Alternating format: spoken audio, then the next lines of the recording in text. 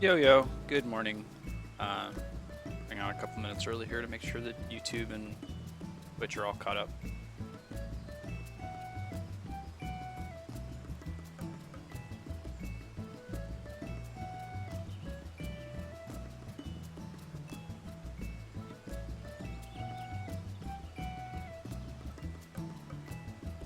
Crashing, I don't see it. Where is it? Where's the stream?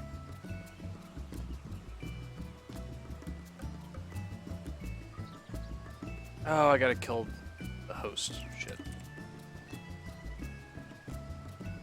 They changed something with the way host mode works recently. Or if you don't remember to manually unhost, it'll keep showing GDQ or whatever that you were hosting. Oh, really? It used to be when you would go live, it would just auto end host. Seems like a function they would not want to have broken, so probably a bug. Yeah.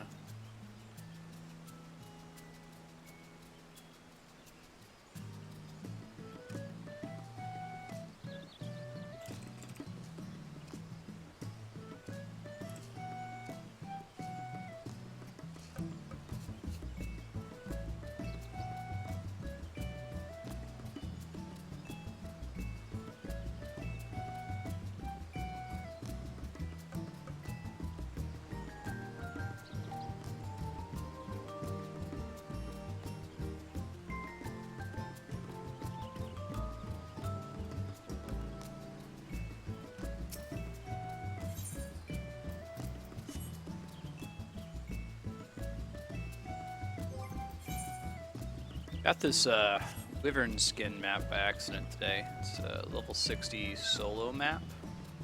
There's a decent chance that if I open it, it's going to take me to one of the zones we don't have access to yet. So I can give it to you if you want to open it real quick while we're waiting on Apex and Matt.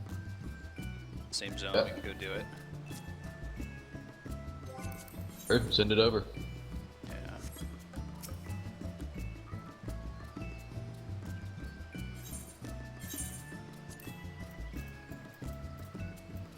Ben, what are you doing? So, cat's being a bastard. As is his way. Alright. Still not seeing the stream come up on following. Try refreshing. Yeah, I'm over refreshing. Crap, this happened last time I launched without unhosting. So it just came up. Yeah. Just as I said it. It ends up taking like 5 minutes or something for Twitch to figure out what you're trying to do. Interestingly enough, I clicked from overview to following, and it came up. Weird. Doubt that's what it was, but. But hello world.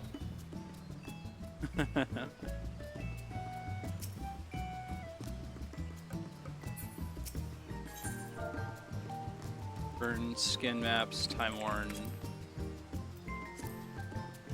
No, that's not that huge of a difference in price. They sell for 54,000. Dragon skin or 75,000. So I usually try to grab the dragon skin maps just to sell them, since we don't really have a chance of taking those on yet. Sure. Just because people are like buying them and farming them.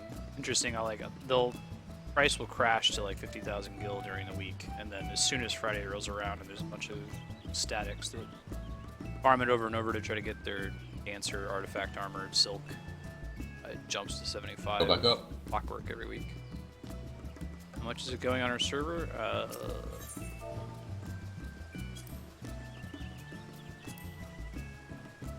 895,000. Someone asked about the Wind of Tonberry. Oh, that got more expensive, didn't it? Oh, you know, that makes sense. So, like, pre-Heavensward, it was only like 200k on our server, but then people stopped using their daily allowance of maps to pick up boarskin maps, which are what drop the Tonberry. So now that they're not using that anymore, now they're up to like 800k, 900k. Cool. That could be a moneymaker, too. The old boreskins we're still working through.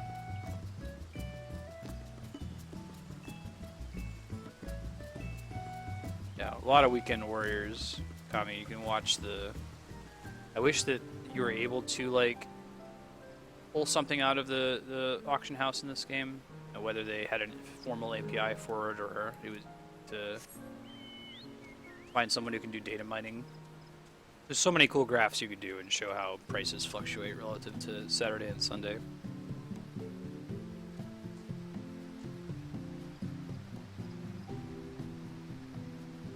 Speaking of your channel. Hey, good morning. So I feel a little dirty now for the first time with all of my selling. Oh yeah? How's that? I'll tell you why. I noticed yesterday that I was selling quite a bit of the Yeti staffs, the I-115 ring Black Mage staff. I happened to look after I sold about 5 in the space of 10 minutes after relisting immediately, and I noticed a bunch of random gobbledygook names.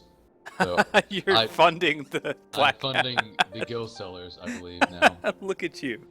But I guess at least somebody's benefiting off of that transaction. I have to make the documentary Right. about Blair Yeah. Wing and his like criminal vendor Literally. enterprise. I sold about 15 yesterday, just at double markup, just because they were sitting by the market board, I guess, with all their vendors, the bots. You think that they, if they're going to the trouble to bot it, I guess that Gil was no object to them, but they would I check to guess- see if there's a vendor and just supply all of them. I played around with it a little bit. There was one other guy who had something listed. So, you know, you buy them for 20, they sell for about 40. One guy had his listed for like 41. So I was like, hey, if I could buy this one guy's thing, then I can start relisting all of them for like 60. Yeah. I'll probably sell on. So I said, but if I do that, I'll alert him to the fact that this is going on. You're and right. It will be not. So I tested it just once, and I happened to alert him to the fact. Mm-hmm. So I could have made more money if I just stuck to Let it my alone. guns. Yeah. Yeah. But yeah, go for it. Yeah, basically anything that a level 55 black mage would want, since they're all black mages, all the guild sellers.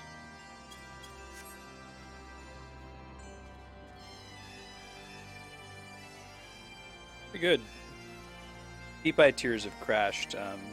They crashed a little bit too late for kind of it's not an exploit, but a hole. If you have the allowances to afford it, there's this grand leave for alchemists that's like, turn in 2 holy waters and we'll give you 20 deep eye tiers. Except the way that the grand leave works is that you can keep turning in holy waters basically for as long as you have them. It might cap out at some point, but I was able to turn in a whole stack of them.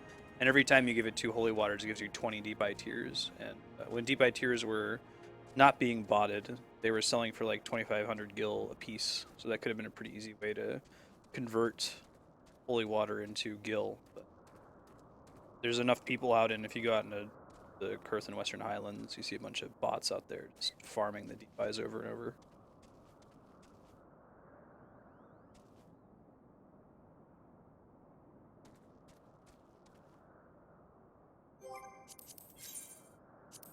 Hey Pax, if you boot your chocobo, I can shoot you a party invite real quick.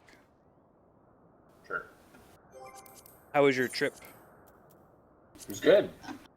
Cool. I mean, there was a lot of driving. I was driving 20 of the last 36 hours. The But good we made drive, it.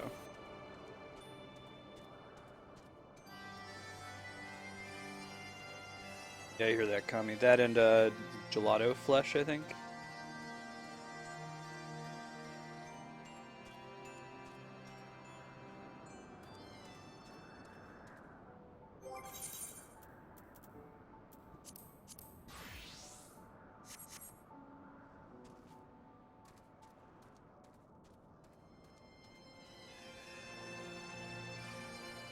Oh, while we're waiting on Matt, probably start doing.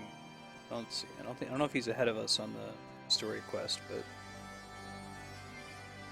might be a little ahead on XP. I gotta go see what the daily hunt is. Check that.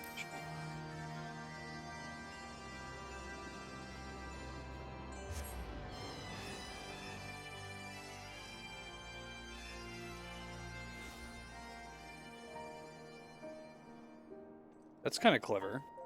They put it like just in game rather than just do a banning. I know that they have to be careful about banning them when they detect them hacking, because it lets them know, okay, I get banned if I do this, so let me change this so that I don't get banned next time. That's why they always ban in waves. You say the hunt log is at the night, Forgotten Night? Yep. Teleport to Forgotten Night, right by the door. And would we all have the same hunt, or do we get different ones? Everybody has the same one I see. per day. If someone else has one of their previous days still in their log, Yeah, okay. they'll have that, although they can replace it if they don't feel like doing that particular day's hunts for any reason. You might have to do a quest on the inside of the night before Yep, you can check that's the board. correct. Little quest.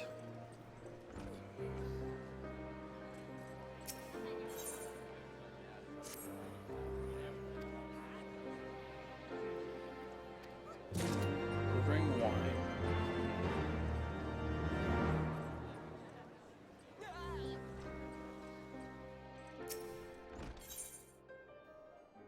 Yeah, Kami. It's a long view sort of a thing. Hey, Bill. Morning.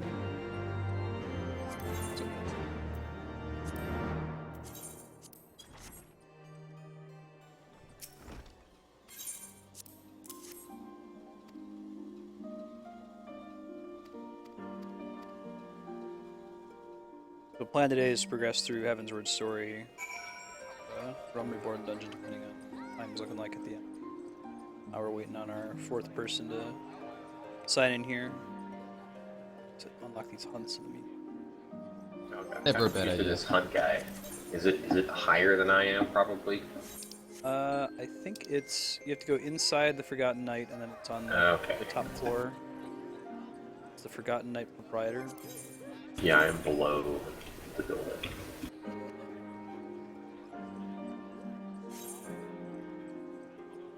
There's actually several rounds of this. At your current level, you'll get one stack of hunts available. You'll get more stacks of hunts as you keep leveling up through Heavensward Interesting. from Okay. the exact same place, so the EXP will get better.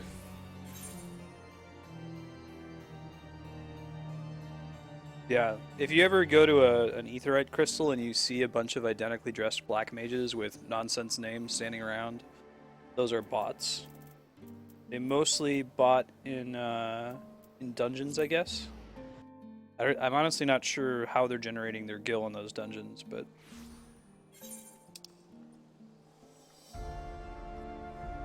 the next step once you get out of the stuff in the Forgotten Knight is by the Astrologians Guild. Which, I don't remember which one. Oh yeah?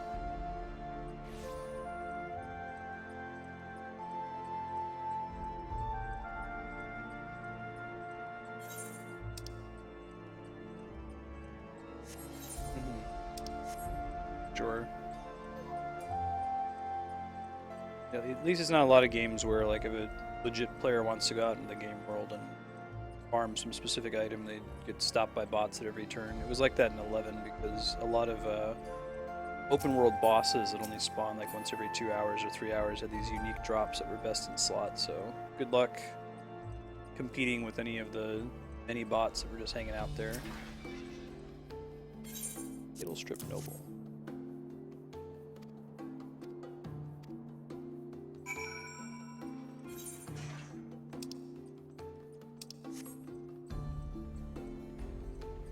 Nice, Bill. I was playing Final Fantasy XI way back in the day, so I got it when Zillert. I think they started with Zillert in the West. Like, we didn't get true vanilla Final Fantasy XI. I picked it up around launch. I stopped around Treasures of Outergon.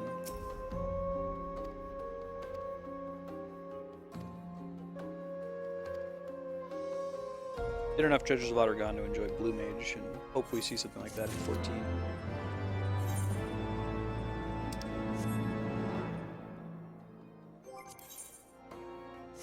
That quest was actually the hunt quest.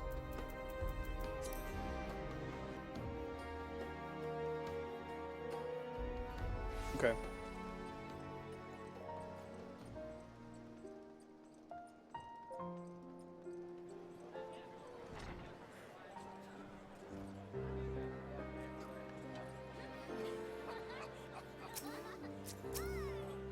This quest is just helping people with their alcoholic problem.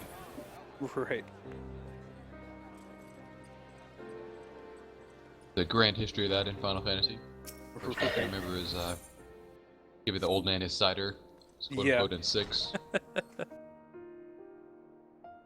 14 unlockables. Let me see if I can find the quest to unlock the hunt board. I don't think that was it. Heavensward. Oh damn, Bill. I played it on an old PS2. Fun. Let the clan hunt begin, which is where ATN.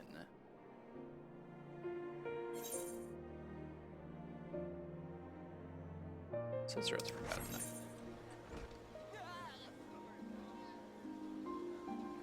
Oh, you know, I never did let the hunt begin, like, the home nations. It says that that's a prerequisite. Oh, me neither.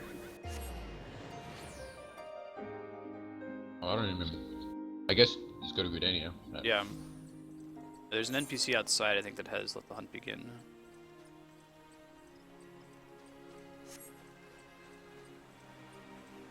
I unlocked it, I just never did those.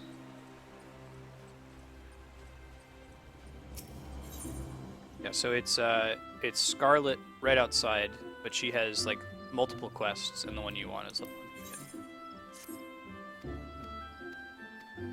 begin. Interesting, because I don't think they ever actually required you to complete this quest in order to do hunts in Realm Reborn. It was right next to the hunt board, but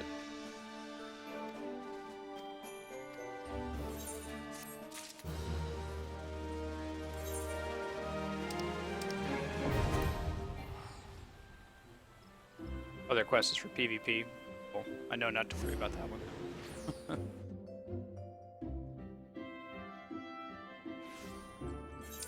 At least for now, I don't really have any PvP.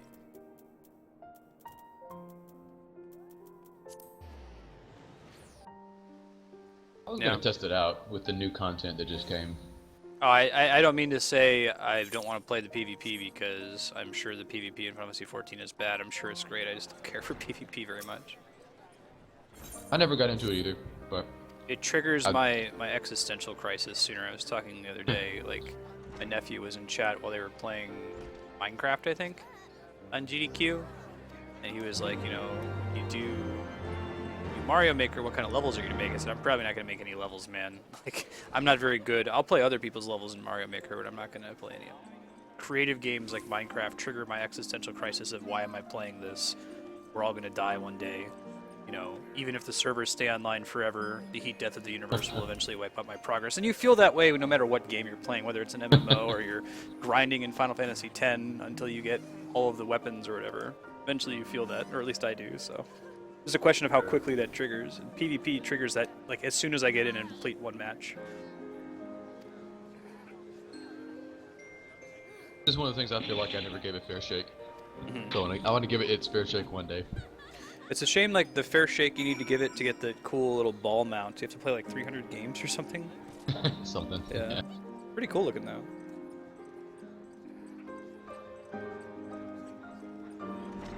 Smash triggers it for sure.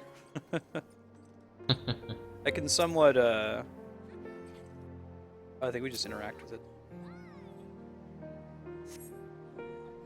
I can justify that one a little bit more as a business decision. I've already realized that playing Smash 24/7 is a bad idea for me because any day that I know I'm gonna be playing Smash before stream starts, I feel just like I felt before I would go into Chase at my job. Like, oh man, kind of itchy, like trying to like count from 1 to 60 to slow down the passage of time. It's still fun, I enjoy it, but yeah, I wouldn't want to do it all the time.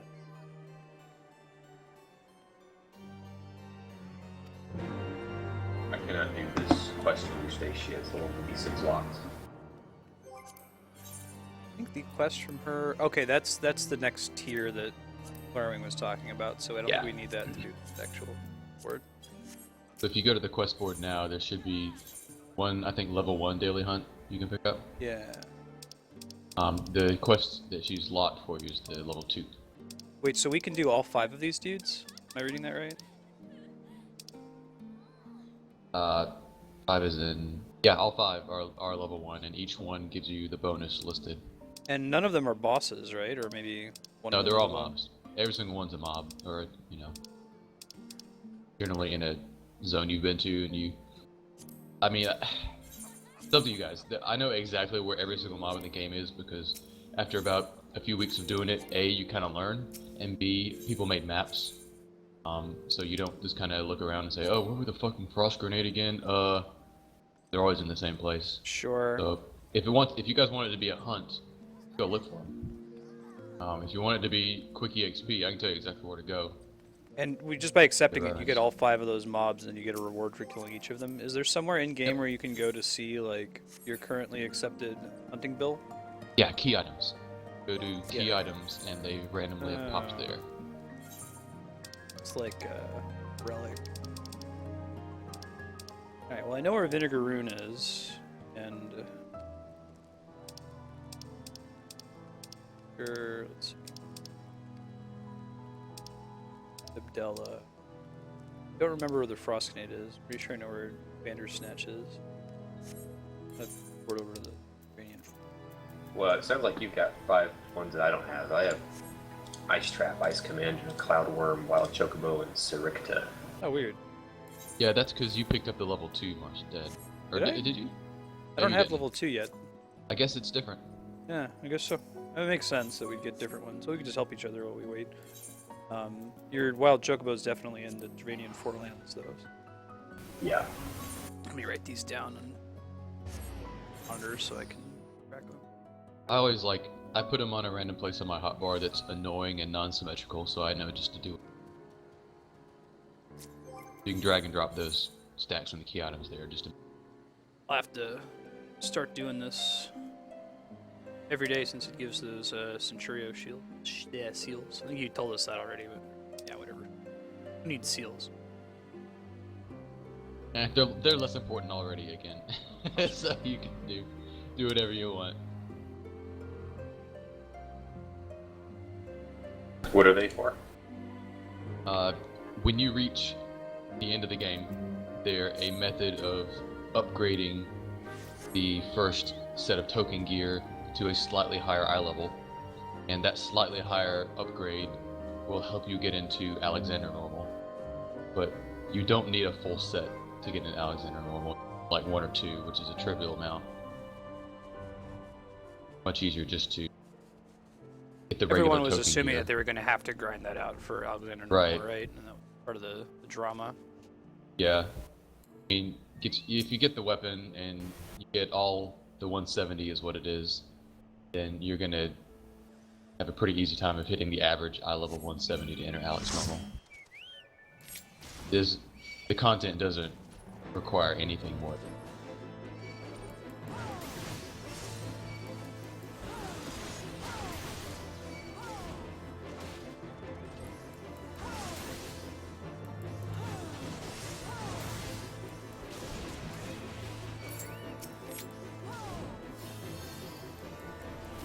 So that give you the reward there?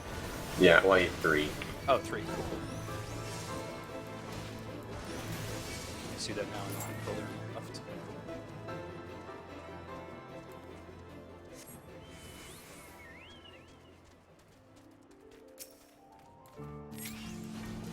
Probably show you the Foundation quest too to be able to fly in your company chocobo. It's very short. Oh, I got it already. Yeah, you guys in chat that were on fuck you servers where the kills were a quarter of a second probably had it worse with those upgrades than I did. Our server was, I mean, you saw in Marstead, they killed quick, but it wasn't so unreasonable that you missed every single one 9 times out of 10. That's true. Right? I think that was the case on a lot of the bigger servers. Yeah. It was one of those things, if you weren't already there when somebody pulled it, then it's too late.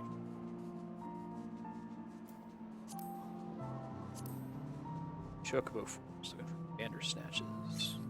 This gentleman.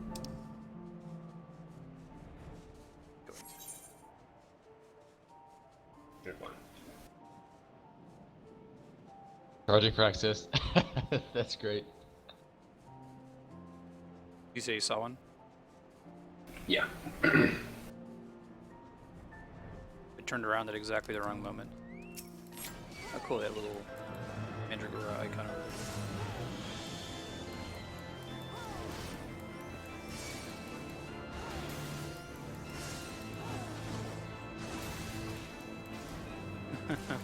That's clever. I feel guilty because I am part of a hunt link shell that is apparently hard to get into now, just because I was hunting back on the Relic quest line, and then I accidentally joined a second one because I was just at the right place in the right time, got a random spam invite. So I'm pretty well hooked up to get hunts on our server at the moment. So I think it's the case for everybody that they don't have too much of an issue, but it may just be my bias because I looked out there.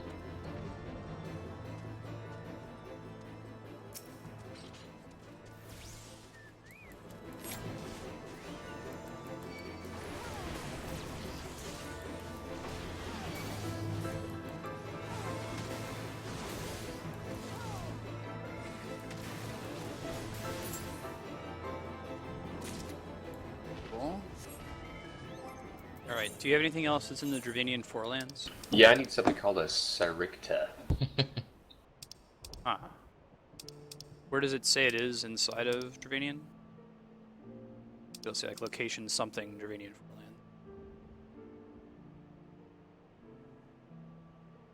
Foreland. Morn. Morn? Yeah, mine's in Morn too. Cool. That's all the way southwest, I want to say. Maybe it's obvious, but sometimes the subsections on the map don't show up unless you zoom in on the map. So Yeah. like, it'll say more if you zoom in far enough, probably. Actually, northwest.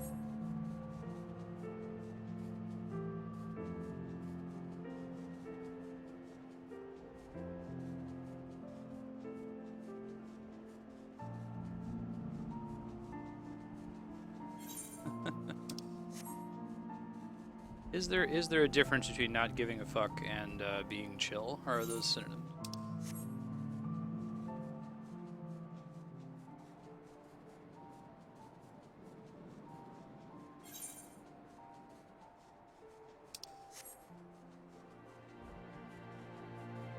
I think we have to go through this little door on the second floor to get in there.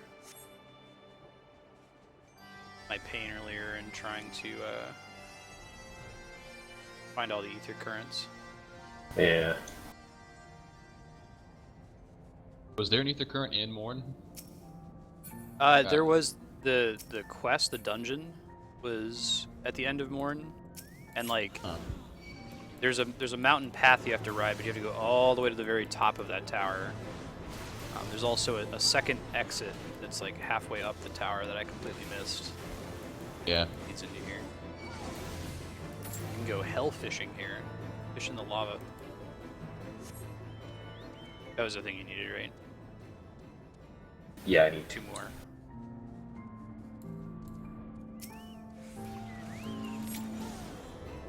I need the vinegar runes.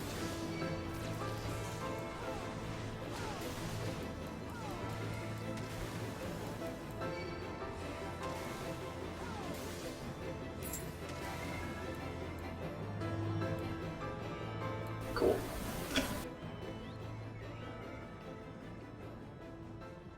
That's right.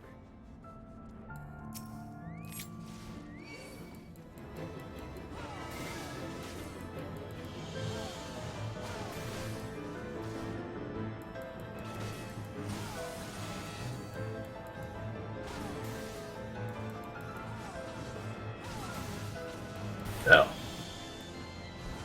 Sorry. you said vinegar rune. I imagined it would look like a fire sprite, would be like a vinegar something. We'll need one more dude.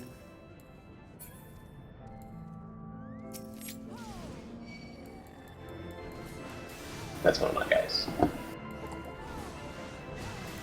That I don't need anymore. Oh, I thought you still needed one more. No, no. It was just 2.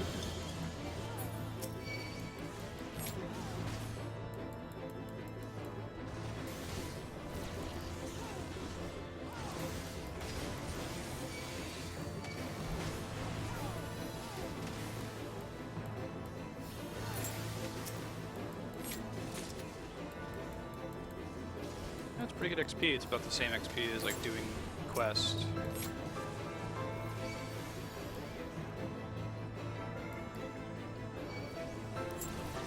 we hit 7:30 here, the Apex, do you have? Would you be able to text Matt? Sure. If he's not able to sign in, we can find something else to do. Run some Realm Reborn dungeons. Yeah. Right. So my remaining ones are in Kurthus, Western Highlands, and Sea of Clouds. I have 2 in Western Highlands and 1 in Sea of Clouds. Knock out. So either way. I need the leeches, the Abdellas, Sea of Clouds. I need the Cloud Worm in.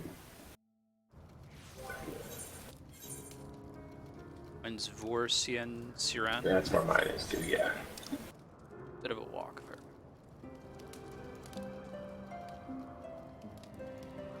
Oh, I see. It's all the way east here. Yeah.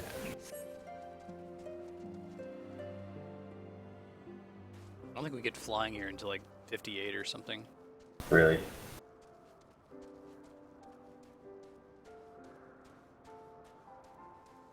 Causes some pain because it's a source of a lot of fishing spots that I can't get to.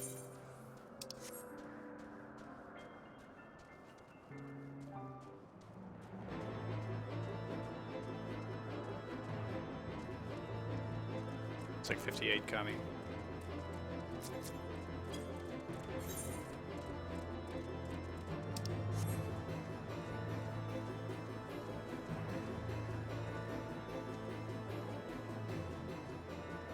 I guess if we were to do a Realm Reborn dungeon, I was thinking maybe Wanderer's Palace, since we have some hunting log, like Grain Company hunting log that would be completed there. Also You guys looking not at the done that? names of the enemies in that dungeon. I was gonna say, yeah. It makes me We kind of probably will do excited. I don't know if Apex has, so I won't say what they are. No, I don't know anything about it. Cool. Guess I thought we had done that one, but maybe not. No, not yet. Open with that one, pulling a pug.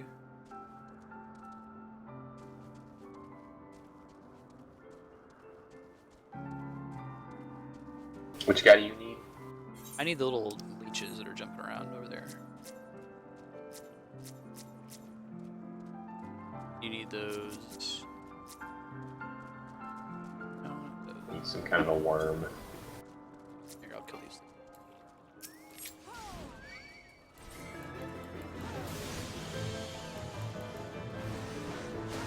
Oh, you can queue with us if you want, Darkstar. Sure. Yeah, that one we should just be able to do the German queue thing and get straight into it. Take it. Yeah.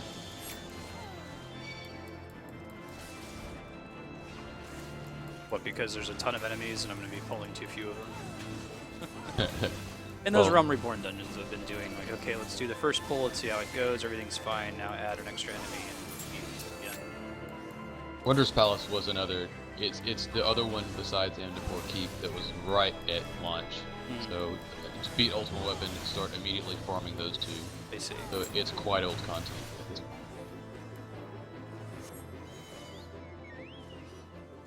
Which means, yeah, you can probably pull a shit ton. Mm-hmm.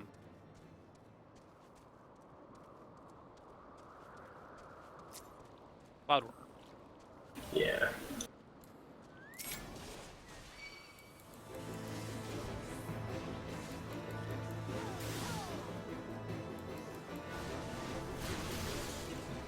I might have a sudden and uncanny intuition for the amount of damage dealt by people in the group.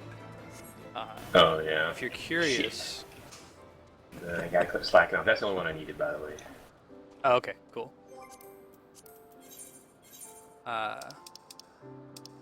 Set some old arguments to rest, or just quiet about it. Alright, Dolphin's Nest.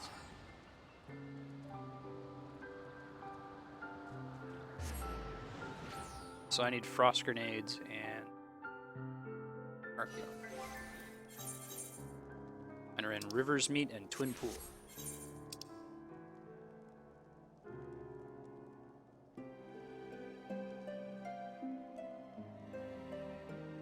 I've got the same thing, River's Meat and Twin Pools. So at least it seems to give us enemies that are in the same general area if you're doing it.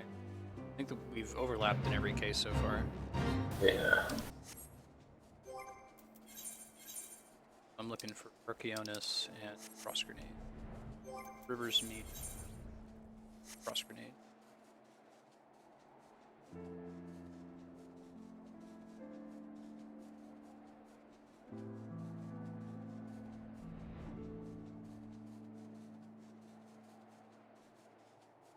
What's your Rivers Meat, dude?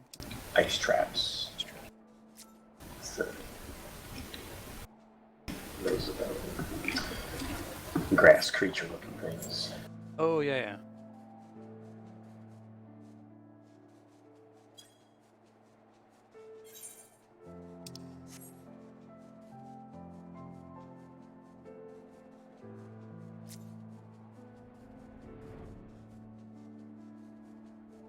Those are the ones I need. I need regular Archaeonus. Brand.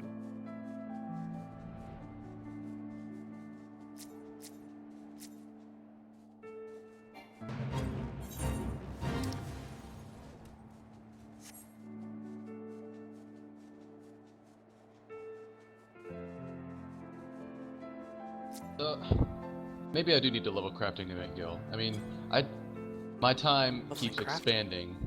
I'm just saying, my time keeps expanding to fill out all the stuff I'm just reselling. Now it's at like 20 minutes. You have all when I this first Gil. log on. Do If I it, just man. sat there and crafted, man, maybe it'd be quicker. In between selling things. Okay, we've got all the mats necessary now to, I went too far, I'm in Twin Peaks now, I haven't seen either. Southwest. Yeah, all the mats to progress that airship. Yep, we can get airship finished. Yeah, 4. Wait, So- see if Matt hops on. How many airships are there? So this will be the Bronco, right? Yeah, I think the way it works is it's not so much that there's multiple airships, it's that you can replace parts of it. So it's not we're never going to have that situation where we have nothing and Oh, okay. need to build the whole thing, but we could replace the Bronco type hull with an Invincible type hull, for example. Or like the high wind type rigging or what have you. Oh, are they all clever names like that? Yeah. Okay. All right, Darkstar. Airship guide.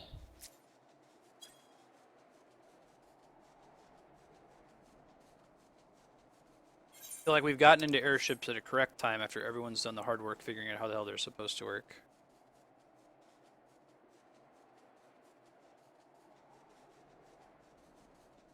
Luck here. Finding either enemy.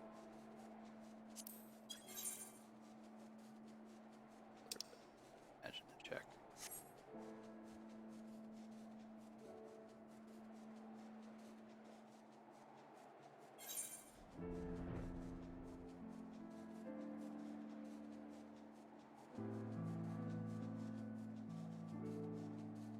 I wonder if it's like maybe it's right on the border of Rivers Mead in the next area. Yeah, maybe so.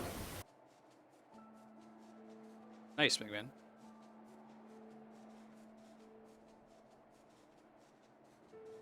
Oh man, comprehensive airship guide sounds outstanding. I will take a look. My thought for now is, oh, I found your ice traps. By me. Okay.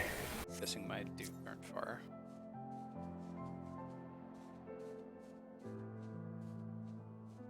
That's a much better guide than anything I was able to Google yesterday.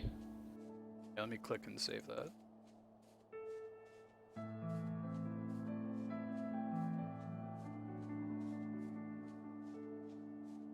Oh, speaking of pre-order, I just found out that Final Fantasy Type 0 is coming out in like 2 weeks for PC. Pretty cool, man. Wondering if I should throw it on. I haven't heard very much about it. Like, the main thing I've heard is that people got it so they could play the Final Fantasy 15 demo. I had heard before any of that came out that it was one of the better return to form Final Fantasies in a long time. Interesting. It was kind of at the point where people were saying this is the best thing out of the Agito 13. Yeah, by that's a what large it is, degree. right? They had this messed up, like, Fabula Nova Crystallis, and they ended up repurposing a lot of it. That's it. And I guess this was Agito at the point. I don't remember. I get confused between that and the 7 compilation, where one was a cell phone game, one was a PSP. What the fuck, you know? Right. In my dudes.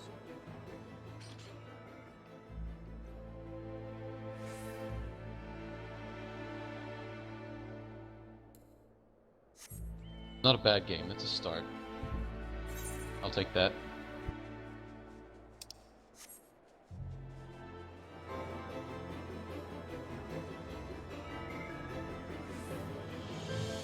I'm slightly bummed in a weird way about it because that's one less reason for me to get a PS4.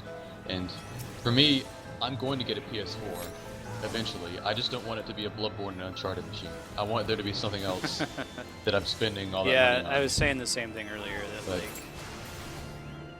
you're waiting until, User entered your channel. hey dude, Yo. I'll let you know when we queue. We'll do the German thing. Someone just remind me to turn it off German afterwards, so I'm not wondering why I'm queuing for 30 minutes. I found the frost grenades there. Are you sure you don't want to live the realistic DPS queue experience? That you want to show off I was like, what everything is on this stream shit? after all? Yeah, do what everybody. That was fun. And we were trying to do Good King Moggle Mog. Mad. I'm like, why is it taking 30 minutes again? Mega Man, I am all but convinced we're getting a PC Kingdom Hearts with Oh, you everything think else. so? With the I guess pure that Square's speculation. been in that style, haven't they? Pure speculation, but there's Yeah. if they're doing everything up and through Type 0 on Yeah. PC, come on, it's been developed for so long. I at might this point that- get the PS4 just to play Kingdom Hearts 3 right away, especially if it's on stream. Yeah. But all right, Archeon is up by all of them. Any ice commanders?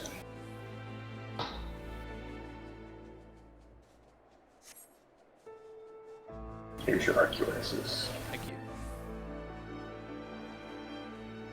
Good look.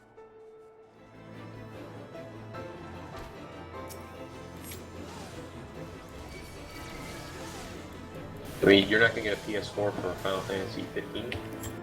Yeah, so it'd be Final Fantasy 15, Kingdom Hearts 3, and Last Guardian. I mean, I'll give you my list of games because I've made it super artistically a long time ago.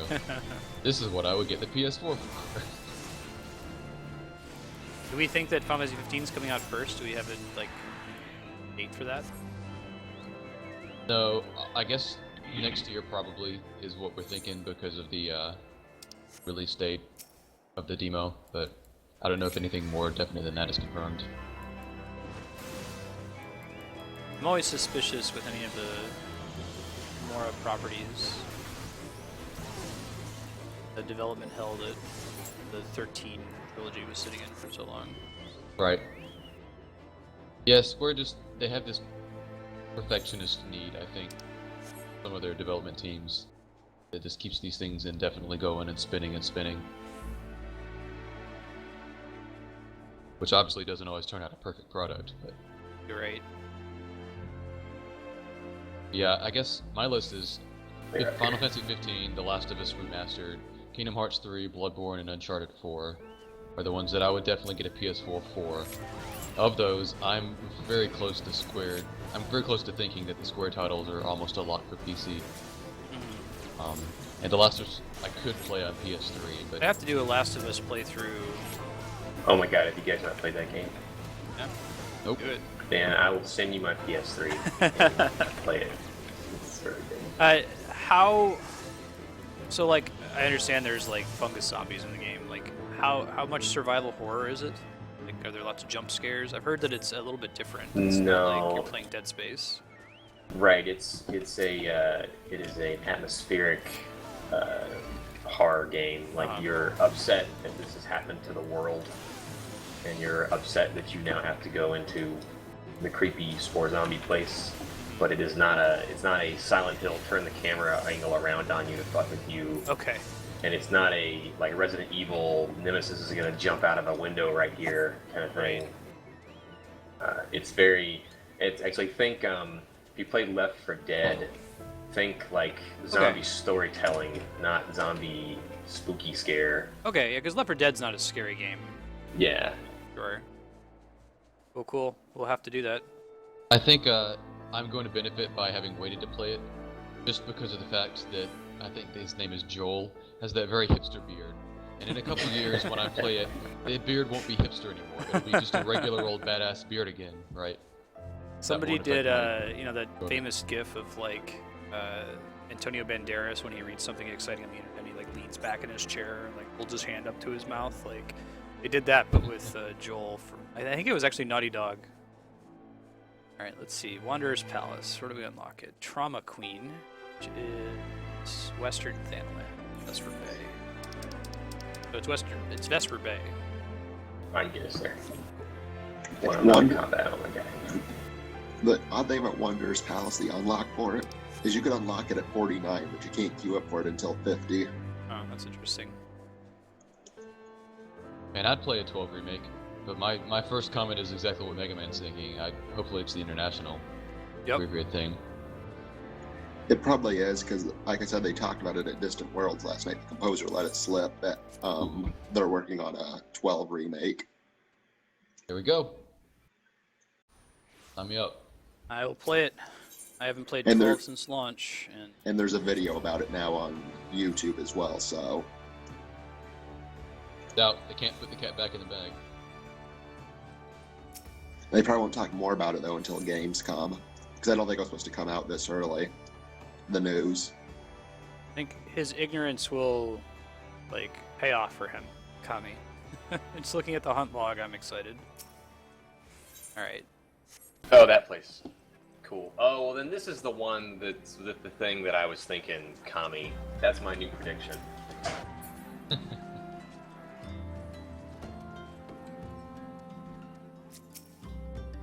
It's Eileen, you see her by the PTSD bar.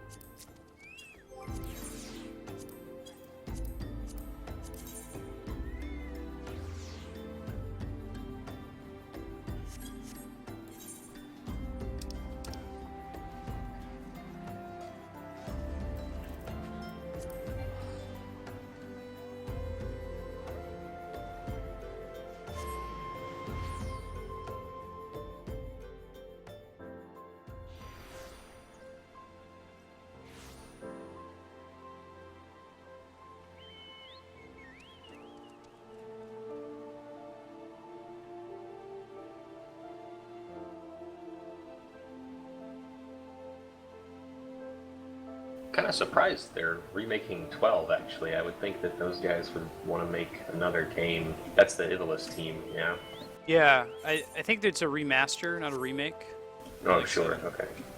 More like the 10, but that's still, you know, non-zero amount of effort, and I'd like to see a new game. Yeah. Yeah, 12 is, like I said, I really liked 12. I didn't really pay too much attention to the storyline, but I really liked the combat system and pretty much just all the mechanics in the game. 12 was cool. I can't say I remember much from it. It was a blur. One of those buy it on release day and grind Yeah. through it. Take some days Yeah. off work. I think my memory of it's about the same. I remember mechanically and the questing and some of the combat situations. Story-wise, I remember thinking that it felt like it dropped off after about the first third. Yeah, I agree. I only remember that because I remember going on Wiki afterward and reading about how the developer, the director left development for one reason or another, sometime in the middle. So I feel like you could probably tie those two things together. I think 12's biggest claim to fame, though, is having a super boss with the most hit points in any Final Oh, Fantasy game. Oh yeah.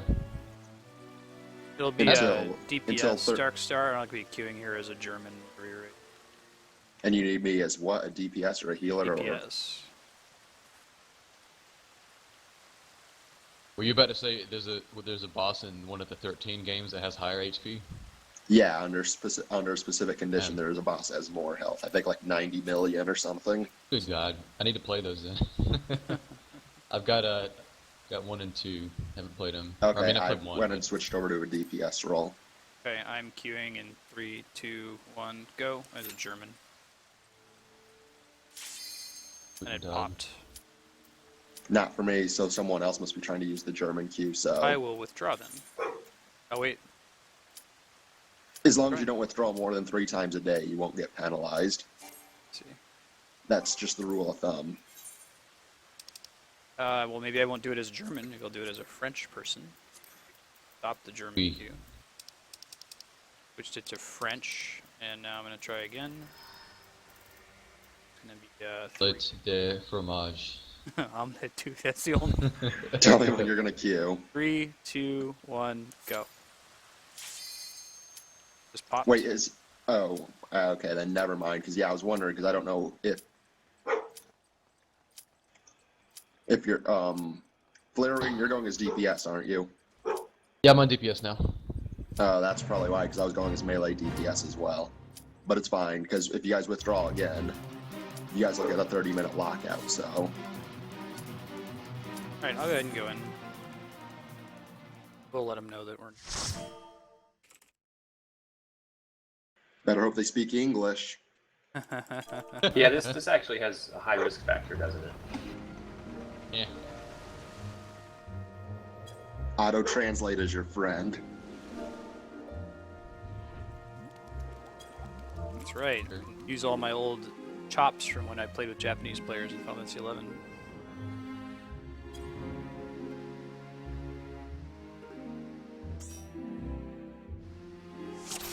You haven't heard Omelette du Fromage, a Dexter's Lab reference from way back in the day. What is why are people saying baguette in French in Twitch chat every time French comes up on SGDQ? Was that another meme I'm not aware of? Oh man. Baguette? Protect. Oh. Yeah, I would have done it. People would have sat there. No, I know. I was saying for them.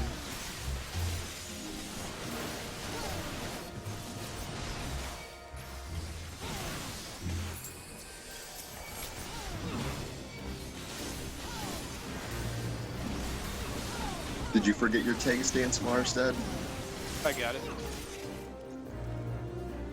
Oh man. Us melee deeps just kind of ran for it.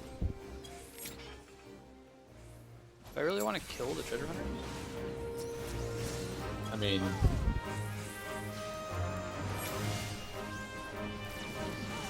Surprised it even lets us hit them. Man, it doesn't do anything. They have too many hit points.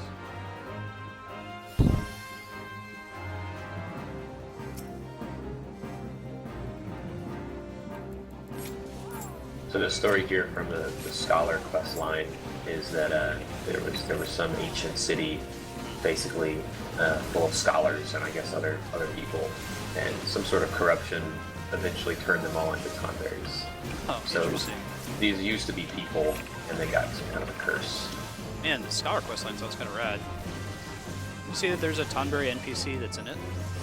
Yeah, so the guy I get all my quest stuff from is a Tonberry that has a scholar's board hat on. He's teaching me the old ways of the scholar. I might make a man. I like the idea. Do not let the Tonberry stalker catch you. That's got to be that other guy, right? Fight for her. Okay.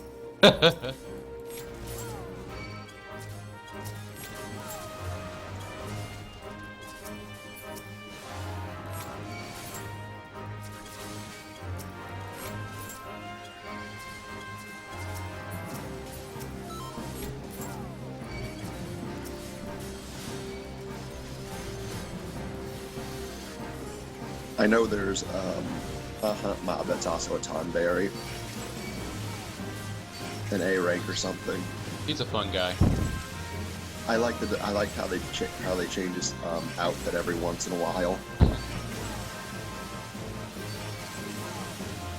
think we'll see the like Roman horn hunts. Yeah, they still give some seals, so people do them. Oh, they give Centurio seals. I don't Yeah, think not a it's- lot though. I not think as it's like much as 40. I Heavensward. think it's 40. Somewhere around there. I'm like, That's like you have to be 60 for that to start happening, or No, you could be 50 for the Realm Reborn ones. you're saying yeah. No. Actually, an Andrea song.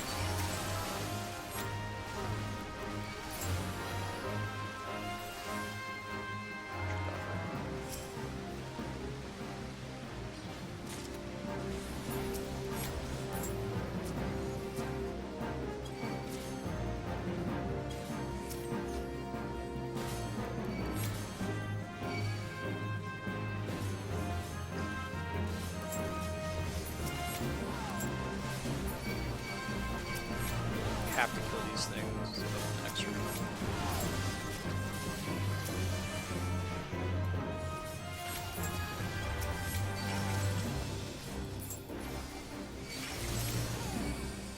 Timing D-Rock is some Tonberry action.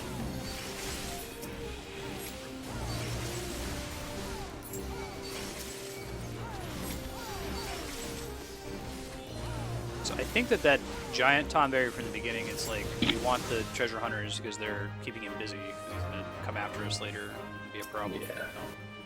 Too bad I dotted him up. He's just gonna go down immediately.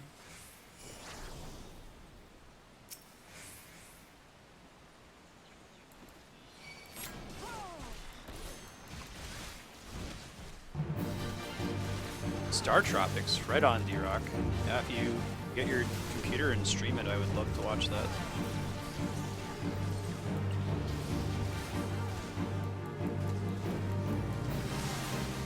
Another boo-boo that eats ball belts.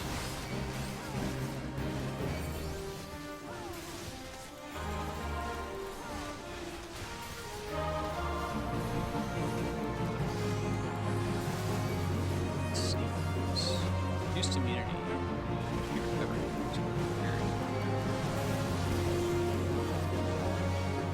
I don't think I have any way to read tooltips without a mouse. Much more mysteries. Like an oversight. Surely. Maybe there is, and I just haven't figured it out.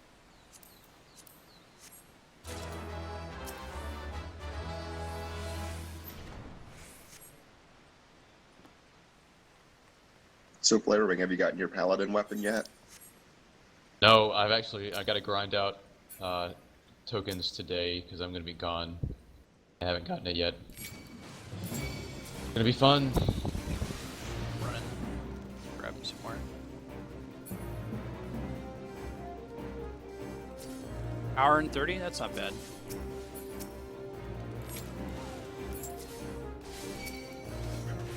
I feel like if you want to do speedrunning on stream, you should practice your speedrun before you start a regular stream schedule. People don't want to watch you making the early mistakes, or have a stream schedule where you've got plenty of off time. Or you could just be an insufferable asshole that everybody wants to see fail,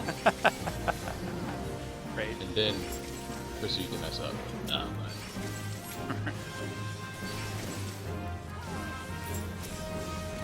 Are there personalities like that in the speedrunning community? Maybe Worcester at one point. I think he's mellowed out. I hate that guy. Yeah, he's one of them. That's the only one that comes to mind. I'm really feeling it. It's because our French friend said fight more.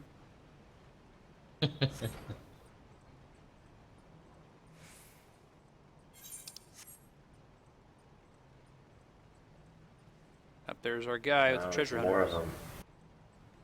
These guys are like level 70, their health. Or God. this big shadow cover is not a big deal. Maybe we should look at that. Okay, that's right. You can hit me. I'll just have to fight this guy here since... Oh. What's up?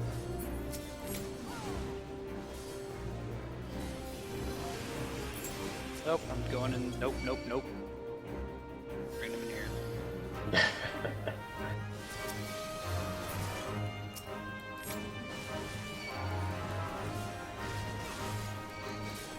Oh, stealth component.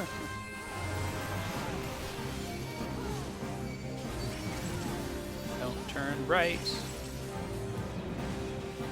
Good way to handle a Thunberry dungeon. Oh god, he turned right. Oh god.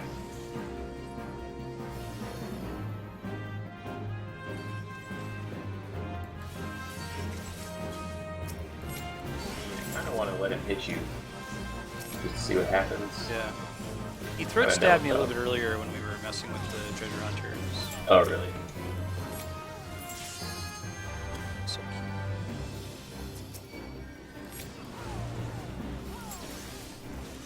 Ow. Oh god, he's on me. Okay, it's not that bad. Still extra damage, I guess. Okay, that's pretty bad. It gets worse. Oh god, Stitch him. every time it hits you for more, I figured it out. Or this is a coincidence, but it looks bad.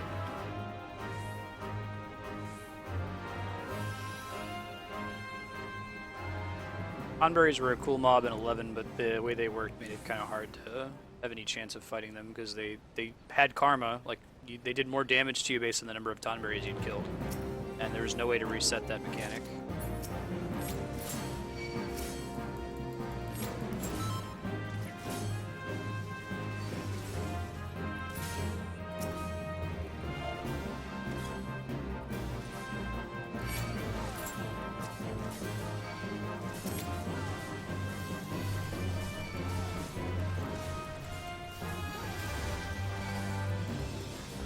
No, I probably would have pulled bigger groups in this one, since we were doing fine with the small one at the beginning. He's just long because you're not taking the super optimum path is all. Yeah. Don't pay him any mind.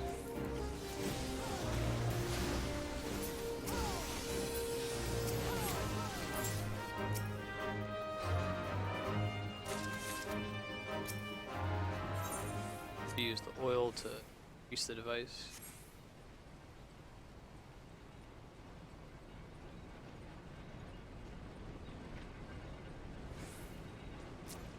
Interesting. Which 13 game is one that has the time limit? Is it Lightning Returns? Yes, it's Lightning Returns. Like a Majora's Mask type time limit thing? Yes. Huh. Because it's closer to Majora's Mask, but it's not resettable, right? Like, what happens if 13 days run out? Just game over? Yeah, game over, but you can carry your stats and stuff over to the next one. Okay, well, that's interesting.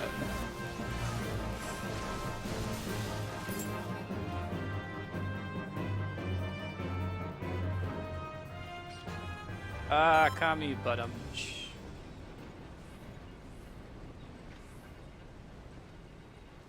Hey, buddy.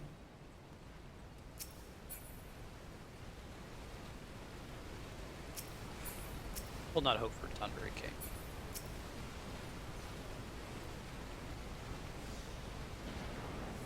Bavarois. Actually, we have a French guy, don't we? He could tell us. Yeah, what does this mean? Some kind of like lawn treat, I'm sure. Green, purple, white.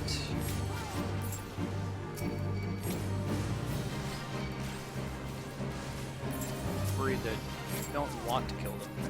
Maybe.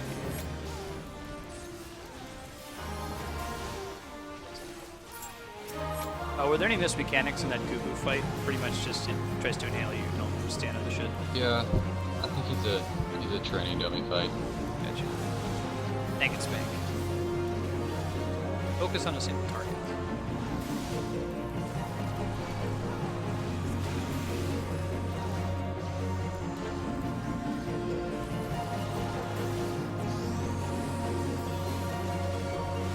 Wow. And you don't He even hits pretty care. hard. Called it. Pudding He dish. hits pretty hard.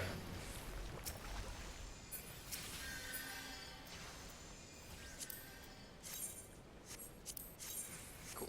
Okay. Pass the... Plant a real thing instead of food.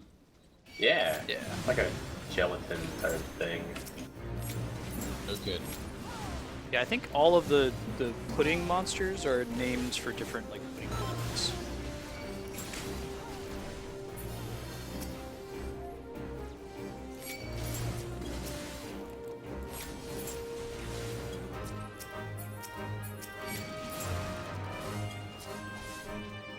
Don't be good.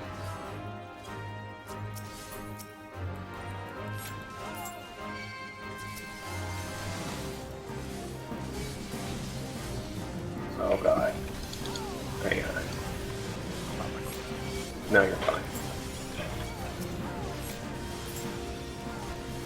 If I was a white mage, I could regen you like when you're running, but almost all of my casts are not instant Or casts. active, not instant. Yeah, so like whenever we stop and then you get hit by all those guys, It freaks me out for just a second. As soon as I heal you, you'll be fine. Everything's fine, I get yeah. one off. Yeah. I throw up all my,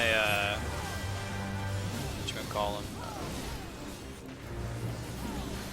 I throw up all my cooldowns whenever I'm pulling a big group like that, so it should keep me alive. Stop.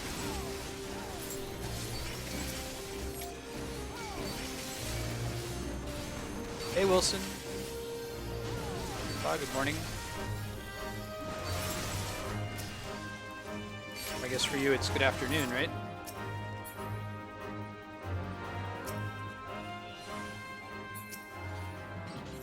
So, hold here a second. Look backwards. See that Oh, guy's God. coming? That's our soft enrage for this little section. So, we outgeared more. a bit, but Okay. that used to be the threat. Wow. Good pointing that out. Gives up the chase. Whew.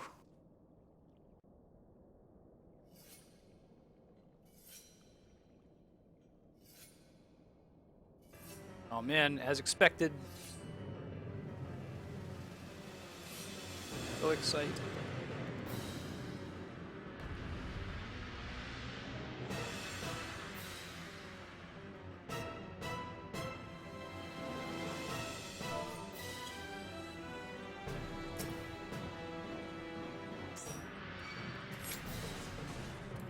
Chantry. Oh man, there's Tonberries walking into the room.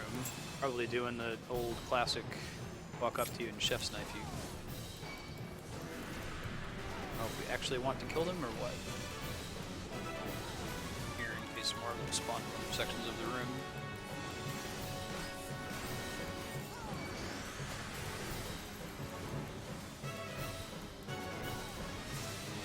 That's cool. I'm glad they were able to like communicate that in this game in a way.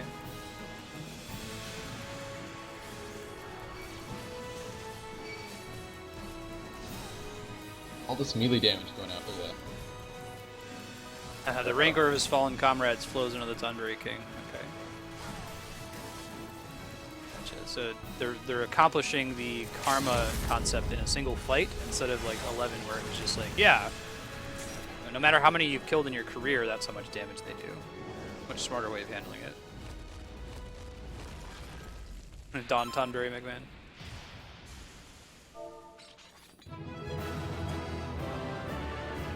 Alright, so I'm sure that we kind of over-geared that, but I'm guessing the mechanic is, like, you have to just DPS them as fast as you can, because as those guys come at you... Yeah, it used to be a lot tighter. Yeah. Because sometimes people would kill a certain amount of Tonberries and then stop, and then try to burn it down, because of whatever the stacking buff is they give him.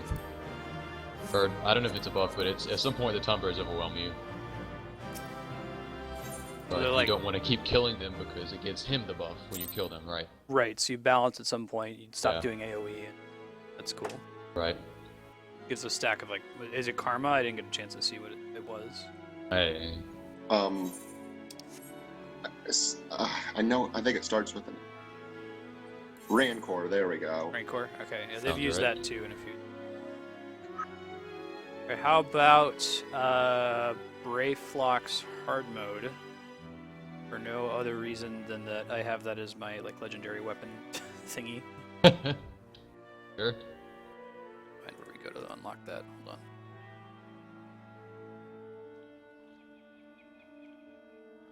Okay. Birds and slay. Ah. More cheese. Alright, it's more Dona. Talk to Blozung. He's in the 7th heaven. Are you guys going to try the French Q again or whatever? French, Japanese, or German Q again thing? Maybe we shouldn't do French or German because this is like prime time for them right now. So Japanese. You could try Japanese, yeah. Yeah, and then, like I said, even if you do get matched up with someone like that, Brave blocks and stuff isn't very complicated. Mechanically, I should say. It's not complicated. Law mechanic.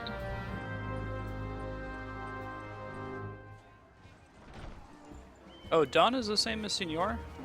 I thought it had a more, like, prestigious, it was like San versus Sama in Japanese. Wilson is from Spain, so give us was the truth on that one. Go to Coastal Zone. Which quest did you pick up? Oh, sorry. It's Kurds and Slay inside the Okay. 7th Heaven. Got it.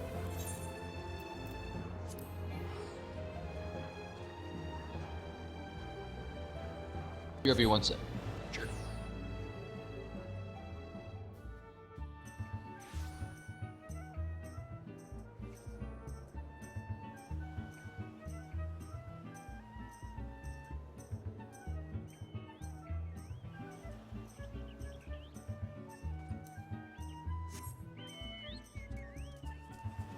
Oh, very good.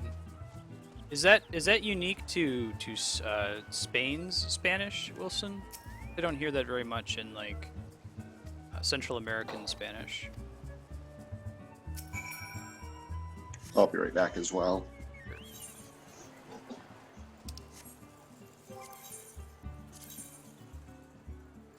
By one.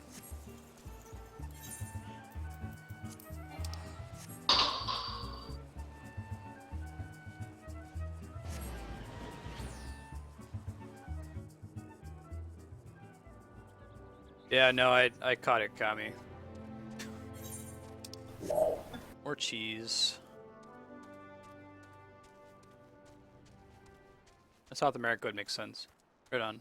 Yeah, I guess in U.S. translation or English translations of Final Fantasy, often one of the final Tonberries is the Dawn Tonberry or the King Tonberry or the Master Tonberry. I'm trying to think I can think of another one. Those are the three.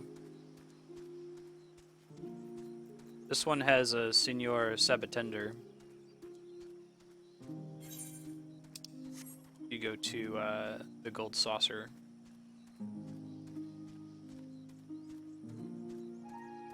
I'm back. Welcome back.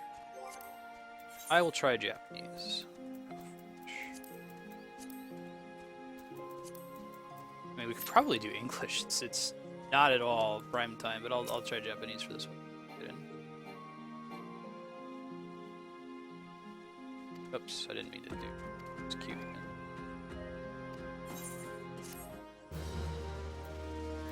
Oh, is Matt going as deep, or is someone going as DPS this time? Still need you on DPS.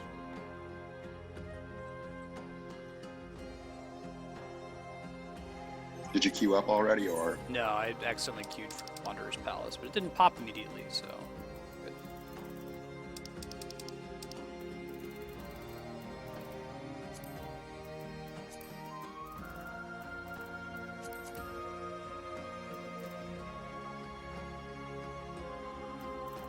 Okay, because someone's still going in as a DPS right now. Someone is summoner on the stream, so Yeah, That Apex could is just be going a to switch switch to- to Scholar before we go in. So Flarewing, are you there? Yeah, I'm back.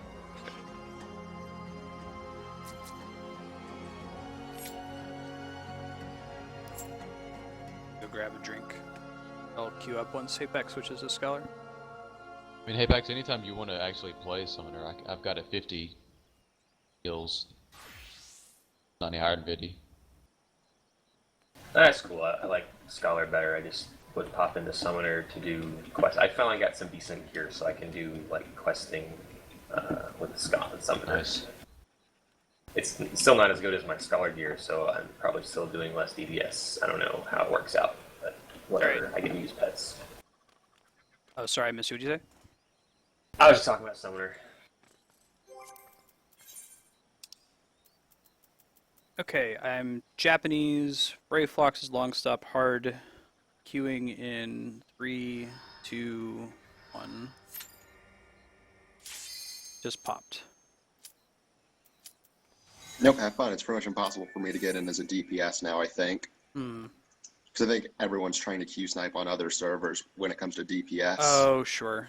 All right. Well, I could try doing it as English. We can see. Don't know if you withdraw now, you're going to get a penalty. Oh no, I'm not withdrawing. I mean, like for the next one that we do, it doesn't seem like Matt's gonna make it today.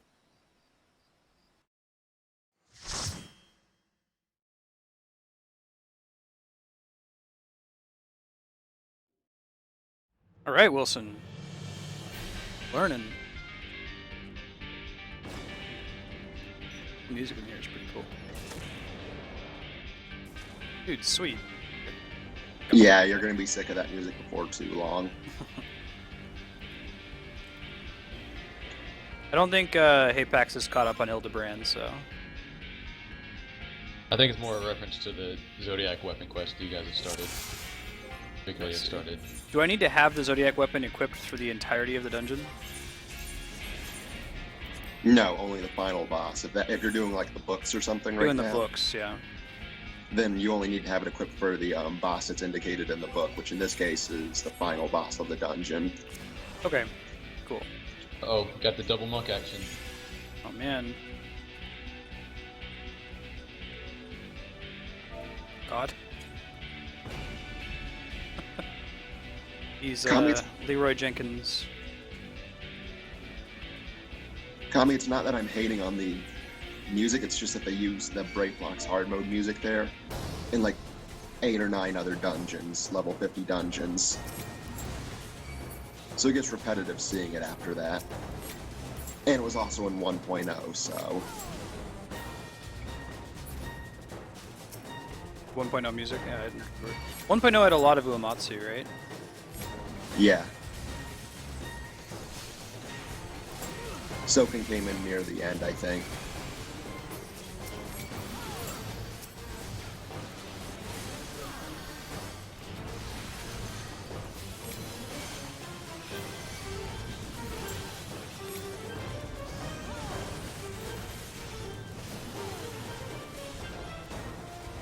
That time I did forget.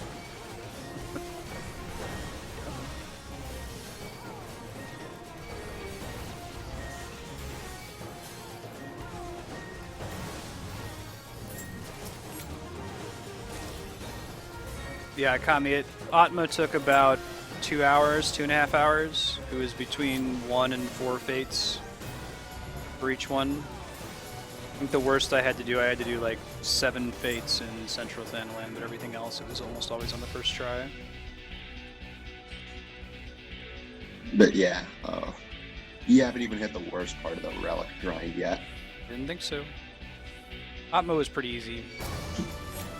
Books are slightly more annoying, and then Novus is just more expensive than it is time-consuming. looked it Unless up you're the just other looking day. for glamour. Is that the Materia stage? Yes. Yeah. Yeah. You can get Alexandrite for 50 seals now. The guy. And I the did not maps realize that. and the Alexandrite maps now drop 5 or something. What? That's crazy. I'm trying to get to my whole point is I'm trying to get to the materia step while the price of materia has crashed, because I imagine that whenever they add a new relic mechanic, it's going to bring back materia. Those prices are going to get crazy again. Shadow Flare value right there. Just saying the word Atma had me thinking. I've always called it Atma #1, and not to be a stickler on it, but I thought that, hey, this is a made-up English word anyway, so it's okay in my head. But that makes me wonder, what are they calling Atma in Japanese? For the sake of Yeah, because online the whole 14, reason I it's just think- Atma is because they were supposed to be Ultima, and they didn't have space to fit it in English, so it's a good question. Wonder if they're also calling this. I guess Ultima? if they're calling it Atma, then they can't. It has to be Atma, I guess, because they don't really have that gravelly ash A sound that we Right. have. Definitely. But I always said Atma weapon as a kid.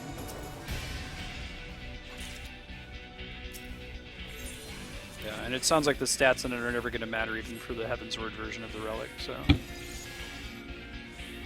oh man, Illuminati.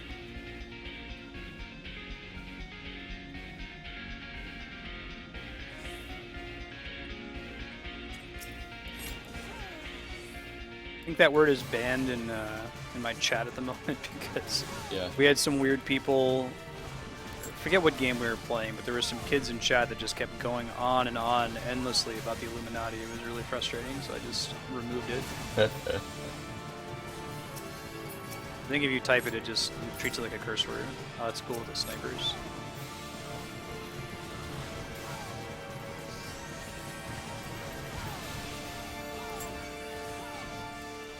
Are you guys going to do another a Realm Reborn dungeon after this? Unless if Matt signs on. I sent him an email saying, hey man, if you don't sign in, no big deal, we'll do Realm Reborn dungeons. He texted me back and said he wouldn't get on He's not going to at make it? all. I don't Okay. think. Yeah.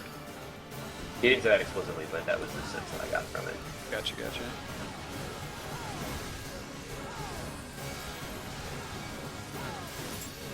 Might be stressing out at this point.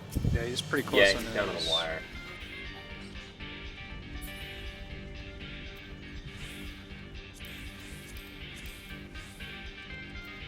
Gonna need the minion. That's something we might end up using for ship stuff. That fight was pretty much like, don't. The sniper's gonna target one person. The healer just has to worry about the person he's targeting and don't stand in the AOE. Anything else fancy? Just like Kami says, you can intercept the sniper beams. So Oh. when that mechanic shows up, then someone with a higher health pool, like a tank, Oh, whenever you see that, you can like stand in between can them, stand basically. in between them Oh, that's and take cool. it. Yeah. Body block it. Nice. I'm excited to try that out at some point. So we'll see that mechanic outside of this dungeon. Oh yeah. I've seen those lines before. I didn't realize that's what that meant. So those lines mean this is interceptable by whoever's. Yeah. in line. Sometimes it's just a tether that you can't do anything about, Uh-huh. but sometimes you can intercept. Gotcha. That's helpful to know. Yeah. Basically, any of those mats that you can usually only pick up from the free company vendor, I assume that those are gonna require, or by free company I mean grain company vendor. The seal items are probably gonna be used in airship instruction at some point or another. I'm laughing at all the smoke AoE going around.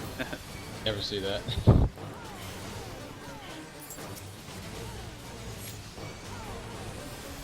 Now we both run out of GP. We're all out of TP.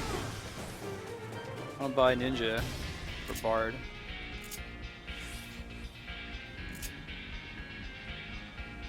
Goblin liberated.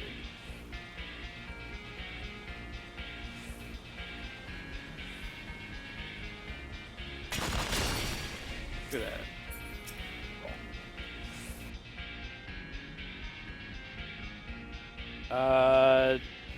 459. Oh, did you install ACT or something? I don't know what you're talking about. I just have a really strong intuition. What? I mean, I have to actually play optimally now? I'm not going to say anything unless somebody asks. And if you want me to not say anything, I can. Not Oh, say go anything. for it. I was just curious. Man, I'm so lazy, I don't need perfect balance half the time anymore. Probably don't want to stand in that. You can't get my numbers off of these stupid Realm Reborn dungeons because I don't have any time to DPS. But you're fine. It's not my fault. I don't think you're expected to, right? You're- No, I totally am. I absolutely am.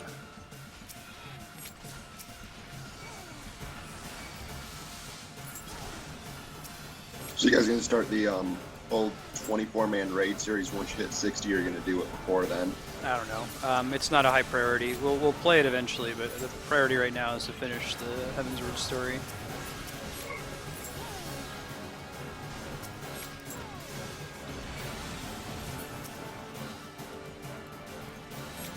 Maybe do the hard mode dungeons. I know Matt wanted to have free reign to go back and unlock these so that he can get his roulette.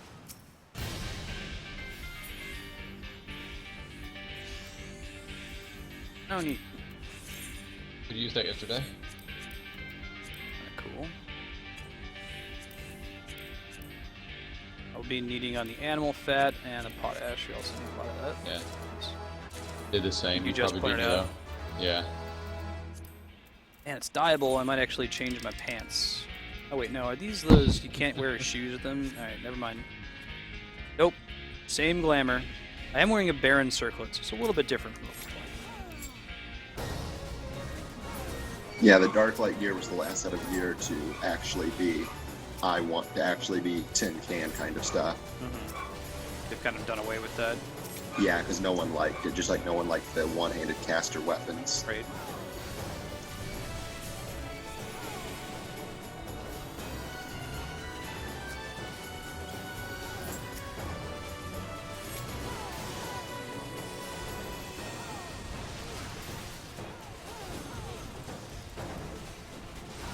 was it? Someone did not say potash?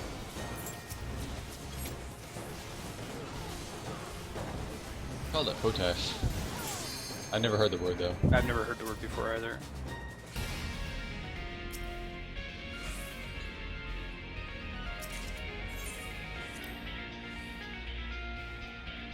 Ah! Picking up keys. The new meta.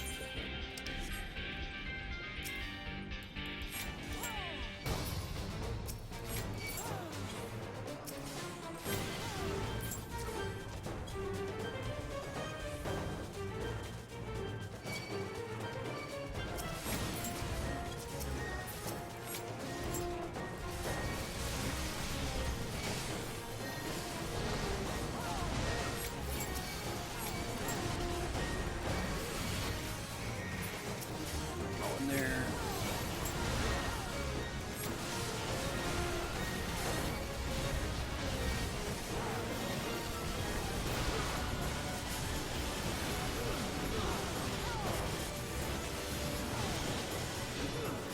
I don't think you can reasonably expect it to do any DPS if the idea is pull everything and like barely survive death. I think we'll not be doing that in Heavensward.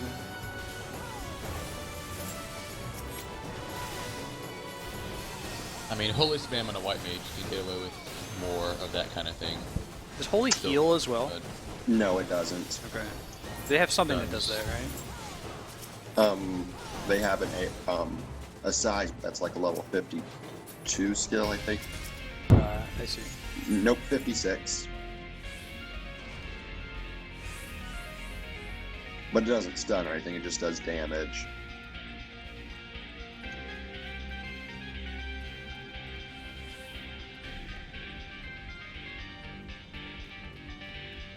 Ash. It depends, Wilson. It's all over the place. Like, we have some that are named after scientists. Einsteinium. I thought that was kind of an international trend. I didn't realize that there were, outside of pronunciation, vastly different elements, name differences. British people say aluminium. This boss fight is pretty great. With the music. Aluminium. Guessing this is Uematsu. It's very keyboard heavy. Turn up the music real quick. I like it.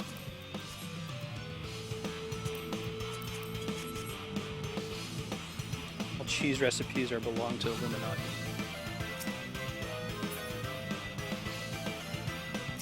Alright. Dumb. Y'all.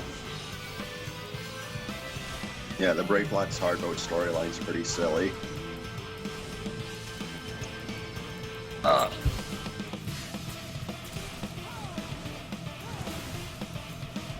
This song is rad. Yeah. Uh-oh. Okay. Oh. Pressure's on.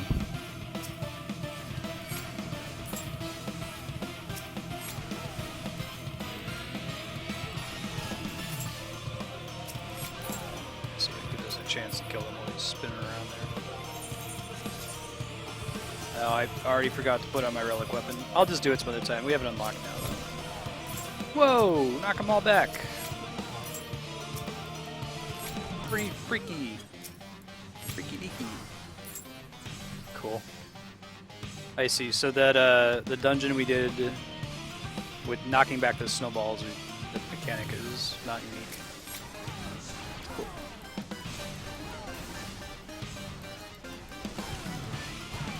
Sorry, Seraph. Too late. I'll be able to just like speed queue for those at some point in the future. Just try to do for the first time whenever we're playing these, try to do it on the stream.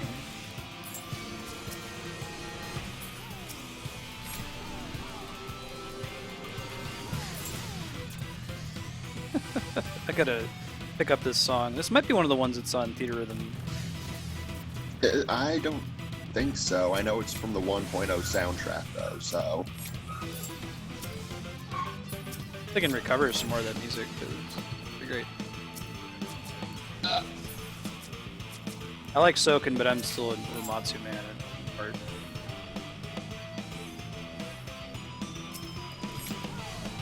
To be honest, I don't think he's doing much anymore. I don't think he's been the main composer for a Final Fantasy game in a while. No, he can't be because he doesn't work for Square anymore. They have to contract him, and it costs money. So he works with Hironobu Sakaguchi directly. He did the full soundtrack for Lost Odyssey, Last Story, That works. Blue Dragon.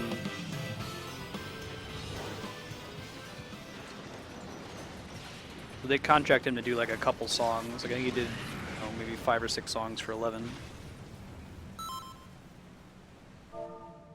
But yeah, the reason Glitterwing used Limit Break there was to skip the final phase. Yeah. What would that Where have he been?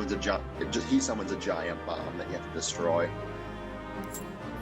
Or sends out a giant bomb that you just have to destroy in time. That's cool.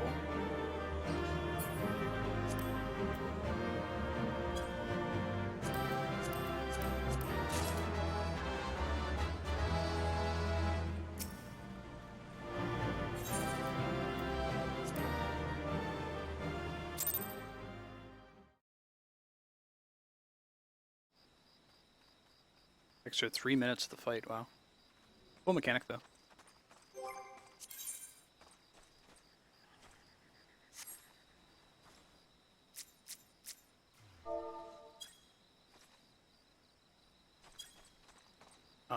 See if I can find a list of hard mode dungeons or something.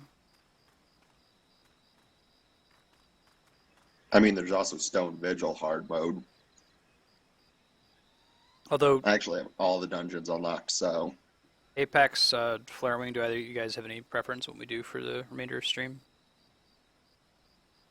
No? Somebody mentioned, I guess you guys could start unlocking Crystal Tower. I don't remember if the storyline for that is long or interesting. That's the But, 24-man casual raid. Yeah. Yeah. I guess we'd want to run that with Matt Yeah. when we get there. But if he You might doesn't want to mind- unlock it now. Because the Yeah. unlock for Crystal Tower 1 is pretty long. I remember there's some fates you have to wait on, right, or something. Be nice to do as a group. Yeah. They're still not very easy to do as solo, so...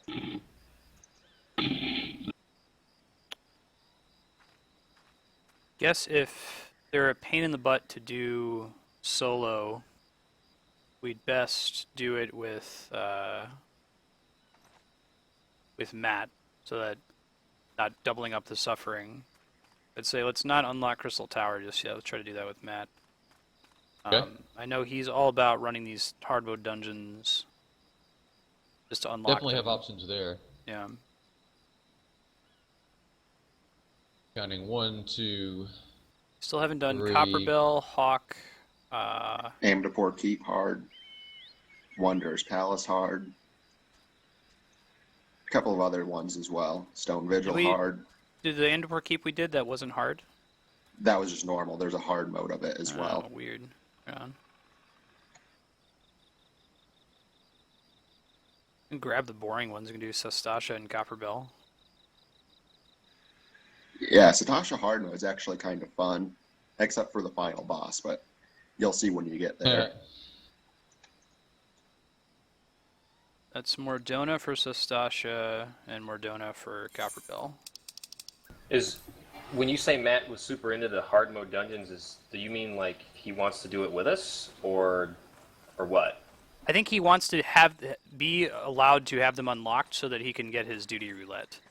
So like, if we've already done it on stream, I get the sense that he would just do them. But if you're worried about that, maybe we can find something else we could do. Like, we could do the remaining maps that we have. We could try to track down a 4th person to just hop in our free company with us and build the airship. But from talking to him, he just wants to be able to have them unlocked so he can do them. Okay, yeah, I'm just double checking. I don't know one way or the other. From when he texted me, he just said he'll catch up. So he assumed we would just keep doing the story. I don't know if that's better than doing the dungeons to him. It probably doesn't matter either way. I guess we could just progress the Heavensward story. I figured that those are the dungeons where like we're actually going to have a challenge, because we've skipped all the mechanics and all the fights we've done today just because we're overgeared for it. Whereas Yeah. I assume in Heavensward we're actually going to have to pay attention, and it would be nice to do that with him blind. We totally. could do the Heavensward story until we unlock the dungeon. He's been fine with doing that off stream anyway. Yeah, like I said, told you in chat, you are most likely not going to hit the next dungeon today because there's a lot of story. You want to just do that? That works for me. That probably sounds safer to me, just from the sense of we don't know exactly what his preference is, so let's do a little bit of everything instead of a lot of one thing that he really wouldn't like. Yeah. You know? Sounds safer. Yeah, why not? And if it's towards the end and we want to run one more dungeon, we'll jump in and do it. Right. Yeah, like if we get to the end of if for whatever reason we do unlock the next Heavensward item, we don't want to do it without Matt. Okay, I think that uses up the time well.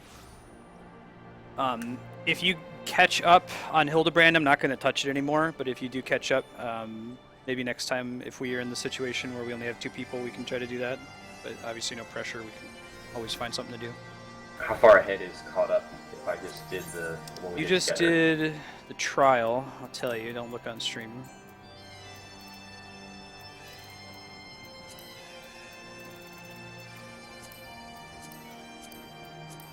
I mean, if it's like the next trial, I can do that, sure. I'm not even But- up to the next trial yet. Okay. Yeah. I'm at, let's see, there's 1, 2, 3, 4, 5, 6 quests, but no trials along the way. I'm gonna do something weird. If I get disconnected for a second, then I'll be right back. Okay. I'm attempting to download the updates to Final Fantasy 14 on my tablet/laptop so I can play it while I'm not here. I may not be able to log into both places, so we'll see. Godspeed. Hey Xenopixel, how you been?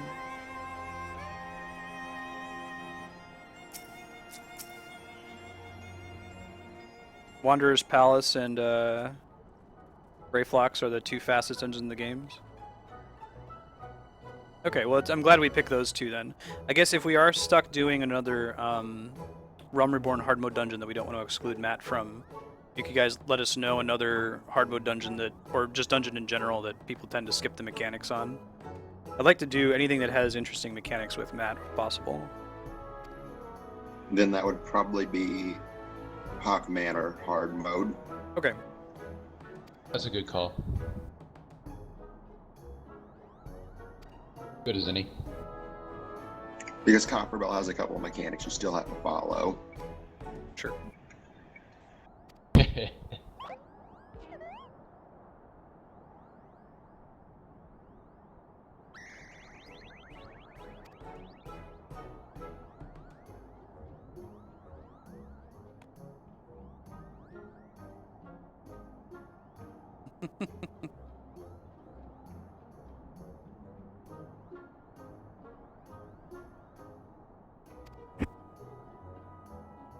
You know what you guys could do?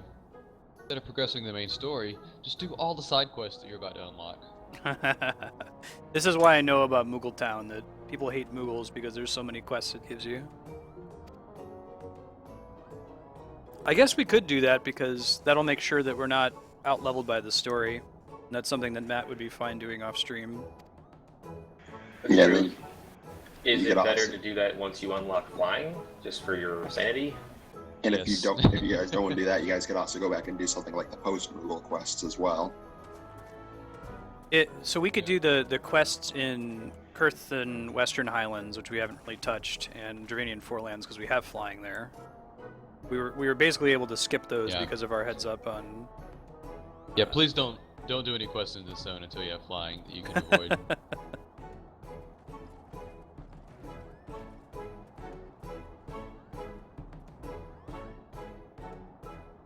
You ever saved that cat, Marstead? In Kurthus Western. Did I ever do what in Kurthus Western? Save that cat. I know Cappy was talking Oh about it. no, I haven't seen it yet. I remember Cappy mentioning that.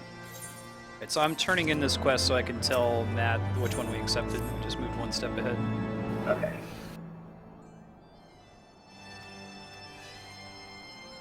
Yeah, it's kind of worth doing the post-Moogle quests because you get a cool little hat at the end of it. And a couple of minions along the way. Didn't I get like some sort of glamour thing at some point for that too? Yeah, at the end of it, you got a hat. Something like a Fantasia or something? Am I making that up? It wasn't a Fantasia. It was The other one, whatever it a was. hat. It was a hat. I could tell you it was a hat. They don't give you Fantasias or anything for the post-Moogle quests. Cool. Alright, I'm popping to Till. Well, I guess we could do Western Highlands first. It's the lower XP stuff. Pop into Western Highlands.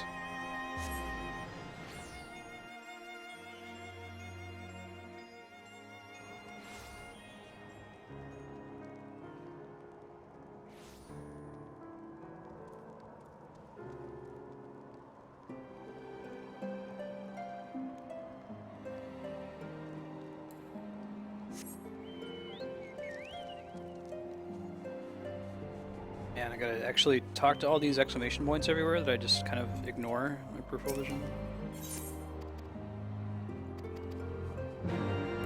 Are there any of these side quests that I should like read the text on? Because I know a lot of them are like, oh, okay, go get some lost belongings. I mean, here's my spiel. I think a lot of them are fleshing out the story in very tiny ways in Heavensward.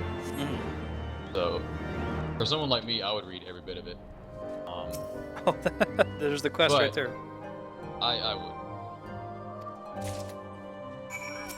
Are you able to get that quest before having flying? That'd be kind of messed up. Yes, you could get it before flying. Get you hyped for it.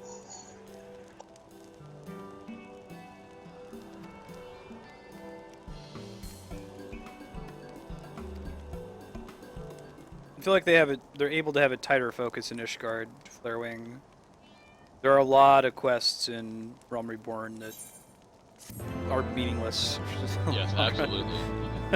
100%. And part of it is they have to be, right? Especially since you've got all these characters that are split up between the 3 different nations. They can kind of point their laser, though.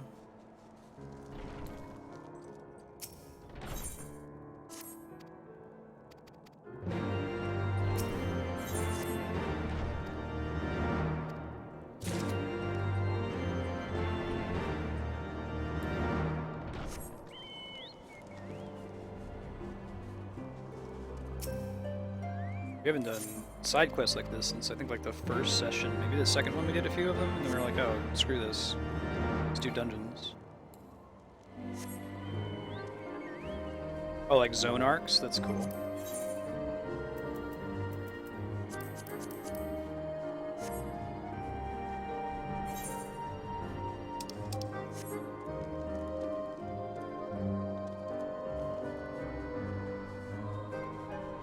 So I've accepted everything here, and I have 4 quests right now.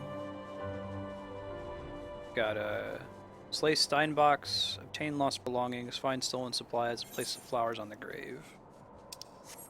Yeah, looks good. Try to just hit them in like order of distance, the little orange circles.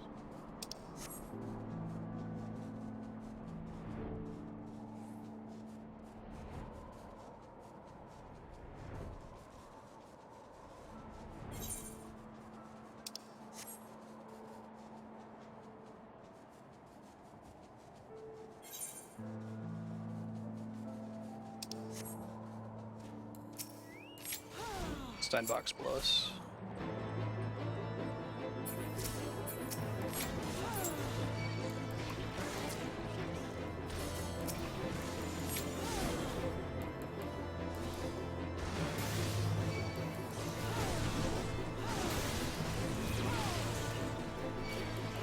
Thank you, Titan. I'm trying to hear that. Sorry, I summoned the wrong pet. Oh no, you're good. Means if Titan's taking aggro from me, I'm doing something wrong.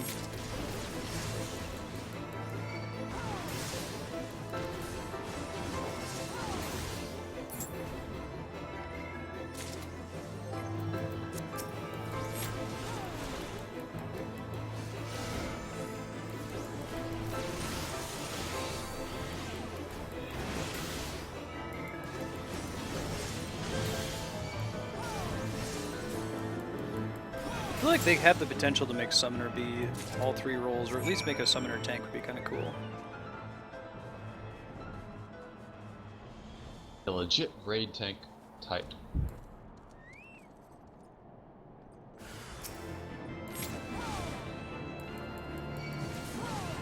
think there's some really interesting design space in giving different classes ways to do more than one role. It's not the Arcanist can be either a summoner or a white mage or a scholar.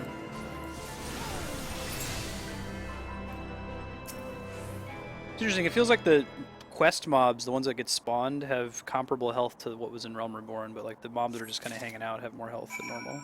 Yeah. What, in Heavensward, more mobs having more health? The quest mobs are normal, like they die really, really fast, whereas the mobs that are just hanging out on the world map have tons of health. Quest mobs being ones that are spawned for you, that are only attackable by Oh, you. yeah. I was gonna say, because, yeah, the reason the mobs in the overworld have more health now is because people wanted a challenge in the overworld. I would say it would just make sense at launch so that things aren't dying immediately, like you have a chance of getting in on a fight. Do you have this quest to kill wolves? I don't. I may have already done that one. Come help you, though.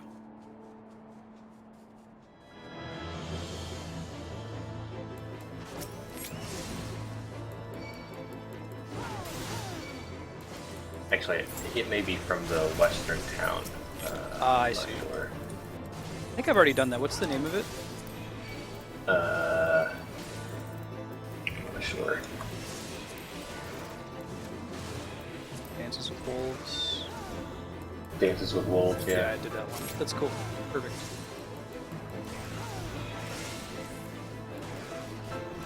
I picked up like one or two on accident when we were trying to get the ether currents. I think I just ended up finishing them with the banding.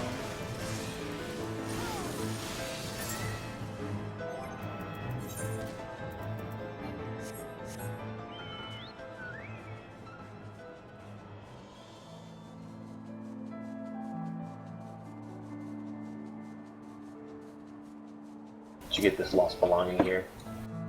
I think so, yeah. I don't have a thing on my map anymore for it. Hey, baby Choo Choo. Yo, yo, yo. Hey, Ben.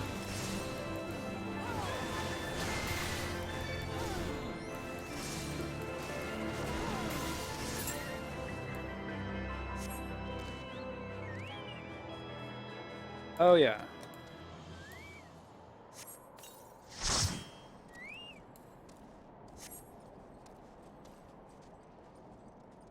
Hemmings trapping.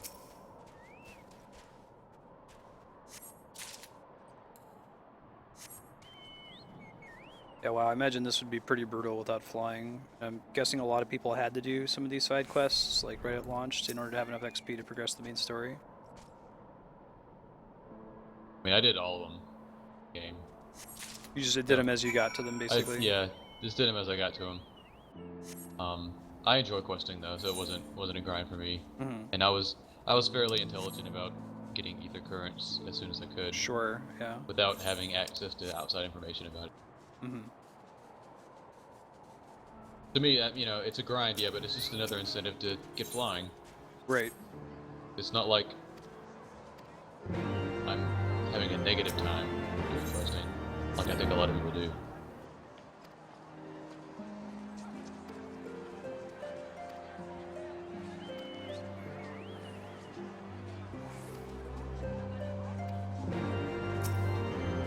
Would you guys like to have a royal plotting table in our house instead of a regular table?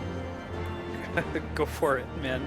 It is the same one that they were always conniving around in Ul'dah with the Sultana. Oh, Cool. like where Stannis and Yes. Well, actually, Nellie Sanders got it down. So Stannis has a map of the realm. I could actually get a different Eorzean map table like that. Oh man, Would you prefer that as opposed to the royal plotting table, which is more of a long one? what's that like badass like video game table where it looks like there's like holographic miniatures on it? You know what I'm talking about? It's got a blue surface. You might even Oh, the have it one in in- your room. Yeah, the one in my room. We don't need that to have is, multiples of those, but that one's really cool looking. That is really cool looking. We can put one of those in the corner. Not really a dining table appropriate table, but yes, it is a nice table. Coil, cool.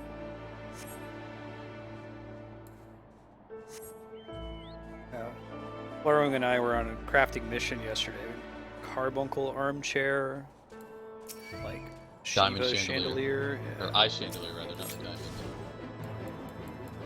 Actually, it turns out that going to the trouble of getting that that crafting book in order to make whatever it was, I think it was the ruby, was a good thing because we need that crafting book to be able to make airship repair manuals. So. Well, good.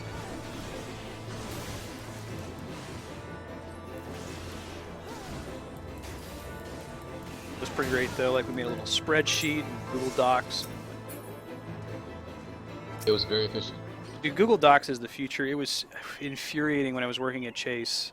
We weren't allowed to use it. Like, oh my god, guys! Like, half of the work we're doing is one person has a spreadsheet and works on it all day, and then emails it at the end of the day, and someone else has to pick up the same spreadsheet, and they can't start working until they get that spreadsheet sent to them.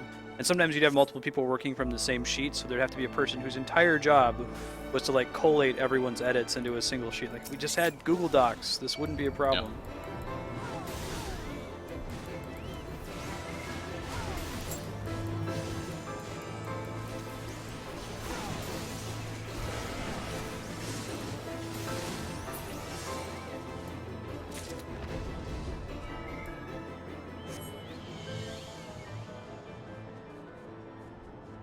Friggin' yaks.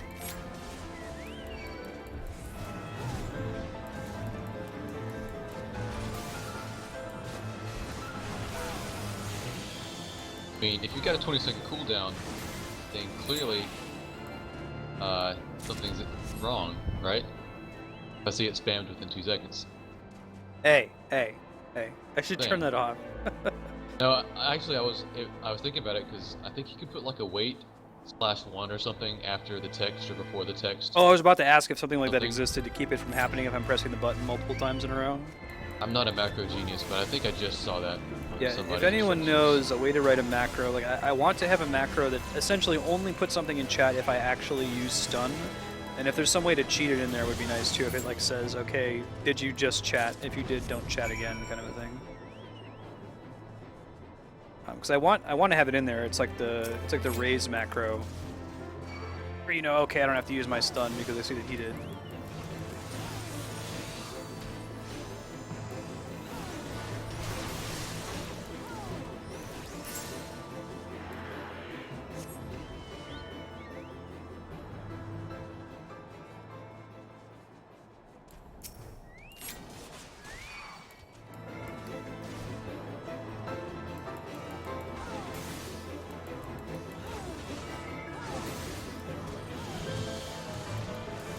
At the end of stream, I'll see if I can find some like rando who's on my friends list. See if I can find some rando to go into our free company house with us and finish the airship step. Work.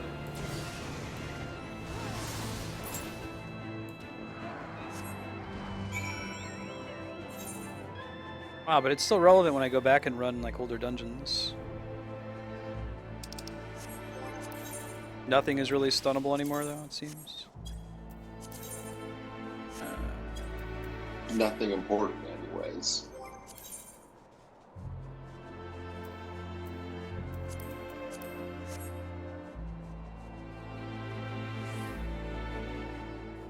Grabbing this extra quest down here. Wakeful Night. Oh, I don't see that one. Maybe I did it already? Can't get it yet? It is 51? Is there a quest for you? Hang on. I don't know. Maybe you already did it.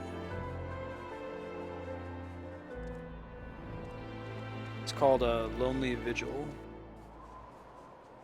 Yeah, sorry, accepted it. Gotcha.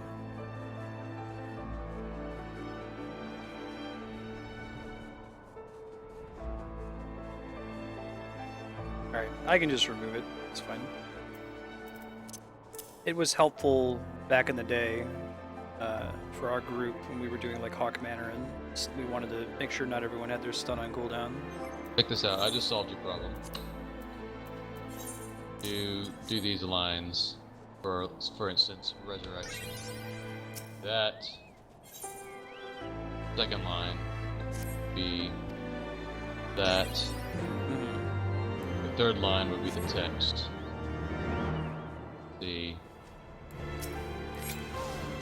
That.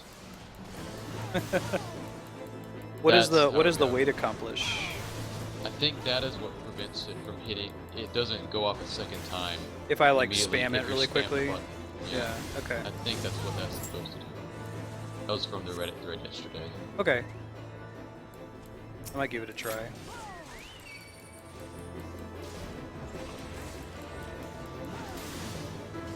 Yeah, I also find Berserk macros useless as well. No, I don't have a Berserk macro. That's the I'm only just saying, text 'cause I I was, have right I was now. replying to Kami in chat because every time I see it, just makes me not want to use Asuna on them. I think Flarewing dropped a reference to Berserk macros without any kind of negative connotation to them. He was just like, oh yeah, so I see these Berserk macros, what's that all about? I was like, ooh, Berserk macro. I think I should have one of those. And I said, I was like, wait a minute, this is kind of being an asshole, because it's like 5 seconds of pacification. Not even that. So I deleted it. It's funny. I read about more annoying macros than I see in real life, but sometimes you do see them. There are some cool macros, that are like the ones that make giant boogles or whatever. Oh, you In mean chat. like the one that I stole from Reddit the other day? Like that? Yeah. That's pretty great. Buff Moogle. The one thing you're going to learn about 24-man raids is you're going to see a lot of macros and a lot of infighting, and a lot of fighting between the alliances.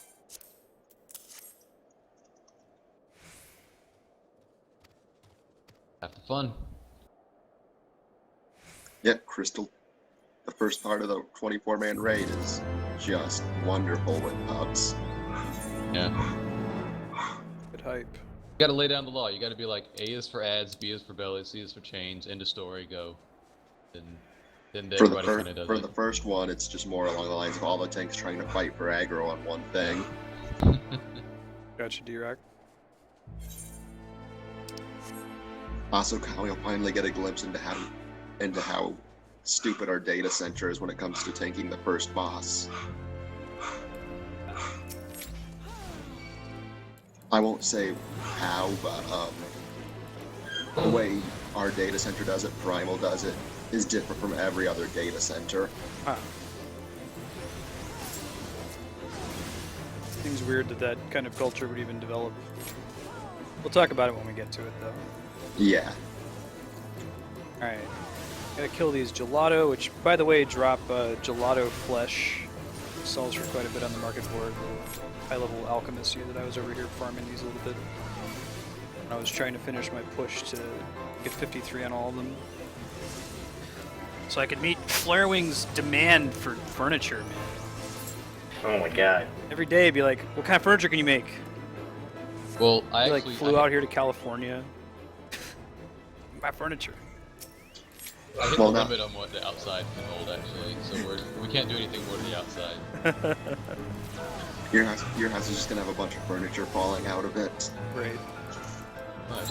Now you're just saving up money so you can buy a larger house, so you can use more furniture. It's the real end game. It's not even Hildebrand. I really like that they Furniture have Fantasy. Furniture awesome. Yeah, Furniture Fantasy 14.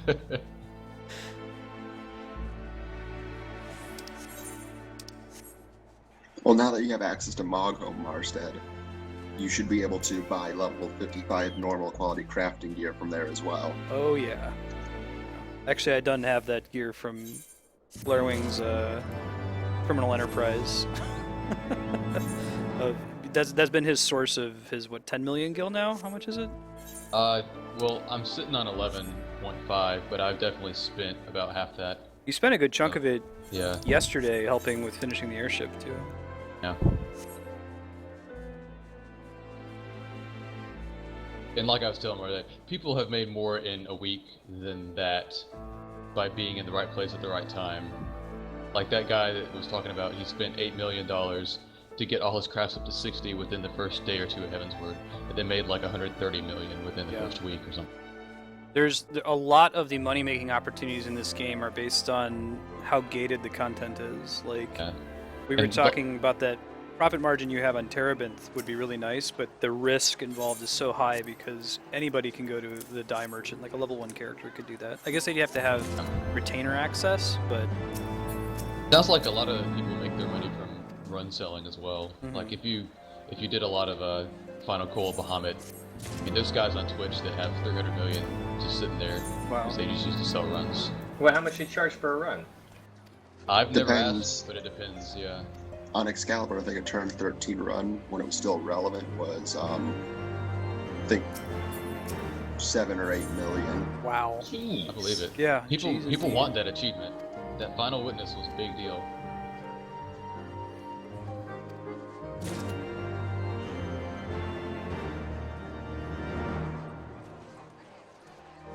That's what I was telling Marstead, is like, I think a lot of what they're doing with the crafting and gathering right now is trying to suck the money out of the economy by making it so gated that only the 1%'s really participate And then they're much in the gonna game. buff it. I was Then thinking a cool ideally way to buff it, solve the current problem to me with crafting is that there is no such thing as incremental gain. Everything is about reaching breakpoints. The easiest example to use is GP for gatherers. Like there's literally zero difference between having 500 GP and having 510 GP. Like all that matters is that you're 10 GP closer to the next breakpoint, which is like 550 or 600. That lets you use multiple abilities in the same gather. So it, unlike when you're doing Disciple of War content, if you get a little bit of extra vitality, it's really nice. Like, yeah, okay, I don't have enough gear overall to survive this fight that I couldn't survive before, but I feel like I have more hit points. It's giving me an incremental advantage in all the other fights that I'm doing. There's like little bits of wiggle room. The way that crafting and gathering is set up right now is like, suppose you had a boss fight where the boss just checks the tanks of its vitality score, and if he has less than, I don't know, 15,000 HP, then the raid just wipes instantly. That's what it feels like. It's like until you hit that breakpoint, you're just throwing money at nothing, wasting your time.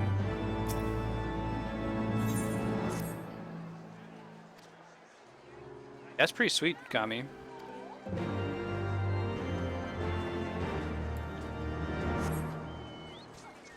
I feel like they could do like a gathering and crafting echo buff. I get that they want to make it really hard so that the 1% of the 1% can do it in the first couple weeks. But like give a global buff to everybody's gathering once a month or something. 10% buff until everyone's able to do all the content.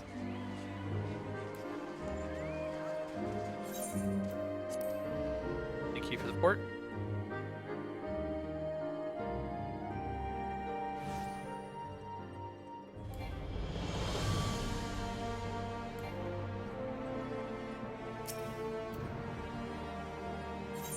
Yeah, there are even more quests here, aren't there?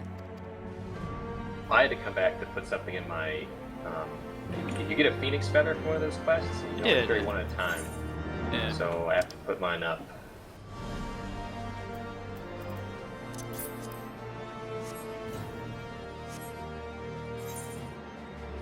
While I'm here, I'm just gonna grab all the quests that are.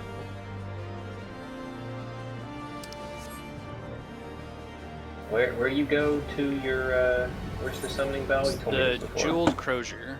Gotcha.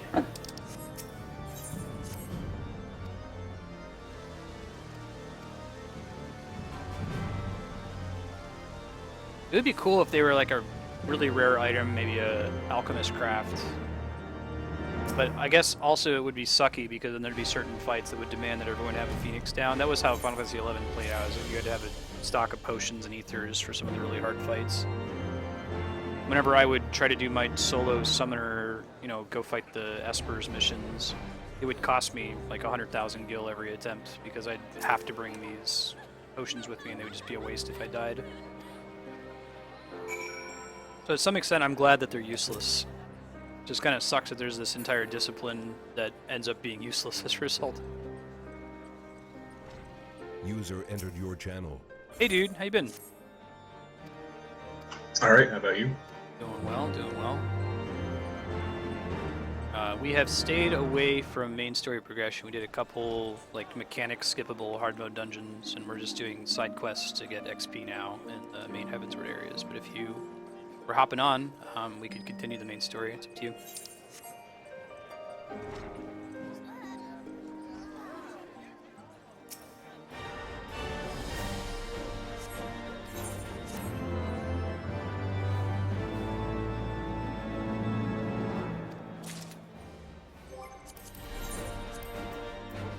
Actually, while you're here and before I forget, we should go build the airship.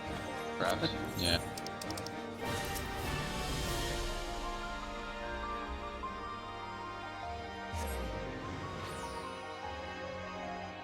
In like hard progression content, Kami, do people actually use those? I know people like it's part of the monk rotation to have like a potion of strength or something thrown in there if you're just trying to min-max. That's as far as I know. Yeah, but the frustration is those things last like 15 seconds or something. Right. Interesting. We're talking like the bleeding edge of progression, right? Like the people who don't have the gear to get through, but are like pushing through by making their scholar DPS their brains out. And... Yeah, the people doing Savage, basically. Sure. But you saw that scholar DPS guy. That was full of potions of intelligence procs. You gotta have those, apparently.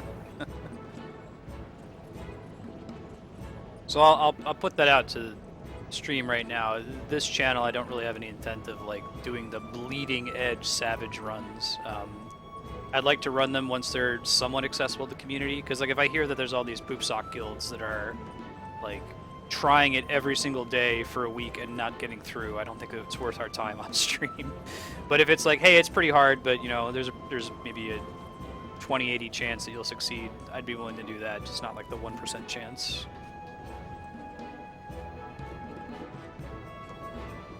Like, when were you seriously attempting coil flaring? Was it super early when no one had the gear for it, or? No, I was very late to the game. It was final coil was out by the time I started the first set of coiled. So it was out. There was echo for it. Turns 1 through 4 were fairly trivial. 5 is still kind of a break point for groups. And I did that with the static of people that had never done it before. Mm-hmm. But I did all of it with the static that had never done any of it to kind of recreate as much of the experience as I could. Awesome. And I got through turn 1 through 5 that way. I did 6 through 8 with duty finders. It's not too bad. There's significant nerfs to 6 through 8. Made it a lot less of a nightmare back in the day. I would still very much like to do it, you know, with a static of people who haven't done it before. That would be fantastic, but just not like the day that Savage drops. I don't feel the need to, you know, turn on stream and kill myself. Yeah, I would enjoy it if I didn't have an opportunity cost of other things I'd like to do. Is all. Right. Right. That's my only deal. If I could afford to spend 4 nights a week, raiding 4 hours a night, like I could in high school or something, then I would do that probably. Assuming I had a competent group of people who I could count on and weren't just messing up because they were not serious. Right. But if I have that kind of time available to me these days, then I want to kind of split it up among several things. Mm-hmm.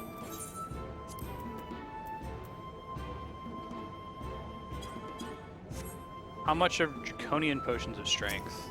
Take a look. Question. I guess that's the new X potion of strength.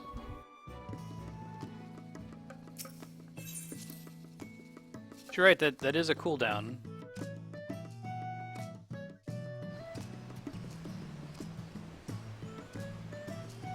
That would probably be the threshold for me as to whether it's bleeding edge or not. If it's like, we need to use consumables to have a chance at the fight, I probably wouldn't want to mess around with it. But if it's like, no, you don't need consumables, or have generally the right eye level, then yeah, let's do it.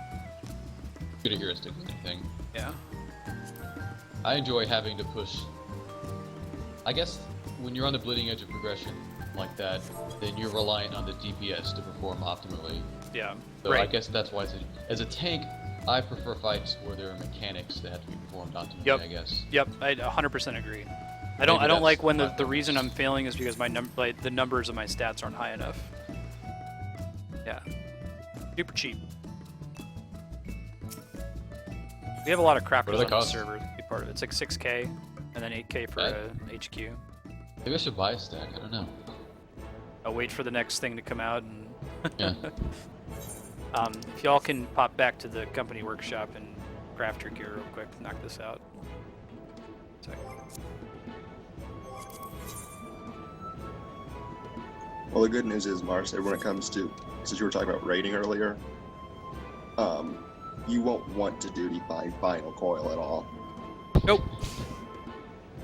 No, Like- no. I would like to do statics for anything 8-man. Unless if it's like, I hear Alexander is very duty finderable. The Yeah, it normal. is. But then yeah, like Coil is the final set of Coil content is incredibly brutal because they barely touched it nerf-wise. No, Kami, I'm talking about raid content. Like, what kind of raid content I prefer? Absolutely, video games, you need to have numbers. Like, there is no game that you can just completely beat by mechanic avoidance. I'm fine with having to level in games. I would be fine with a dungeon where it's like, okay, you gotta go get, you gotta go get 6 pieces of eye level 130 gear, and now you'll be able to handle this. But if a dungeon's like, you gotta have like 6 more vitality in order to survive this attack, or like you gotta have 2 more strength to have enough DPS to win the dungeon, then no, I'll wait until it's a little bit easier.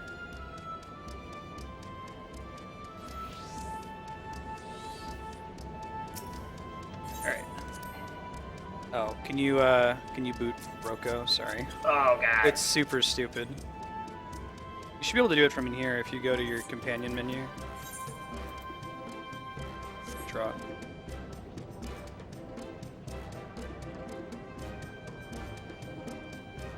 I'm not saying that it's like bad to have mechanics that way. I mean, you have to design the game that way to some extent, so that you shouldn't have a level 1 character who can run Coil on the first day.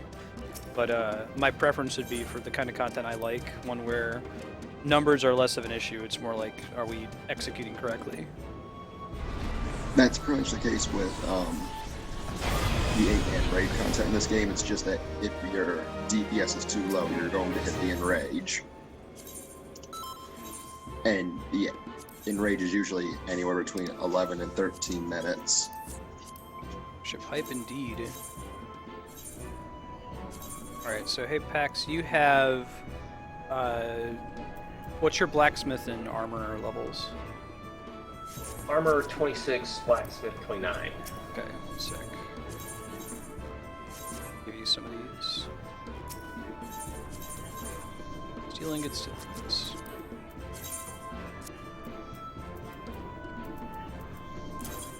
Okay, so you can turn these in whenever it prompts us for them Okay, thanks. for some XP.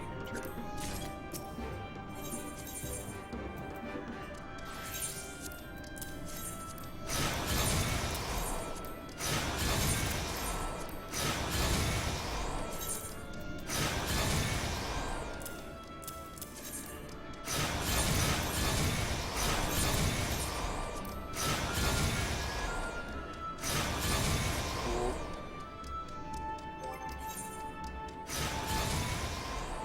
We got pretty good quality on that last one. I don't really know what that means. I heard that when you're making an airship, you don't really need to worry about turning in HQ materials. That's what I'd heard too, so I don't know how excellent it's just, but Alright, once take Matt's it. back in here, I'll progress to the next stage.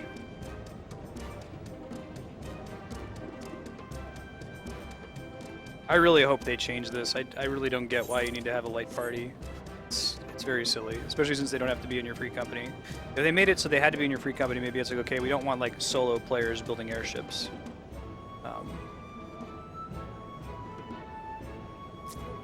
Oh yeah, I just got that.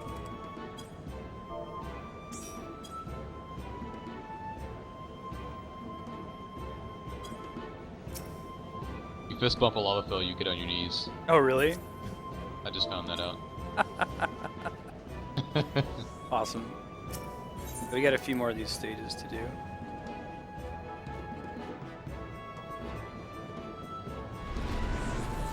No idea, Darkstar. We'll address that when we get to it. Maybe try to recreate the original difficulty. We're trying to pull like a static together to do it. Wouldn't want to do like undersized party though. Alright. Iron rivets.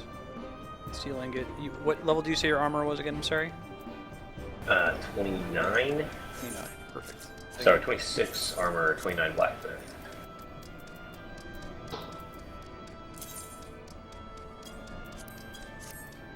One more thing here.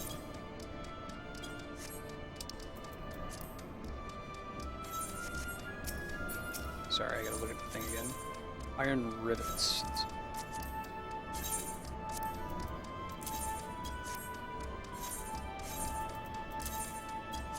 Wait, is that like a left you hanging fist bump?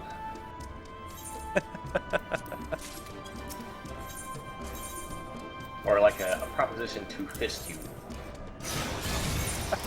Hopefully the former.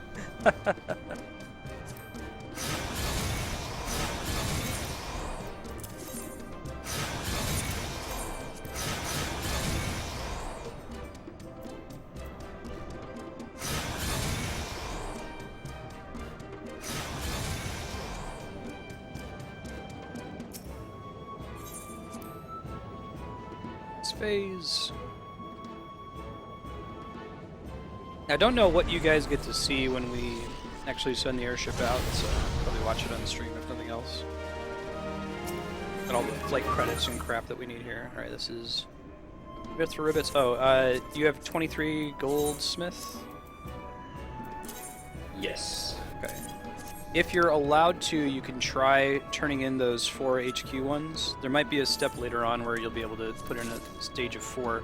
But basically, it won't let you split HQ versus non-HQ in a single turn-in. If you don't have enough to turn something in, just go to lower quality on the HQ silver ingots. Oh, I didn't do that. Probably wait to do it until like you run out of silver ingots, because there'll be more use for it later. I'm guessing that airships are why they added the ability to lower quality in the first place.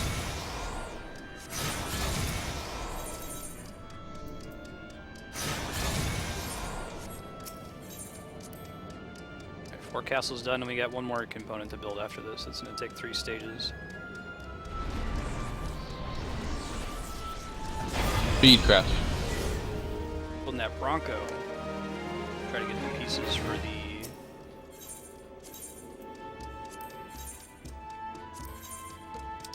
Invincible. I think it's the High Wind is the other one.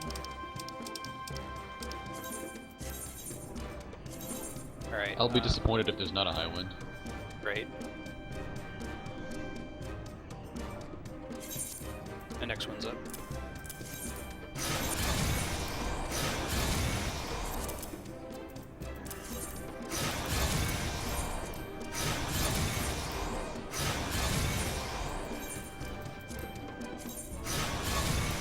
I think High Wind shows up elsewhere in the game, but so does Invincible.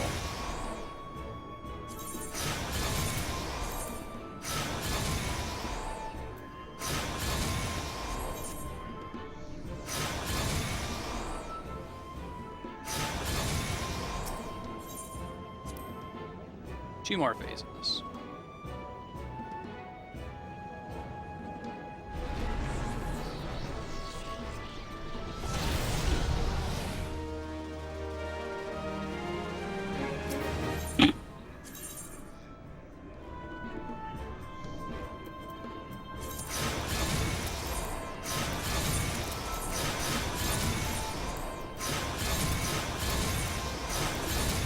It's a shame that not anyone can turn these in, because you would get a whole bunch of levels for the amount of experience it gives you. Nice. Congrats on Blacksmith 30. Woot. You can do Blacksmith Desynth now if you really wanted to. Oh yeah. I am not specializing in that. I don't know if Flirewing, you've taken any crafts far enough to worry about specialization in Desynth. I know we talked about maybe potentially optimizing between this and the free company with that, because we can all choose 3, right? But I haven't gotten far enough to worry about it. I think I already did, Kami. Yeah, Mega Man, we are building an airship. It is it's supposed to be a collaborative crafting event where like everyone has a chance to turn in some small percentage. So that, I guess their design here was that, okay, you'll have this big free company and everybody will have high-level crafters, and everybody will craft like, you know, some small, like whenever they see dark steel plates, oh, I have a couple of those, I can turn those in. In practice, a lot of free companies only have a couple high-level crafters, and they just, you know, people will fund it with gil like we're doing here.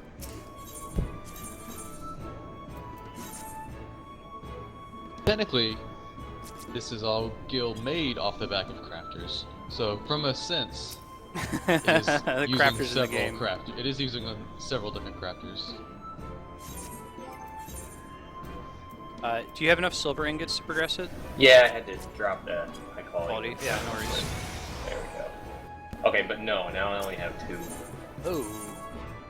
I might need to go speed craft some silver ingots. 1 second. Should have enough of them.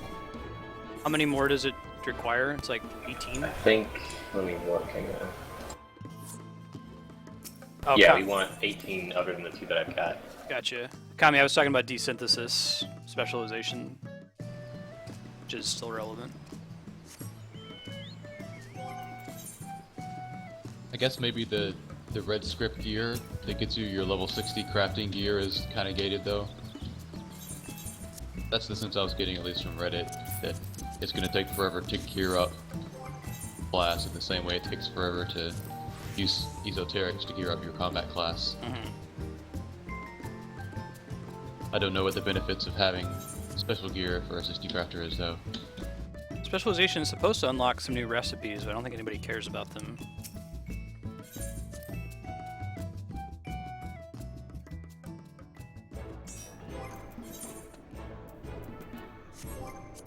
Reddit is made up of people, and therefore Yeah. they're a bunch of idiots 90% of the time. Yeah. I've said this before, like, person is smart, people are stupid.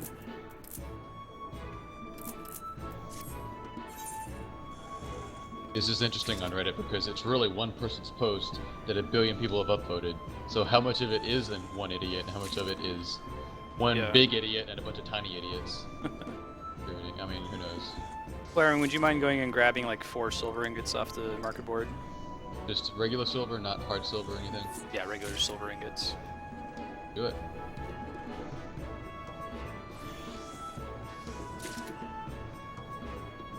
It's a great way to put it, Mega Man. Group is only as smart as its dumbest member. I think even if you took 20 smart people and put them in a group, they're going to be dumber than everyone combined. Like, people behave very differently in groups. There's a lot of interesting psychology studies you can read about this, especially when there's anonymity involved. So the internet is the perfect festering ground for. Oh, I thought it gave you recipes. Yeah, the whistle while you work. Forget that.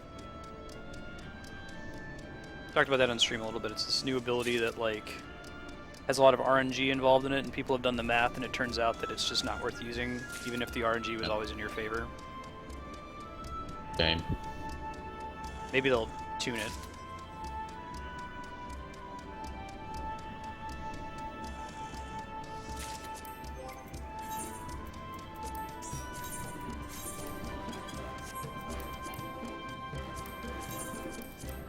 We can trade him to Apex here in a sec after I give him mine.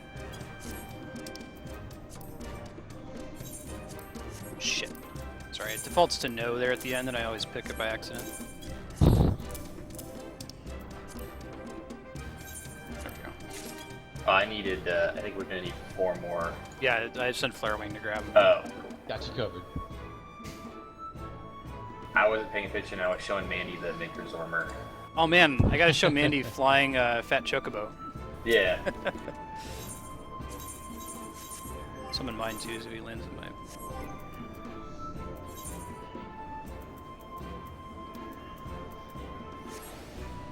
That Manderville dance.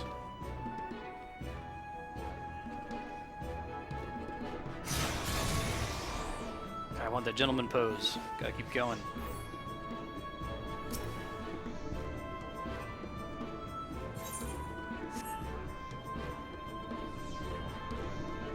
I feel like they made the way you contribute materials in like the least possible user-friendly manner. Like they have to actually be in a stack together. You gotta have, put them like- in a stack, yeah. Yeah, what the hell, man?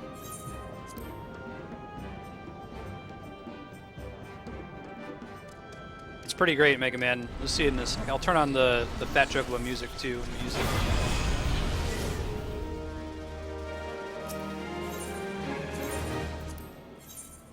All right, so I now have 4. I have an aft castle, a sail, a hull, and a forecastle. And I've got a flight credit on me. Put in the hull and the rigging in the forecastle, and you guys might need to look on stream to see any of this. Register. Register the airship.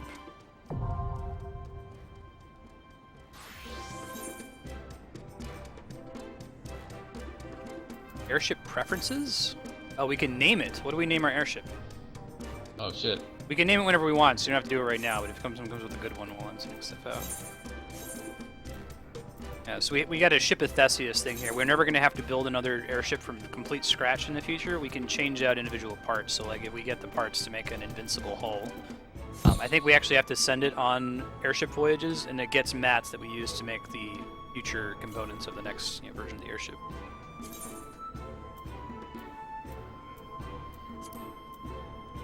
Somebody take the 2 off my head. It's blocking mid-resorber. Thank you. No, oh, now that's better. Now it's on top of his head. That's cool. So you can send it on like a flight path where you say, okay, go here first and then go here. And it gives you like the total amount of time it takes to turn it around. So 1 and 2 open. Cool. Does it give? Let's see. Oh, so I see some different amounts of fuel barrels to go different places. Baby airship. We send a little robot to pilot it.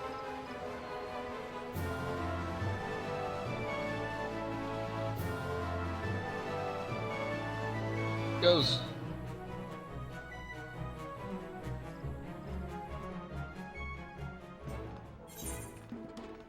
Cool.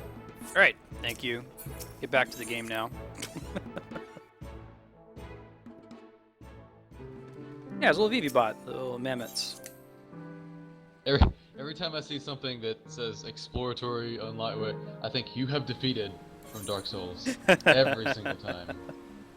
You have been defeated. It's literally you have defeated in bad English. Oh, really? That's awesome. Well, I guess that's technically right. I have defeated what? But you have defeated. Should come to the Kurthus Western Highlands real quick. Apac's gonna show Mandy the flying fat chocobo. Hang on, I'm showing her the Manderville. Cool.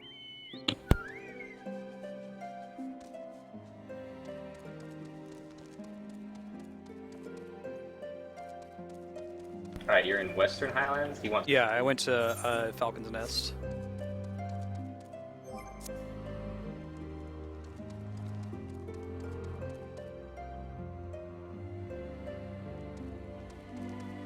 We're one quest ahead of you, Matt, in Moghome. Just like talk to the Moogle and then talk to the person next to the Moogle. I know, right? Just wants the Geesol greens.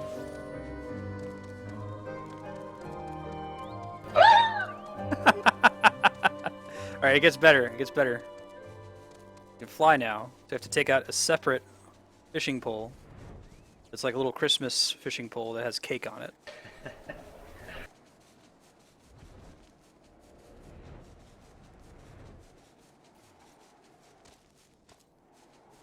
She said he wants the cake, but he's not going to get the cake.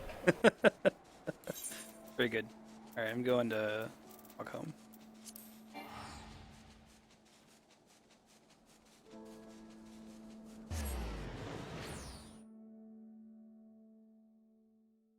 Alright, bring him in.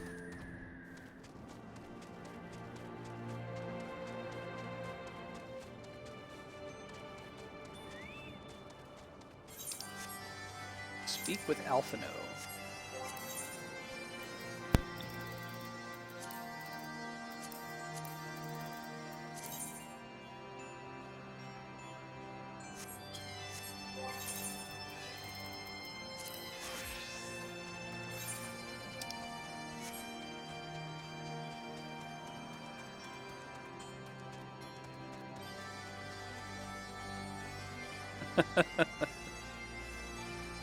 Right, Mega Man. Eventually we'll unlock the ability for it to fly in the zone right now.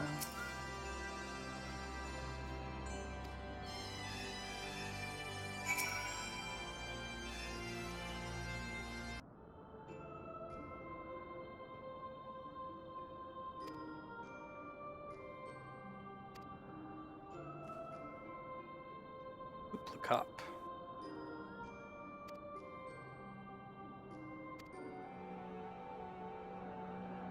I'm okay with their only reference to Mog being that little Dragoon comment, but it'd be really cool if we ever ran into him.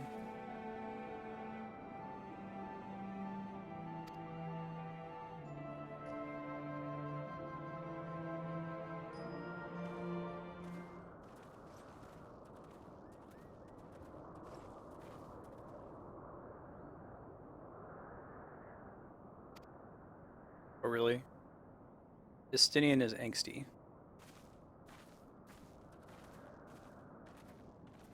A little on the nose.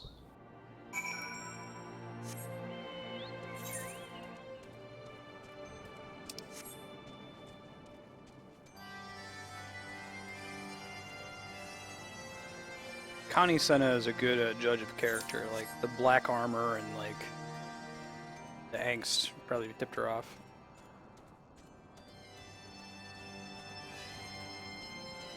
Yeah, Mega Man. No, they dropped a reference. It's actually kind of cool too, where he's like, "Yeah, the Mughals keep telling me that I remind them of their ancient like spear-wielding, jumping warrior hero Mog," which is funny because like Final Fantasy VI, you're not specifically intended to use him as Dragoon. He just happens to be a very good one since he uses a spear natively.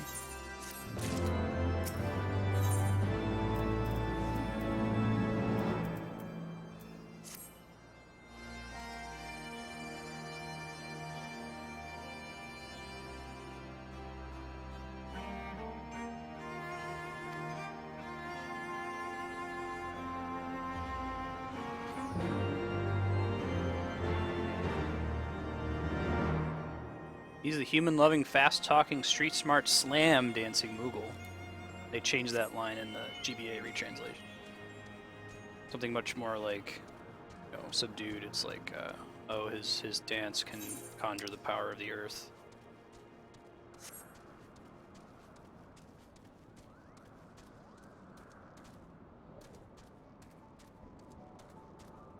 I'm real excited to do 3 again on stream. I can't find my copy though. I might have to buy another one, the DS version. Do you mean 3 or 3? 3, NES 3. Ah. Alright, just run to Mega Man about Dragoons being strong on that one. I know I was just talking about Mog from 6.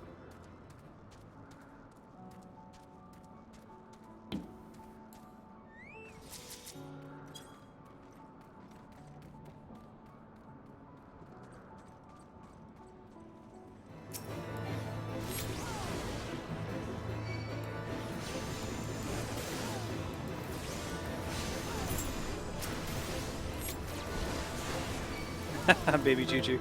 I think it's gonna be 10 HD remaster after we beat either 5 or 9. I don't know which one we're gonna beat first at this rate. Probably 5 actually, where we just went into the Cleft of Dimension. I'm excited to do the 10 HD release. I'm also sad that they remastered the soundtrack.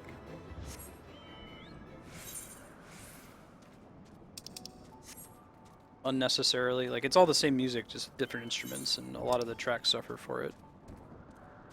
We have to go around to that thing.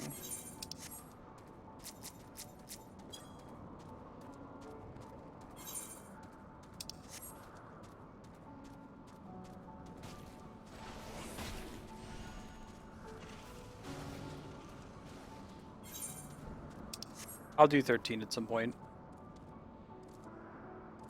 Would be, like I said, blind for me. I'll try to fit that into the long game block. So right now, that's Xenoblade Chronicles. When we beat Xenoblade, it's going to be Dark Souls. I think the consensus is to start with Dark Souls, not with like Demon Souls. I would. Are you the worst person to ask that question? Yes, I am. Yeah, you're not going to go wrong by doing that. Let me put it this way. I would say you should definitely do. I don't know. I mean, the strongest reason for doing Dark Souls first is it's probably the best one. Most people would tell you. I would tell you it's the best by a very small amount. Some people would tell you it's the best by a very large amount. But either way, if it's not your cup of tea as a game, it's probably better to start with that one. Since the stories aren't particularly related in any of them. Just so you get, oh, I didn't like Demon Souls, but something really did it for me in Dark Souls, and I'll never know because Demon Souls put me off. Sure. Yeah. I guess that's the best reason to do Dark Souls first. No, it's gonna be a pool Dark Star of 10 games, which Valkyria Chronicles will be one of them, and people will be able to vote for them as tier points. I've got the system all ready to go. I just have to set up a Google Doc for it. I'll try to get it out for tomorrow. I can try to tell you what's in that pool right now. I might need to move some games around strategically. There are some games that I want to wait to play until like the next sequel in that series has been announced, so that we can play the precursor in the time leading up to the sequel release, and then play the sequel on launch day. We still haven't really played any games on launch day on stream. I'm looking forward to being able to do that.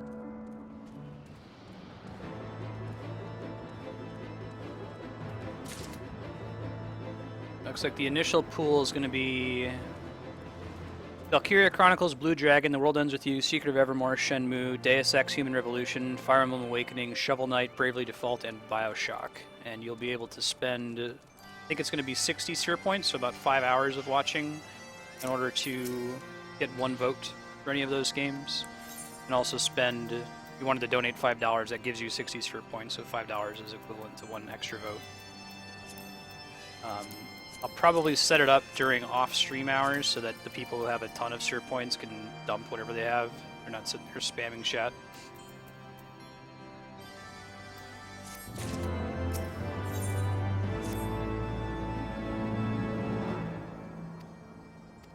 Cool. And votes will persist, so if you don't pick the game that gets number 1 when we go to switch games, we'll just remove the one that won from the list, we'll replace it with some other game. And then whatever was previously at the top will stick around. That's the plan I have right now. So this is just comparable to the last one. I'd like to see both of those for different reasons. I've never seen Blue Dragon. Blue I Dragon feel is like so I like good. aspects. I mean, it's a little grindy, but the soundtrack is so sweet. I almost just want to play it for that.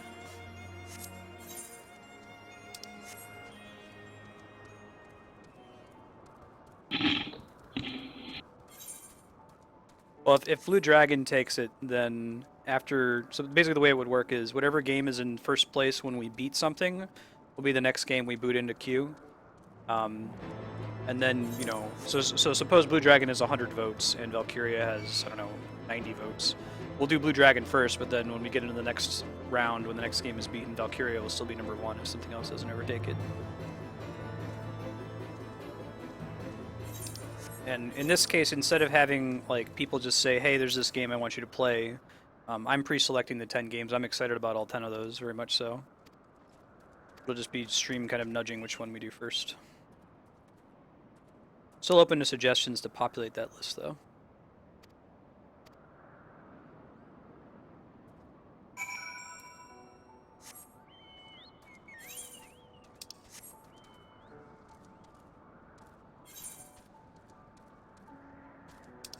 Going west first.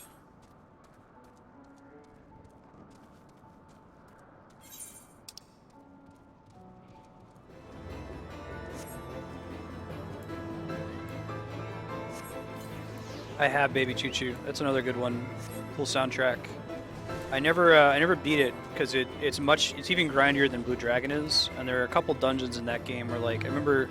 There's this one maybe hour and a half, 2 hour dungeon with just one save point at the beginning, and I was playing it for a really long time. I was getting into lots of random battles, got a lot of level ups, and then I just died in some fight and lost about an hour and a half of progress. And I was like, I'm done with this game for a while.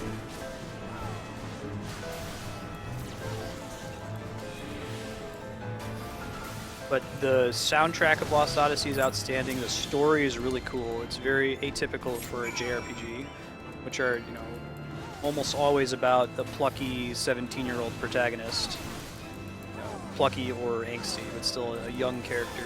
Lost Odyssey is about this 1,000-year-old immortal guy who can't die, who's a grandfather among other things. That sounds cool. It's pretty neat, yeah.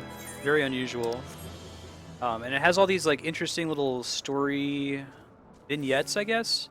They're all text. They had this famous Japanese author write these little vignettes that pop up every now and then are stories of things that he's done in his 1,000-year life, and they're all really well written. They have cool musical accompaniment. They'll do soundtracks as the text pops up, or sound effects as the text pops up.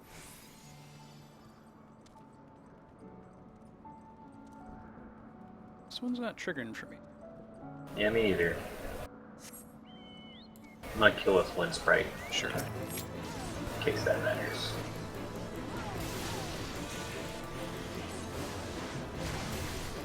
There you go.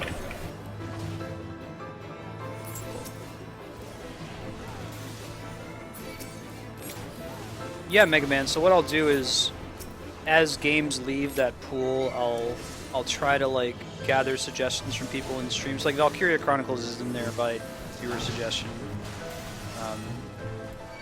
Apex picked it up, and Darkstar wants to see it. And I probably won't like exclusively draw from that pool either. Probably go ahead and throw stuff in there as well. Like, for example, if a sequel's coming out and Bravely Default hasn't been voted for yet, we know the release date for Bravely 2nd, I'll play Bravely Default to try to time it so that we beat it shortly before Bravely 2nd comes out.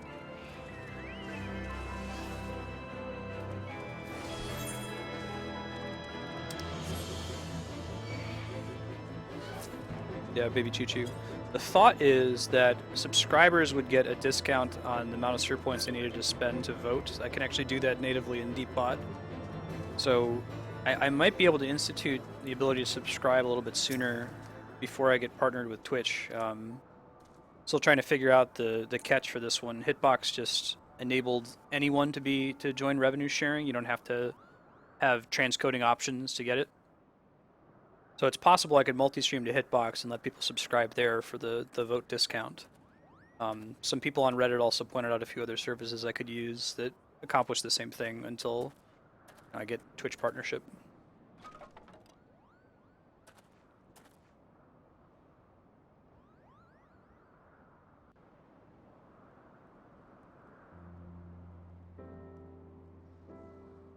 Just sent you the mats for the royal plotting table whenever you have a free moment. Sure. Yeah, exactly, Megman. I've got a couple of those games on the list I just gave are games that have sequels coming out fairly soon, so. Look at the Moogle sleeping! Sleepy Moogle.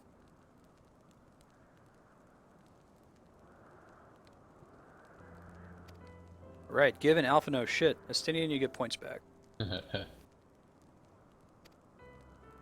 Dinian's the realist in the party, I would say. He's the Amarant.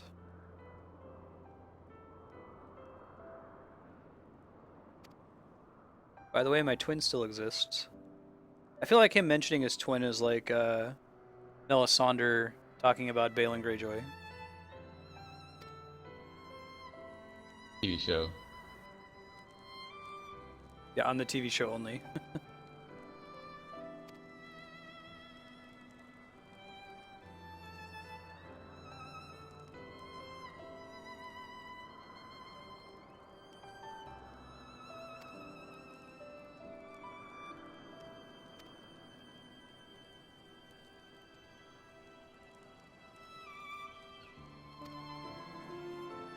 Without like further details, the like 2-sentence pitch for Valkyria Chronicles is it's like a kind of tactics game that's in World War II type setting. All right. Yeah, so cool. Cool.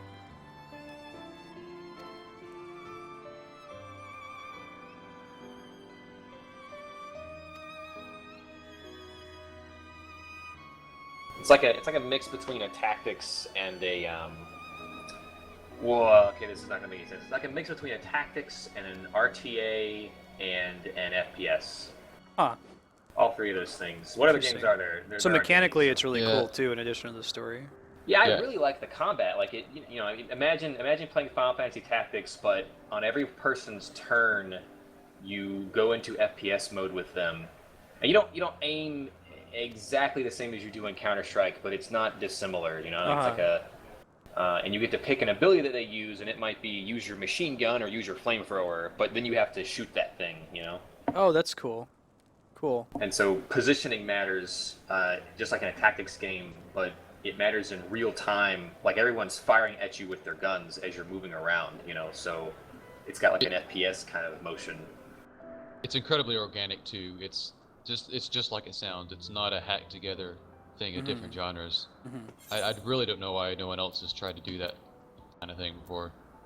Since It seems like it's an obvious mix to just say, hey, you know, we have random battles, but once you get in the battle, now it's a brawler, kind of a thing. Let's see. Pax, did you ever go in like A star or S rank or whatever it is, all the missions? I always wanted to go back and do that. Oh no, I did. Some of those were balls hard. Yeah. Cool. To just beat instead of not even, you know. I did go back because there was something like, you know, it tweaks that button where if you get a better rank, you get more experience points to spend on things. So I would go back and like grind out some of the ones I thought I could do to unlock things early. Wait, is there a finite amount of XP in the game? Like, you know what I mean? No, you can also go to you can go to like it's sort of like fucking the game on the Game Boy that we all played recently. The Bravely whatever. Default? No, sorry. The Fire Emblem? the Tactics one. It's like Fire Emblem in that Yeah. there aren't really random battles, but you can go back to some of the battles Sure. and get more experience. Gotcha. It's all very story focused battles, but that's not to say that there aren't places where you can grind up. Gotcha. I kind of like the idea of finite XP, and it's extremely rare. Like BioWare games do that a lot, where there's only so much XP you can get in Mass Effect, for example. I don't think games need to have that to be good, but I'd be interested in see more of that.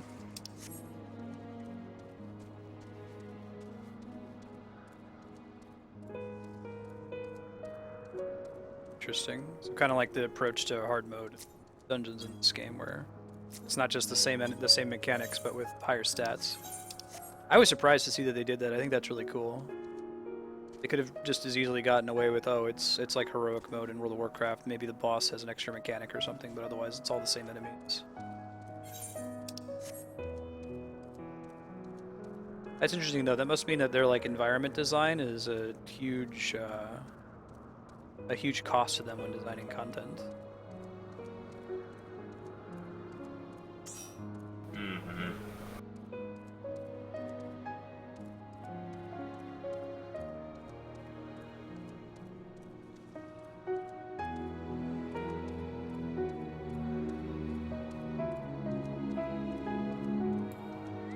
There's an ether current up here. How convenient.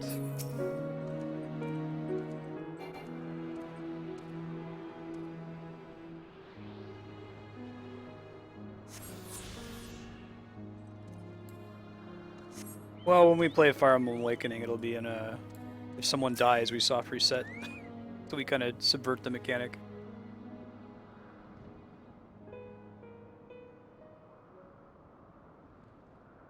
I'll probably play Awakening when we do that on stream. It'll probably be hard difficulty, but not like Lunatic or anything ridiculous like that. My first playthrough was hard mode, and it was pretty fun. Lunatic is not fun. It is anti-fun. Did you ever finish that? I did. Yeah. Almost all of the game, I'd probably say 90% of the playthrough was the third battle in the game. It's really hard. It's just reset. It's kind of cool because I didn't read any guides for it. I was just trying to figure out what worked, and by the time I finally won the battle, I looked up a guide, and the strategy of the game was exactly what I did. So it's that whole Cool. natural selection, filling the niches. You feel like this pot that has all these little grooves and holes into it. You pour water into it, eventually it fills the space. Oh man, it's Falcor. By the 12. Mine ears hear the tongue of dragons, yet the meaning rings clear within my mind. How can that be? Racevelga, do you not remember me? 'Twas I whom you found in Dravania, the truth about your past, about Shiva.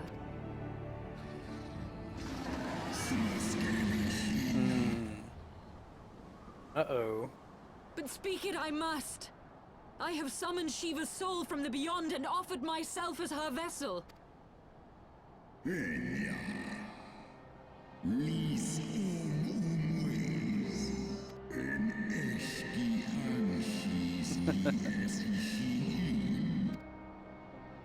I have surrendered mine to her. Do you not see, my love? I am Shiva reborn.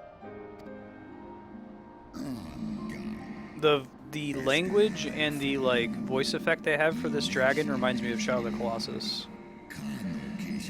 The Dorman that talks to you.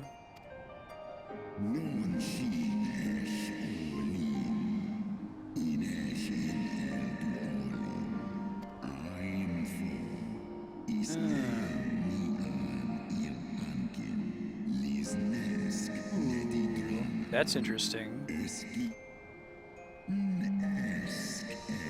Catching up. Then the Yeah, spirit go for that it, Darkstar. answered me.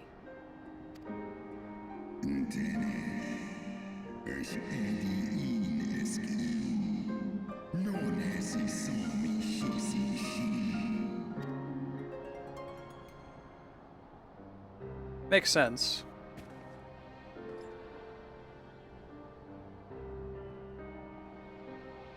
Be that as it may, Lord Cool. I Heavensward, like that style very much. Izel's desire to heal the rift between man and dragon is real, and it has borne us this far. We would spare both our kind and yours the ravages of this senseless war. Pray join your voice to ours in a call for peace and forgiveness.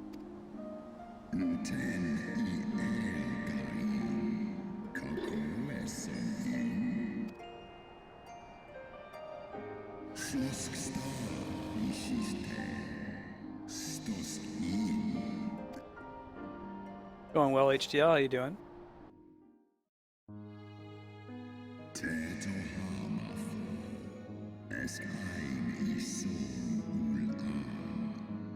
Hmm.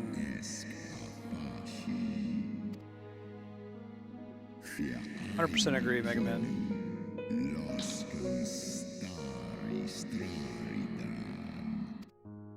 Interesting.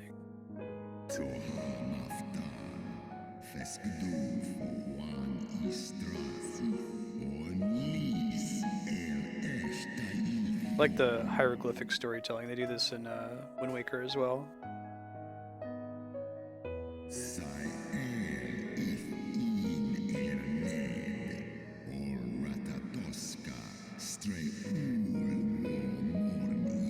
Did they like actually write a fantasy language for this? Because he said the name of the dragon there. Don't know.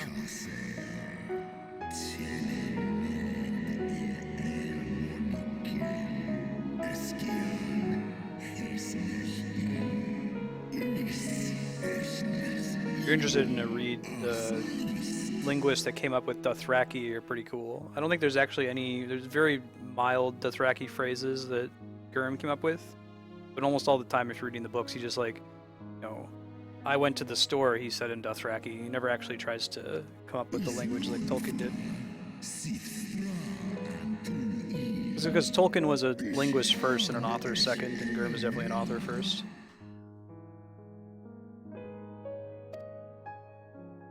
Going well.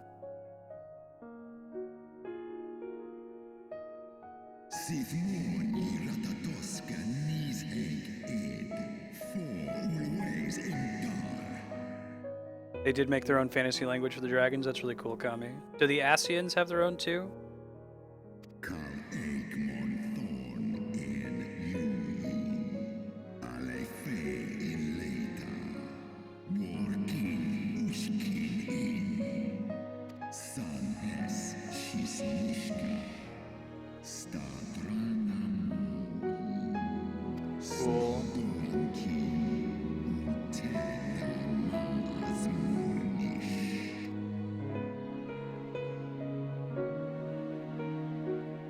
Nice. I assume that that voice acting is the same across all versions of the game too. Yeah, the dragon sounds the same in Bears Japanese. Scant resemblance to the one I was taught. How convenient.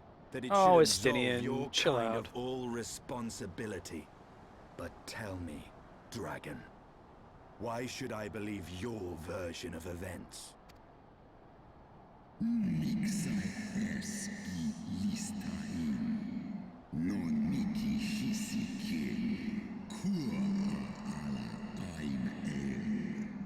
On schedule update, we're going to be playing Final Fantasy 14 here for another hour and 7 minutes or so.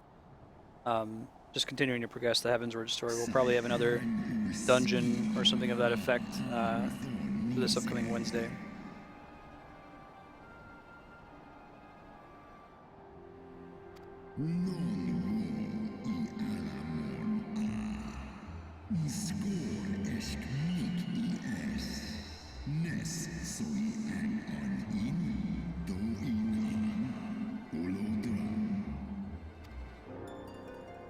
Ishgard's so-called heretics.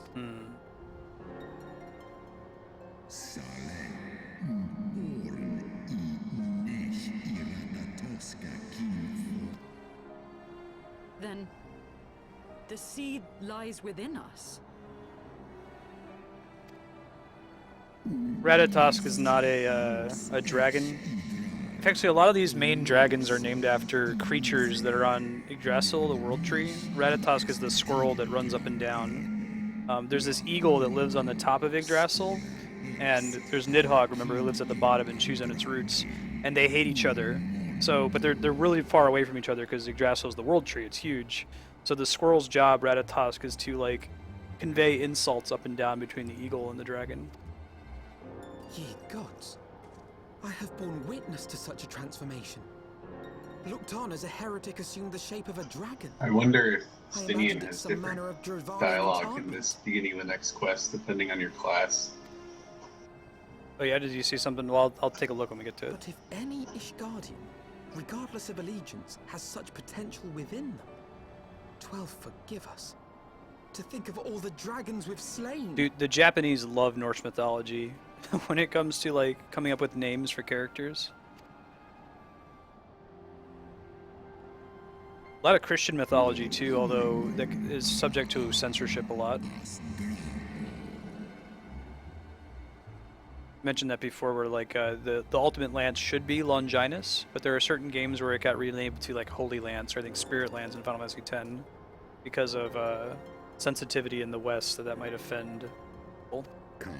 Longinus being the legendary spear that supposedly pierced the side of Christ and now grants immortality to whoever bears it.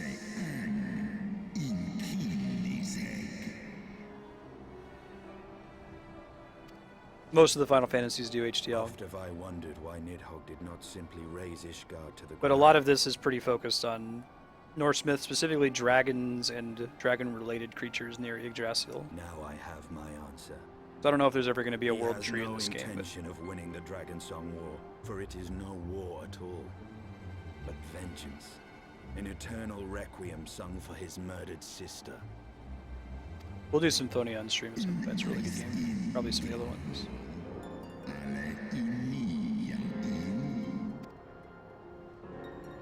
I have not come this far only to admit defeat. We can still return the eye to Nidhogg and beg forgiveness for our ancestors' crimes. Some future Wednesday. Right now, I really need to use that time for Smash until I start to tap out that community Wednesdays from noon to 3. As long as I'm still getting like 40 walk-ins and 30 follows on Wednesdays, I'll probably keep doing Smash.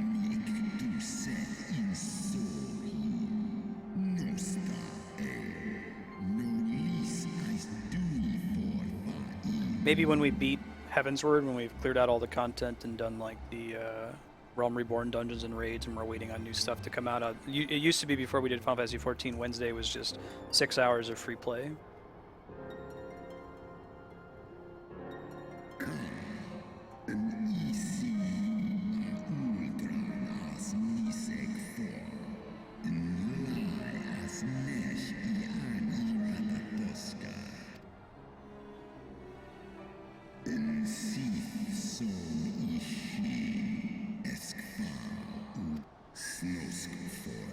I think it's cool that like there is an actual Shiva and there is an actual Ifrit and all that somewhere, but like when you summon them, you're something like a shadow or clone kind of them. Yeah. It makes sense, but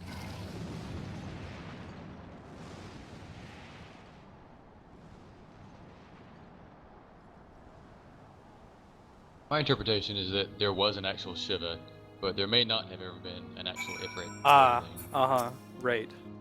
And that it was sort of like Good King Mogomog, I guess, where they say that there may not have actually been a legendary Good King Mogomog, but their wishes, along with strong concentrations of ether Yeah. crystals, makes sense.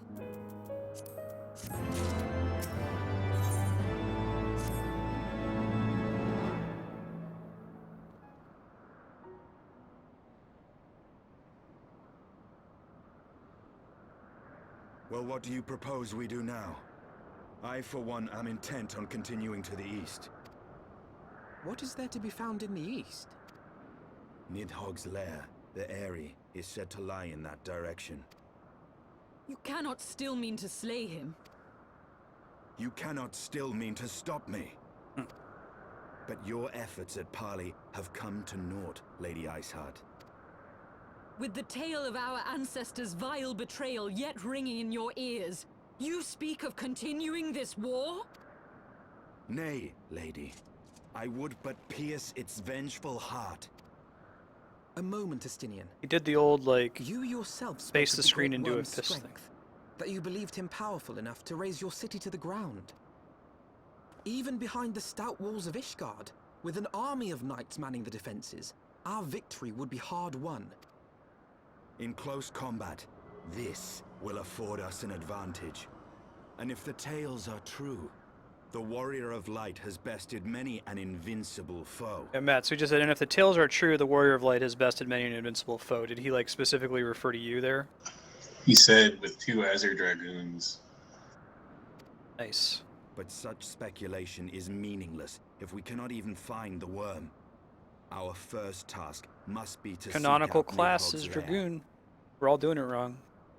You gotta do 7 Lalafell Dragoons The and story of undersized this party all the nation in-game grows content. bloodier by the moment. Must death always be answered with more of the same?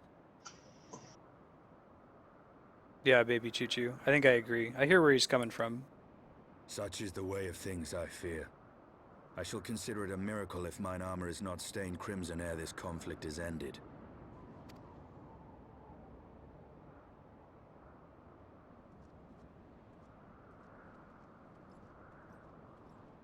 That I should be blinded by my own lies. Everything I believed, everything I thought I was, gone. Being a little facetious, but yeah, that's cool, Kami. I'm glad they went to the trouble of doing that. They certainly could have gotten away without doing it. Leave her. Your words will not reach her now. Yeah, I don't know if I want to be like a huge bitch to Iceheart. That seems like not the best idea.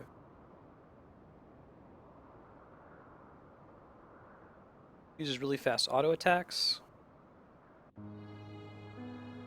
I don't think they put much effort at all to lip syncing in this game, Mega Man. It's localized in so many different languages, it seems like it would be a wasted effort. Just make sure that their mouth is moving while they have dialogue.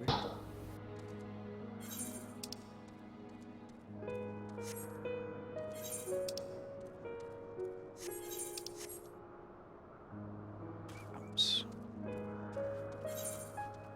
Design of this area is really cool, especially like on the map.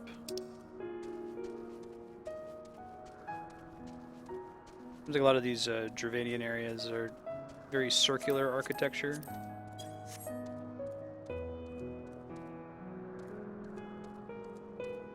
Good point. Never realized that actually.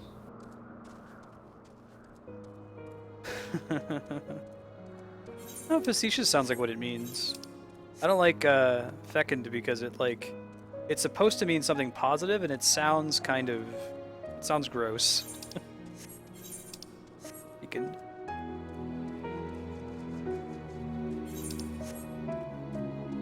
When facetious says, sounds like you're meaning you're being false. I don't know. Can't really explain why words are tinny or woody to me. Can you tell me what the text was? It's a ways back for me to now. I can start talking to him more in between them.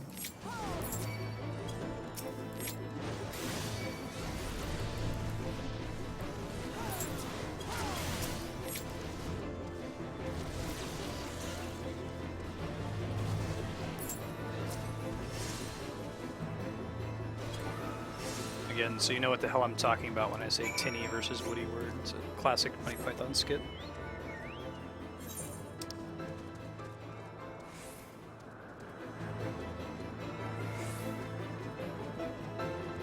Can't tell if that's worth just like boarding the Monco. Maybe not. Oh, really? I'm surprised that's what upset her.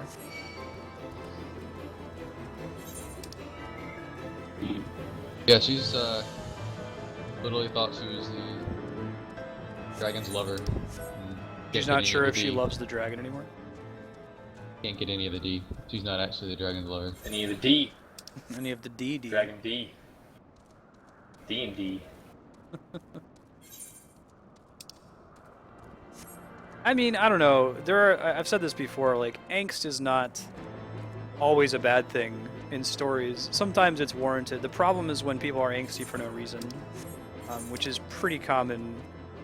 But, like, you know, if you thought that you were the living incarnation of a god and that your immortal lover, you know, was going to accept you with open arms, and then you find out, no, actually, you're not. None of that's true. I could see that being a cause for some amount of alarm. It's sort of like with Zidane has one part of Final Fantasy IX where he's angsty, and it makes sense, and then he gets over it. Cloud is pretty angsty pretty much for all of 7. Perma-angst. Perma-angst. Squall's pretty bad. Even if 9 wasn't justified, that's probably the best music track in the game. Oh, You're Not Alone? I love that song. It's so good. It's so good. It's worth thanks just for that. I already used it in D&D, but I'm going to find a way to use it again in the future when you start that campaign back up. Yeah, You're Not Alone, like, auto-justifies it.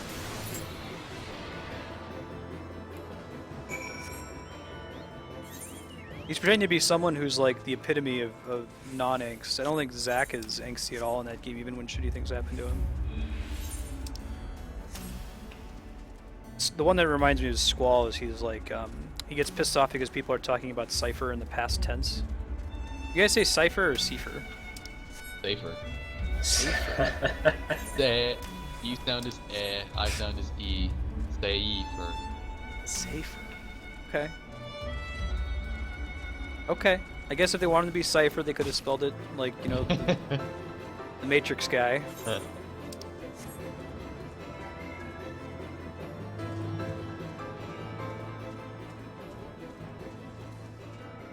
Japanese.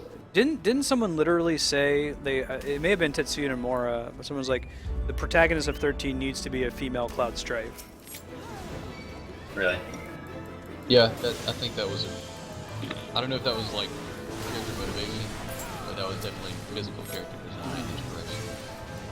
Looks like Saifa Arumashi is how it was pronounced in Japanese, so Cypher may actually be the intended, and they just gave it a weird spelling.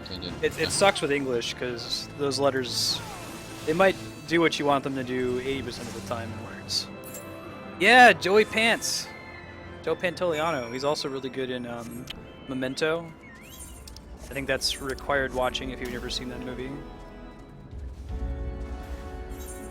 Ages. Memento, it's Chris Nolan, right? If it's Chris Nolan, I think it's his best movie. He has pacing problems in his other movies, man. Like, I liked Interstellar, and I liked The Dark Knight, and I liked Inception, but they're like, the pace is so like bullet speed, like no one can breathe because they have to cut from scene to scene all the time. Yeah.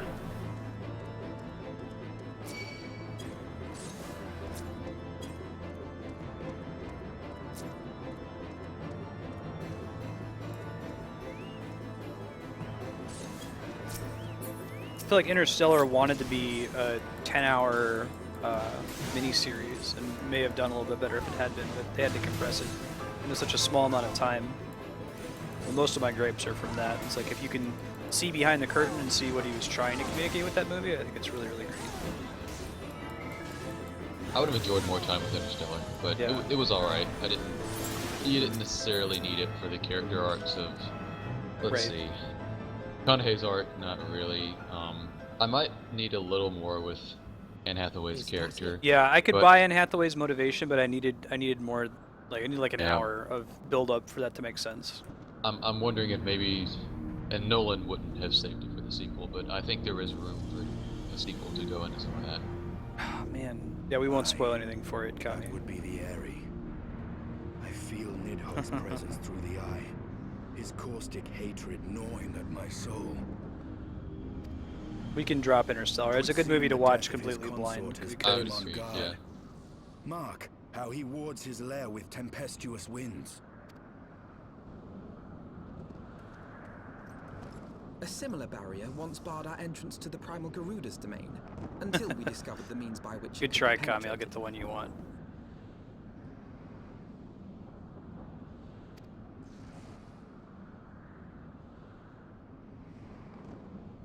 Mayhap it is time we called upon Master Garland. It will be just like the good old days, no? I like Matt's quote that's in there. I'd say about 7 water.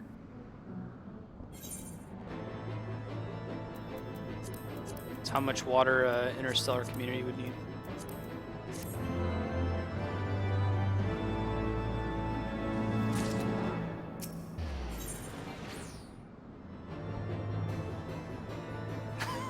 Really, baby?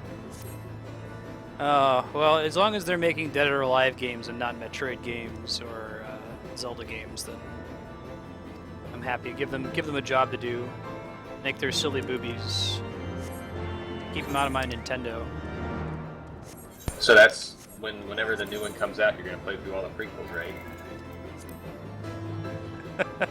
Right. Gotta have a couple of weeks there of Dead or Alive. Ugh.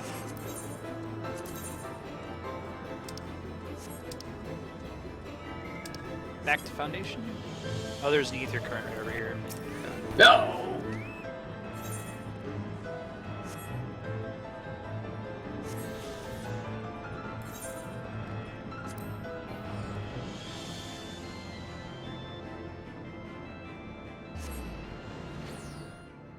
It's really cool, Xenopixel.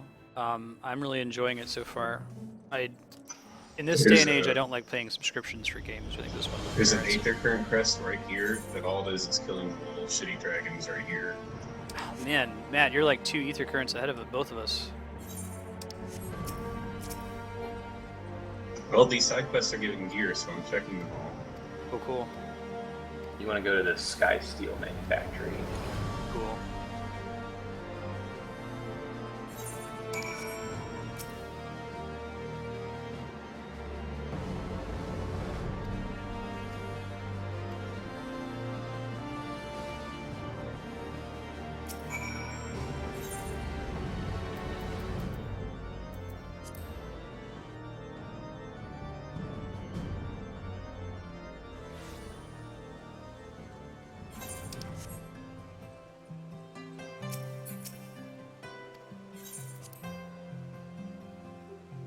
Yes.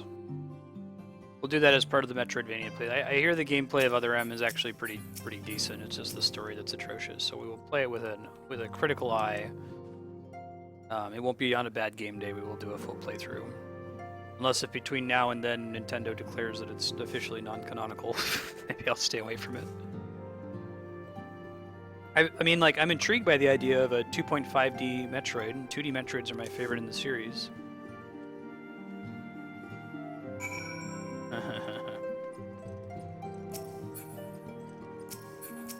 I get it. I haven't played enough of 13 HDL. I personally am not a big fan of Squall. I like some of the other characters in that game. I like Quistis, I like Zell, I like Irvin. I like, really like Laguna. I wish I could play the whole game as Laguna. It's just for his battle music. Yeah, exactly.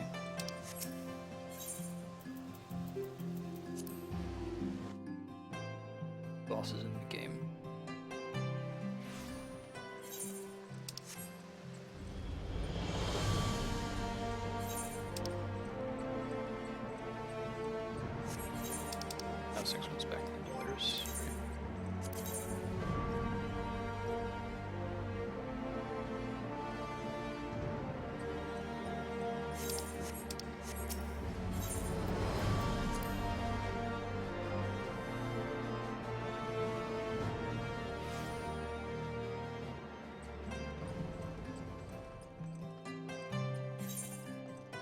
No, not at all. I'm familiar with all of the reasons why it's bad. I have my nephew got it, and I watched him play it when I was still living in Ohio, so I've seen some of the really frustrating cutscenes. Samus having daddy issues and being freaked out by Ridley, and like needing to be authorized to turn on her armor. But as far as like a playthrough, it would be blind. That's correct, Darkstar. Although I might need to move the schedule on that one. It's a tricky time of the month. In September, we're going to be either just leaving or just coming back from that trip to Italy, September 11th. So I might do an early stream or a late stream or something.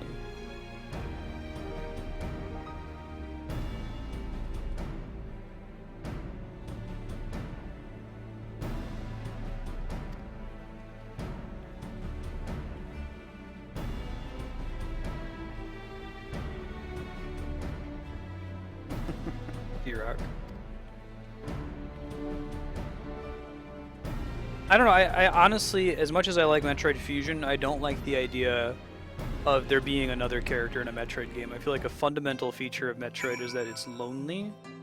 And any game that adds, like, it works in Echoes because almost all the NPCs are dead. You're finding them after the fact. I think there's like one NPC you talk to regularly, but he's not like on the codec with you, giving you updates all the time. It works in Fusion because it's a robot. It's not an actual person.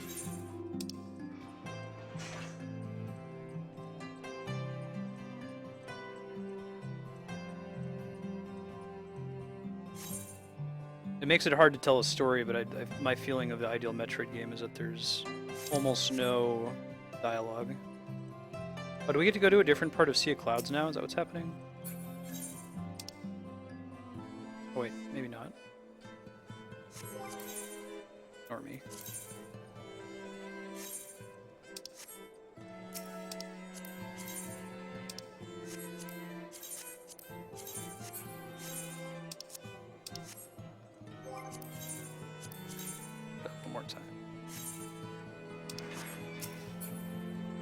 When we get the... Oh, Sky Soul Manufactory. Never mind, I think I can find it.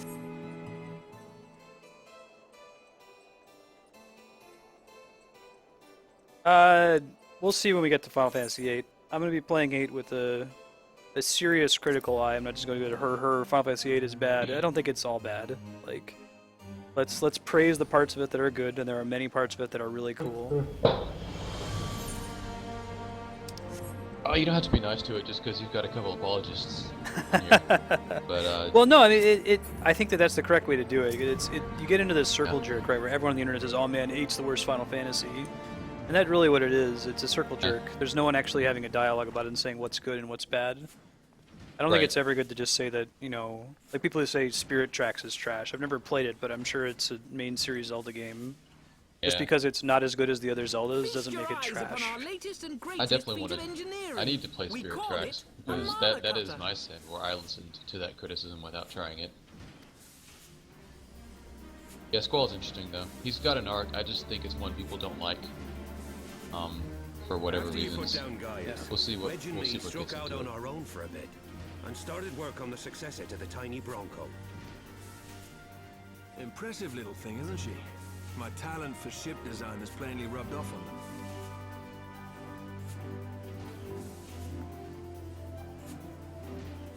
They've adapted the principles of corrupted crystal technology. No, I've said several times, Kami, that I'm sure Other M as a whole is... That's why I'm going to play it and not play it during the bad game part of the stream, is that the gameplay is supposedly quite good, and it has its positive features.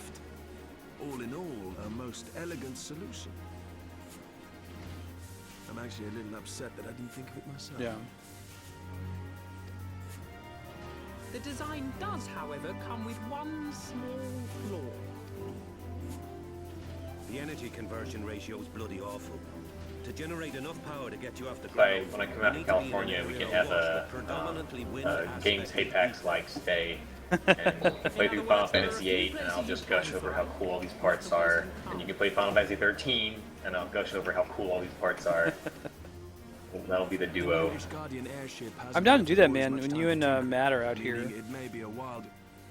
I don't know your setup, Marstead, but if you play 13, the best part of the game that is overlooked as hell is just the pure art design and music and aesthetics. So you literally play that on a surround sound, play that on a 1080p TV with all the bells and whistles. Get yourself a good, comfortable setup for that game. Yeah. That's the best possible chance you could possibly give it, because you'll see what's immediately wrong with it, I think. It seems you're required But you might not see what's so good about it if you don't give everything the chance that it could have. Sure. Yeah, no, I've got surround, and I'd say the same for like Mass Effect 1. You really benefits from good setup, the surround sound. Whatever help they need.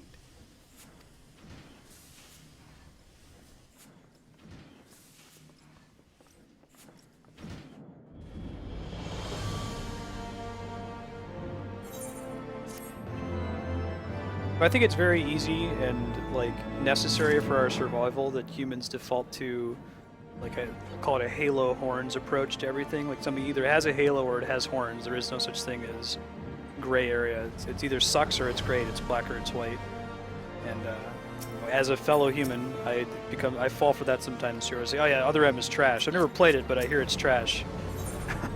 I mean, you have to start somewhere. In your opinions. Like, if you're in politics and you want to start with some fundamental difference than me, that's fine. But as long as we can move to the middle and start having assumptions we can both agree to become a part of a larger story, then we'll end up in mostly the same spot. As long as you're pursuing the best course and not pursuing I'm right in this argument or some other non-productive goal. Oh man, Waking Sands PTSD. Yes!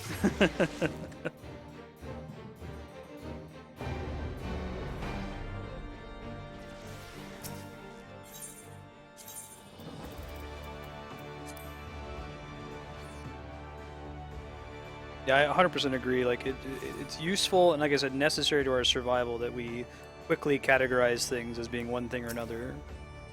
But I think it's useful to be aware of your own biases and say, yeah, sometimes I'll just jump and say that's bad. I'd much rather listen to someone who disagrees with me very, very strongly than I would with someone who agrees with me very, very strongly. I like listening to people who disagree with me and are ready to back up. So like I like when I ask somebody, what do you think about Final Fantasy VIII? If they just say it sucks, then that's uninteresting to me. But if they're like, listen, let me tell you about Final Fantasy VIII. Like, here are my specific thoughts. I don't know, maybe that's just a I like people thing. But it's enjoyable to me to hear. Linearity doesn't really bother me in games. Try writing like a pen and paper adventure at some point, and then come back to me about how awesome non-linearity is. It's great, I like it. I like being able to explore and stuff, but it's extremely difficult. And if you have a good game that needs to sacrifice non-linearity for its story or something, that's totally fine. You really can't have both. No thanks are necessary, General. I trust your recuperation. You think about it, if you want to make your game make sense, like if you want it to be a 100% non-linear, then nothing can have an urgency. Because if something needs to be done right now, if a dragon's going to destroy the world tomorrow, but you're free to roam the game world and like gather elf fruit and do whatever the fuck you want, you know, that urgency is going to be lost on you. It's going to break your suspension of disbelief. So you pick one or the other, but you can't have both. Thanks to Higiri and her ministrations, I've regained much of the strength I lost during my imprisonment. I like Raban's new gear. I gather you have made progress in the search for her grace. Yeah, they're kind of mitigating the disappointment of having to come back to Waking Sands by giving you a bunch of cool characters here. Oh, look, it's Yugiri. It's Raban. It's the little cool Lalafell guy. That's his son. I saw a green check mark and went to that instead, and it's a Hildebrand quest, so I'm doing the real story at the moment. Alright, alright. Nice. With Papa Shan's assistance, I set out to ascertain the source and nature of the shipment. My inquiries led me to Frondale's frontistery. There, I learned that an order had been placed for a curious substance designed to sustain patients trapped in death-like slumber. It's not a coincidence, HDL. Hironobu Sakaguchi is the main vision behind Final Fantasy. He's the cult of personality, creator. and he left after Final Fantasy X. Death-like slumber. So 11 doesn't really This count cannot because it's be an a MMO. coincidence. 12 was the Evil East team, so it didn't suffer from the lack of Sakaguchi. 13 is the first one where Tetsuya Nomura is running the show. It lends some weight to Dulala's claims, And he's fine. Like, let's see. I feel like Tetsuya Nomura is like the Michael Bay. That's probably. I know people have this really negative opinion of Michael Bay, but he makes like bombastic, funny movies, or like Jerry Bruckheimer. Like, you go and watch Con Air. Like, that's just a, turn off your brain and have some fun with Nicolas Cage solving things and like, getting a bunny put back in a box. I feel like the Tetsuya Nomura makes similar games. Like Kingdom Hearts is a lot like that. Like, oh man, look at this awesome thing that's happening. Not like, oh man, that really speaks to me on an emotional I made level. inquiries as to the whereabouts of the one most likely to have administered it. The lady in waiting, Miriam. We sent for you as soon as we learned of her location. We shall find our cat's paw in the Silver Bazaar. But we must tread carefully. The market is not the bustling place it once was. We must be prepared if I remember Yu Yu Hase's voice, it was more the very typical I'm the White Knight protagonist hero, full of vigor and infinitely reputable that you can trust. Like that, very much an archetype in his own, but pretty good. What does he sound like here? Let's see if we can get him to talk again in a sec. Nope, you're gonna have to YouTube DVR it.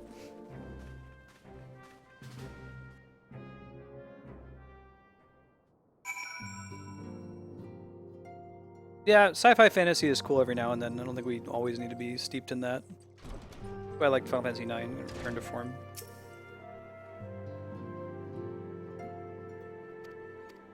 Oh, that guy, yeah. I was thinking you were talking about Raban's son, because I forgot his name. Oh, Pippin? Yeah, Pippin. I forgot about you, Yase. I hear you, baby choo-choo. Kingdom Hearts does speak to me. I have no idea what it's trying to say. Something about zippers. And Advent Children is the same thing. That movie is great fan service, like, awesome graphics, blow your mind. What the hell is happening? Who knows? Can I take the ferry here to the Silver Bazaar and not like ride all the way around? That would be really nice if I could. There's a ferry that goes somewhere there though, isn't there? There's a ferry here. Let me talk to this guy and see where he ends up. Yeah, where he says.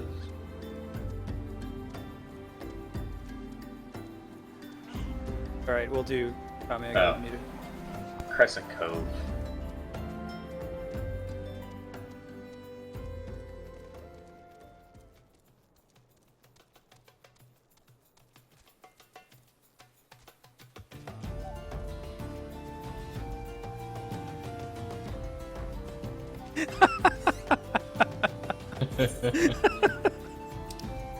Dude, so that video title and like everything about that video was perfect. Because there's just enough build up that you're like, wait, what are they talking about?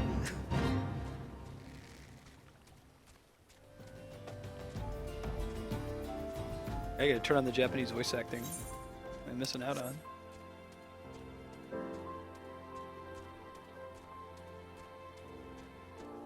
This game's community is good about editing videos. The HDL Advent Children is sweet. I don't dislike it, but don't go into it expecting like, anything really substantive. It's junk food. Junk food's still good. I like myself some extra flamin' hot Cheetos.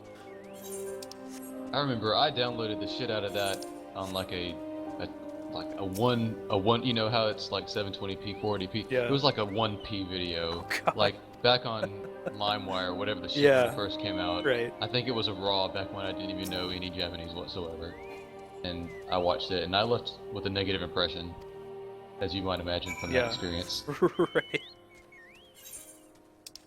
I watched it with a friend who was he was really into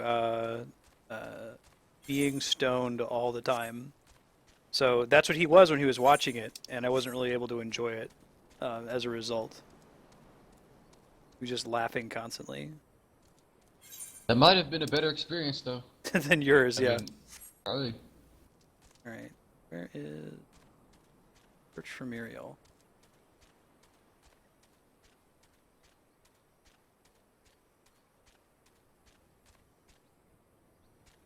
But I guess that was really the first instance we ever got of them iterating on a single point in the franchise at all, wasn't it? I think so. Yeah. That was why it was so exciting back then. Right. Now they do it a was like, lot. whoa.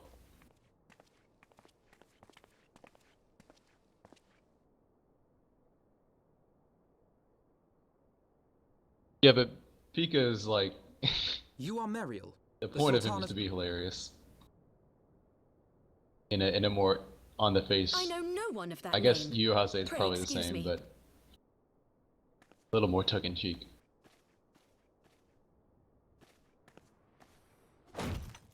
Oh man. He's not the person you want questioning you, right? General Alden.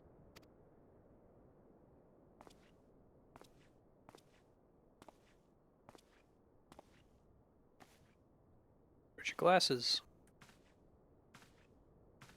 Oh, don't you talk shit about Masako Nozawa. She's an institution.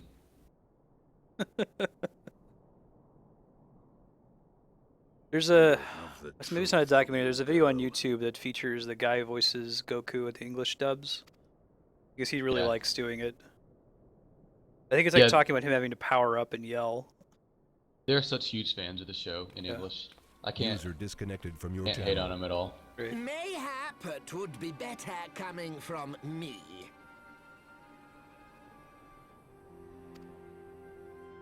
Oh man. Lonorito, you'll best talk fast. As you know, Teleji Adeleji's Cartano reclamation bill was no more than a facade. A means to get his grubby little hands on that Allagan monstrosity Omega. Oh yeah, Omega. When he learned of Nanamo's intention to abdicate, however, I am told Teleji Better D-Rock, had thanks for hanging out. discovered See you a tomorrow. maid in whose veins ran the blood of House Thorn. A new, more pliable puppet to sit the throne. 'Twould have caused an uproar, of course, but few could have contested her claim. So is a child Gohan and child Goku in America, right? That's pretty standard for boys to be voiced by adult women in Western voice acting.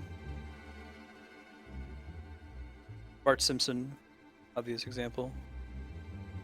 'Twas plain that Teleji's wild Tara Strong is the machinations voice had of outgrown Timmy our on ability to Fairly Odd control Parents. them. So I decided to usurp his scheme and left the fool to seal his own demise. Like, he actually managed to say it in a way that sounded pissed, even though his And name is what of ridiculous. Nanamo? Oh, I have no desire to harm her grace. 'Twould profit me little to destabilize our government. Yes, she is, Kami. Tara Strong. You should know, General, that your dear friend Ilberd was fully James aware Arnold of Taylor. my plan. But everything. Basically, anyone in that I know that voice documentary. I had him lie about the assassination as a means to prime your rage against Teleji. He rolls his We R's. weren't entirely sure how you would react, but You conniving little worm. But of Prime course, your when a new rage. game begins, 'tis only prudent to have That is a a fun piece voice, on too. the board. Yeah, Steve Truth Bloom, be D. Bradley told, Baker. a significant proportion of the Braves' initial endowment was also mine. Ah, Ilberd. I secured his services with a promise to support his cause once my authority had been solidified. Unlike you, General, the poor fellow seems quite unable to forsake the land of his forefathers. Mayhap that's why he called you a traitor The moral to of the story is your people Alphino and needs to get a disgrace to your bookkeeper. homeland. Alas, Ilberd's Right. entertaining little outbursts eventually gave way to wearisome tirades. Not enough and accountancy. the zealous brute became rather unruly. Which brings us neatly to the present. What say you, General? Both you and the Sultana are alive? Yeah, Kami, I think that actually comes up in the Know That Voice documentary. It talks about the challenge of doing that. Expect me to forgive and forget. Stay your blade, Master Alden. You yourself are not innocent. Though you acted out of loyalty to the Sultana, such deeds are in violation of both the word and spirit of the law. Honestly, I'm not sure how I feel about them undoing the assassination of Nanamo. With like oh, it was just a sleeping potion. I feel like it kind of like waters down or dilutes the weight of any future major character deaths. If you always know that they could just be faking me out. Not the only one who said that. Yeah. I get why they did it, Lord but Lolorito? so I'm sick of like comic books when people die because they always come back, always. Without a reboot, it'll happen in the story. They'll come back. This potion will wake the Sultana from her. I'm with Kami on this one. We'll see how it plays out. I'm reserving judgment. Conciliation. Camman, next Smash 3DS might be this Wednesday. I might also do the Magic Duels, so we'll see. I might see if I can do both. But no Smash planned for today.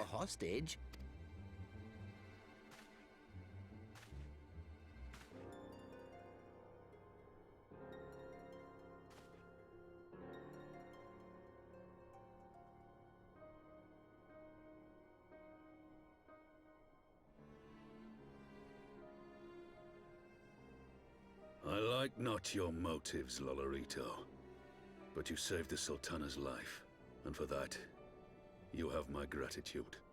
Because as it stands in the story right now, I don't know. I don't like death fake-outs. I'm being spoiled by Game of Thrones. Usually when someone dies, they're dead for good. Unless if you're reading the book, in which case he does that fake-out thing all the time, and it's irritating. It's one of those things like, if you see a corpse, then you know they're dead. Rauban Alden. Sometimes. You are hereby reinstated as General of the Immortal Flames.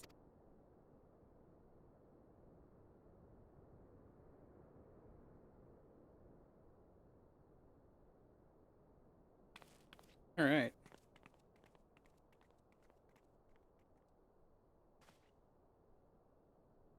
Right, HDL. No return for Uncle Ben. I'll send you a message and tell you, Kami. It's more for Matt and Hapax's benefit in case they were reading.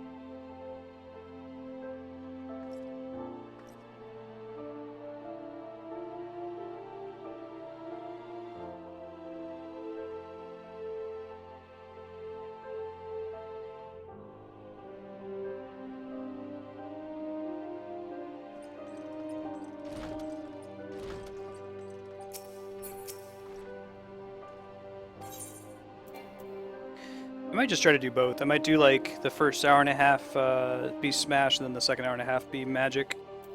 It's less of a jarring transition than Smash into Final Fantasy XIV has been. Good. You might want to make sure that you can either skip or you play through all the tutorials first.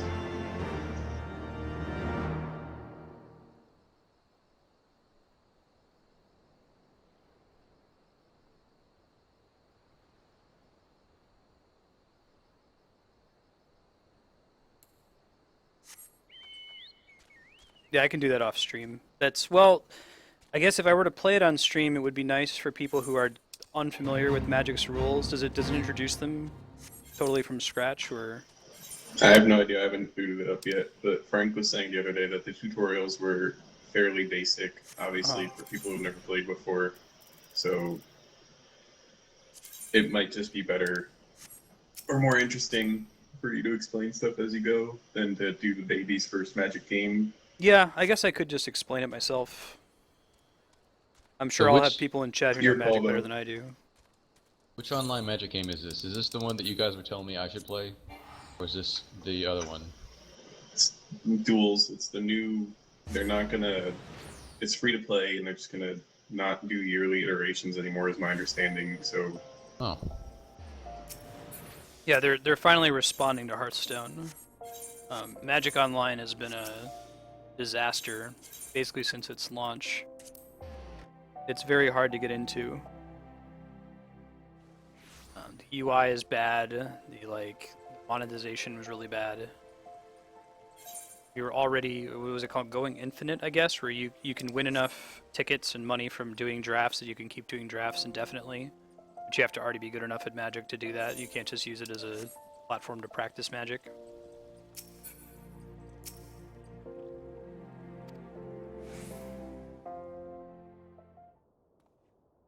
Oh, that's Tools cool, that Kami. means- I need to look into that. I haven't done the upgrade. I was going to give it like a month or so.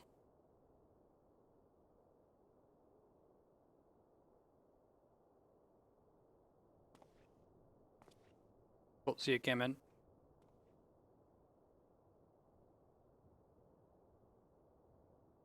Well, that's inspiring. I looked up Magic Duels. We're experiencing unexpected downtime. We're resolving the issue. That's Hearthstone doesn't have that magic. Get your shit together. Part of the problem, this has always been a problem with Wizards, is they are not a software company. They are really good at writing rules and writing rule books and printing Magic cards and making good card interactions. They don't know how to do software, and they need to stop. They need to contract a third-party company that's all they do, and have oversight over it. Because they've had this problem with Dungeons and Dragons, where as soon as 4th edition was announced, they announced this big comprehensive. There's supposed to be this online dungeon builder like Roll20 and all this other crazy crap, and just none of it got deployed, and the stuff that got deployed was really messy. Magic Online has always been pretty bad, and it's just because they've tried to do it all in-house, and they really shouldn't be.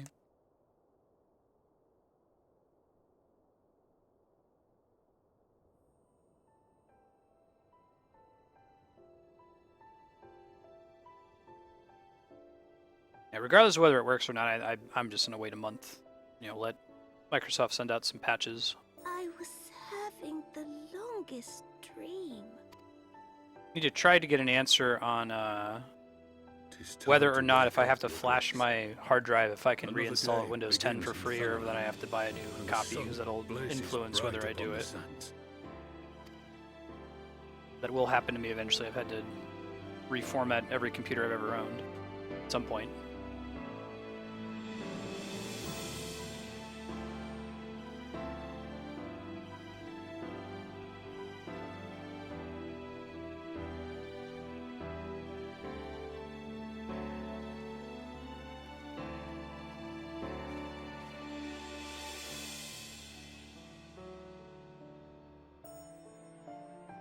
Her Grace is awoken.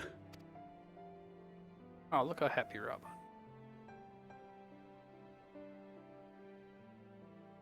That's the table we just got. All right. I believe In the her basement Grace now? will soon resume her plans to place have the you- government of if you've Ul'dah crafted into it. the hands of its Oh, I sent, haven't I sent you crafted the maps in whatever the email. path she That's- chooses to take. cool. I'll do I that shall after walk it stream. with her, That's good. and we shall tread slowly, lest the nation be Do the unsettled compelling in our way. Furniture Fantasy 14.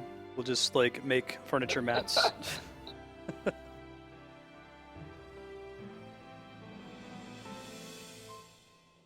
Her Grace's compassion is a shining beacon to us all. 'Tis in the struggle against our rivals that opportunities are seized and fortunes made. Are you privy to new intelligence, my lord?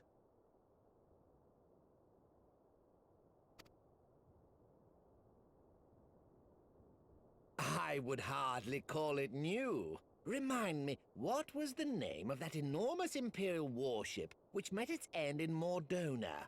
Wait, I have it. Agrius. The Agrius, yes, well... How close are they to completing this ship? That's the huge, Is it scary operational? ship from the 1.0 opening cutscene, which I recommend you watch, where Midgard's armor shows up and destroys it to save the day. He's all coiled up around it. Its maiden flight was a success, I hear. I should imagine Emperor Varys is eager to see how it performs in battle. My lord!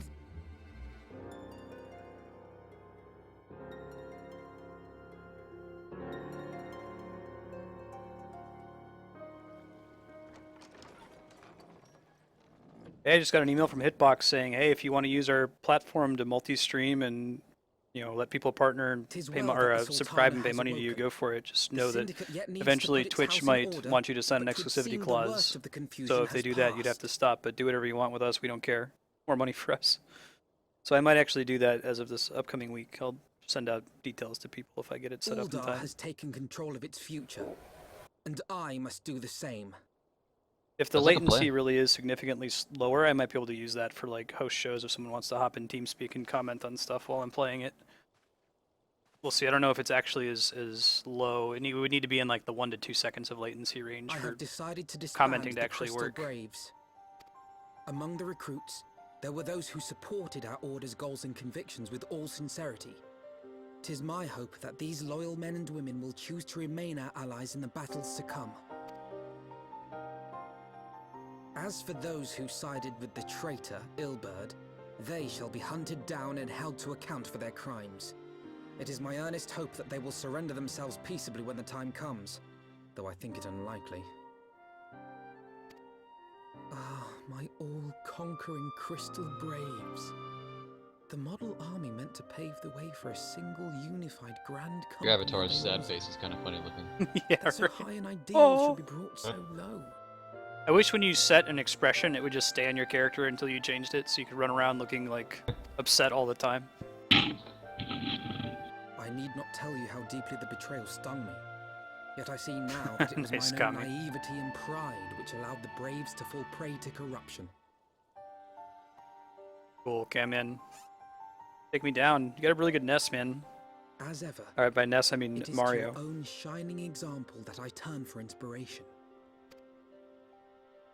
Let us resume the search for our missing comrades, that we might come together to shine the light of dawn across the realm once more. The role of They were Crystal saying it, Brave Commander suited me ill. So and I that shall Mario's play a it no legit longer. character. Apparently he's not used as Henceforth, much because I shall people be will no go more for or Dr. less than Mario Alphino. for some reason, but He's quite. If you're good with Mario, it shows. His cape is probably his strongest thing, because Dr. Mario has that too. It really messes people up. Even if you just use it to turn them around, people get confused when it happens. yeah, that's happened to me ever since. I guess that was Melee that kind of confused. Yeah. I just like how Dr. Mario still has his little down air spinny kick, and the tornado separate is the biggest reason that I play Dr. Mario more than regular Mario.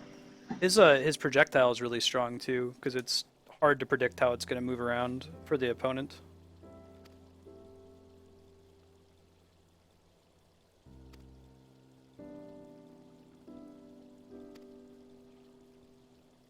Dr. Mario is like a hard counter to DDD. If I'm playing DDD and someone picks Dr. Mario, it's just game over. I was thinking that I don't like how they made it so DDD only throws out the spike ball. I kind of miss in Brawl having All the... the Waddle Dees running around. Yeah.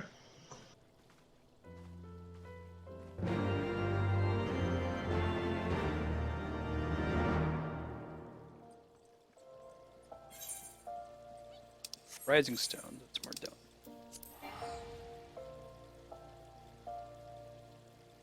Also, Alphino was like, oh, disband my Crystal Base. Like, no, I spent 10 minutes jumping around Mordona finding these assholes. Right.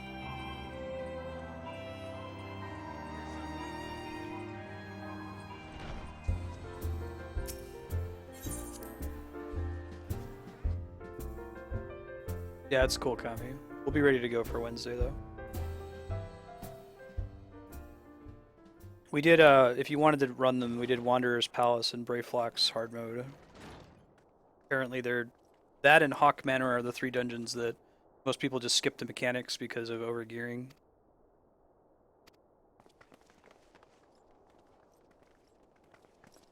They're pretty neat, though.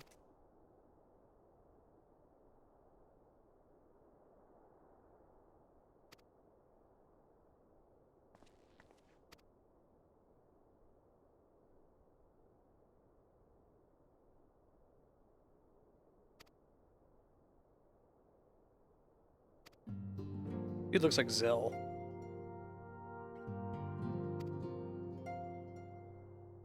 Hooray!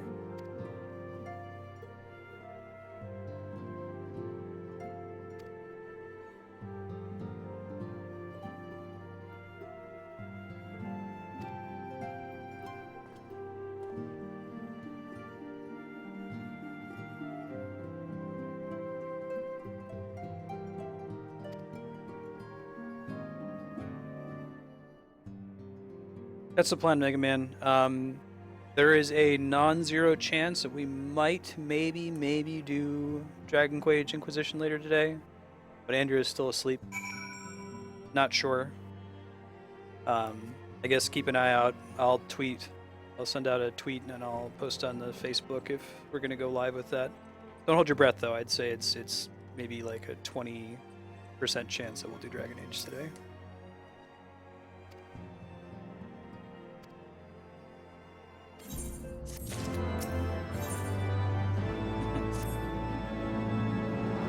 Been having fun with it so far. It's a really cool game.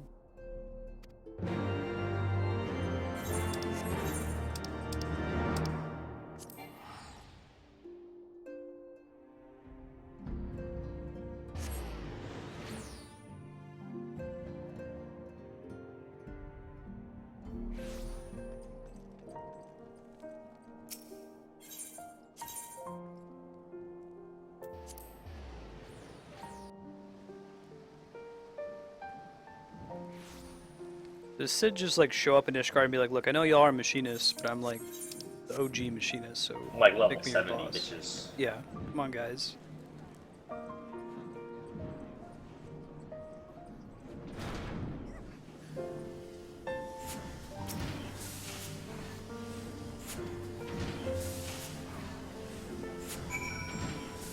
Because if they say astrologian, they don't say like machinist. Congregation. I still don't know the names for the ether shards here.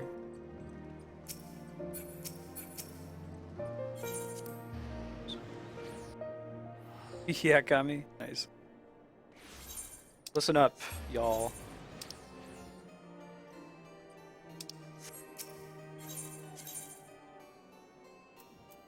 The broom, maybe?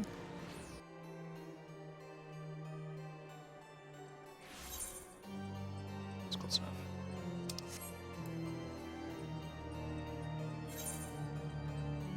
So it probably should have been Forgotten Night.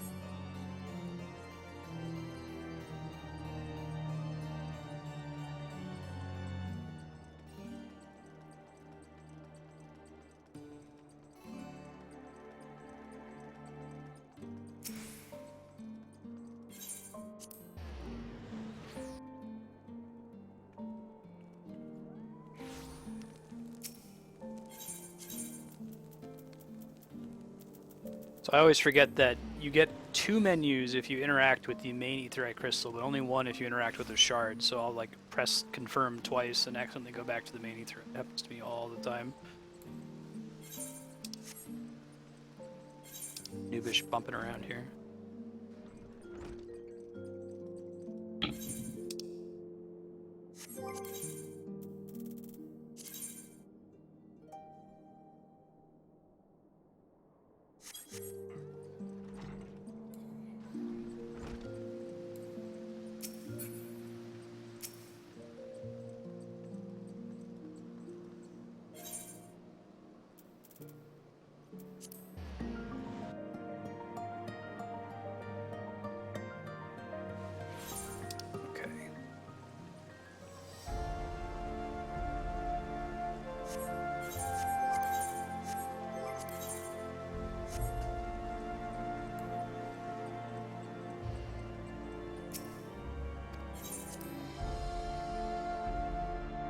We're going to be streaming for another 8 minutes or so, probably just going to round out these cutscenes, do a quick sign-off summarizing what's coming up for this upcoming week.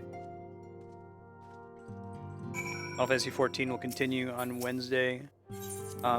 Matt, I know you're going into like super hardcore thesis mode. Do you know if there'll be any Wednesdays or Saturdays you'll have to miss? If so, that's fine. Just try to plan for it. We'll see. Okay, let me know. I'm gonna be out of town for this coming Saturday. Okay, cool. I'll do Hildebrand then.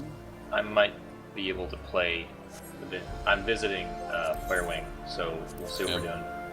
Gotcha. I mean, if I can get the laptop working, then we might both be on.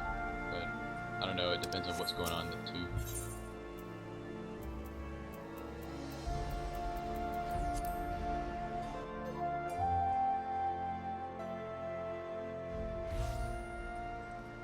And he can look over the shoulder of 2 idiots playing video games.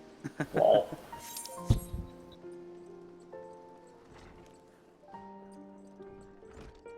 Actually, my girlfriend was thinking the whole time she was here that I was playing a game just because I had AGDQ up like on one screen the whole time. She couldn't distinguish between that.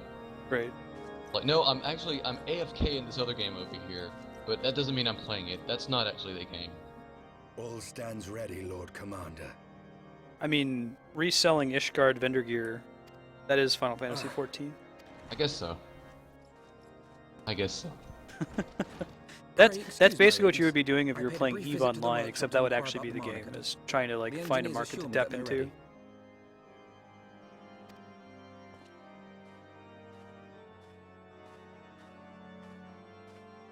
The area is now but I mean, that's the game where people will clear out your chests overnight, though, right? For Master Alphino's proposal. Apparently it doesn't happen very often because it's already solidified. There's all these really big corporations that make it really hard to take them on, but it's happened every now and then, and it's such a big deal that it will sometimes show up in the news, like Forbes will report on it, that, yeah, you know, $200,000 worth of ships were destroyed in EVE today. Wow. Because of this big event where everybody teamed up. An unimaginable risk. I could scarce believe the tale Estinian told. Again, unbelievably valuable to someone who's like a economics professor or a grad student in economics, because you can remove all of the annoying variables of real life. 'Tis true that many of our countrymen would sooner die than join hands with the heretic's mistress. A conversation that went rather poorly, as I recall. In this instance, the journey was more important than the destination. The only other example I heard of using MMOs for that, I think, was the weird plague in World of Warcraft, where like the boss gives you a plague, but there was a bug where you could like exit the dungeon while it was still on you and spread it to people in towns, and it became this big epidemic, and everybody behaved exactly the way that real people behave when there's an epidemic. Thanks to you, our defenses are much improved. 'Tis but a pity they won't be enough. Awesome, HDL. Yeah, you guys have fun. You guys are welcome to use my stream chat to coordinate playing Smash whenever you want. Thus, you believe an assault upon the Aery represents the city's best chance of survival? I am under no illusions. Pulse Nidhogg's eye from hammer space behind his butt all the time. With his eye in my possession, I can stifle his strength at the source. Yeah, in reality, that dripping, gooey eyeball is just hanging by his belt the whole time. Right. And I shall be glad indeed to have the Warrior of Light at my side. Oh, 999 was a fun game. Catching up You on shall chat. have my blade as well. That's another There one are of more those of these mana cutters to be had, Phoenix yes? Wright type games that you might enjoy. Cool. Lord Commander, no. If I had to How pitch can it in a proud knight of sentence, Ishgard, it's stand by Saw and do done naught right. while an outsider risks Nice. life and limb for our homeland? Pray leave the slaying of dragons to dragoons, Sir Knight. I think Hammer Space still Your has its duty own to wiki command article. The city's It does. defense is no less vital. Basically, whenever a cartoon character produces an item from nowhere. Should we fail, and Nidhogg slip through our grasp, who then will hold the walls against him? Will you leave Ishgard in the hands of the Holy Sea's zealots? There are others.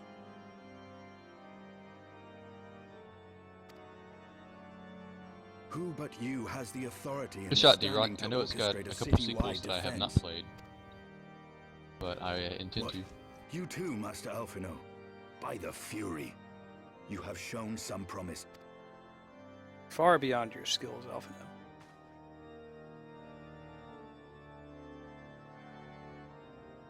Your candor is appreciated, Sir Dragoon.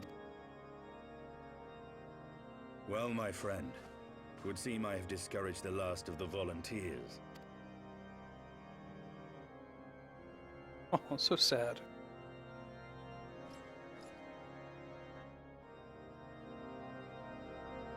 More than one 999 game?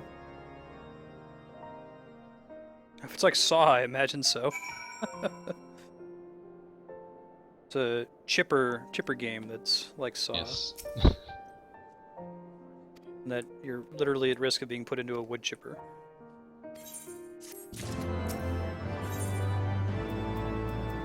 And do you see the reward for this last quest? Yes. Cool.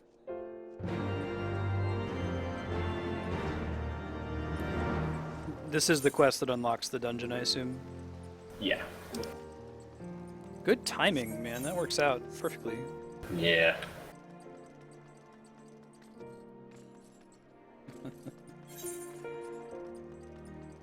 Poor Steve Buscemi. The only movie, Fargo's the only movie that comes to mind that involves someone getting wood chipped. Spoiler alert.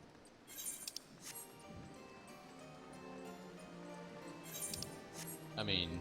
Exactly, Kai. A doozy of a day.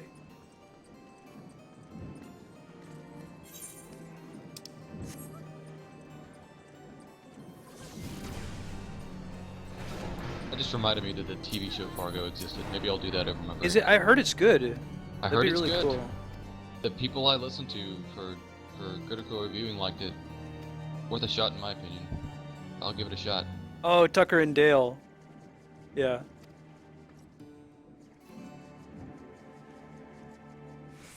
Everyone should see Tucker and Dale. I can't tell you anything about it without spoiling the fun of the movie, but just watch it, trust me. Tucker and Dale versus Evil.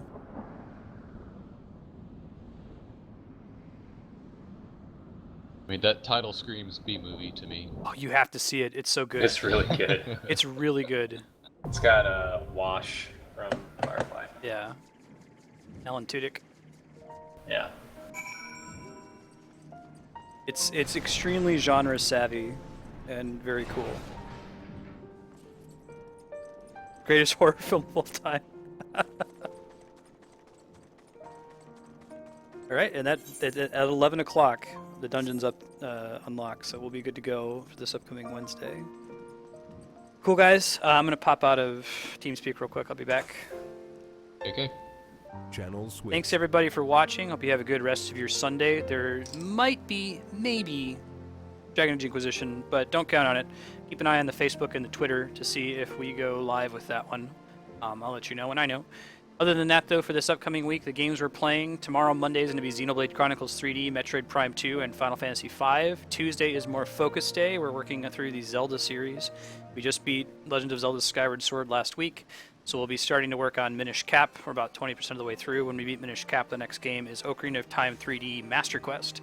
On Wednesday, there's going to be some free play, likely a mix of Magic Duels and Super Smash Bros. For the 3DS, followed by some more Final Fantasy XIV in the evening. Next week, Thursday, is Mass Effect 2, Final Fantasy IX, and Terra Battle, and the following Friday is Secret of Monkey Island, Final Fantasy IX, and Mass Effect 2. Thanks everybody for watching. Have a good rest of your Sunday, and we'll hope to see you tomorrow. Bye.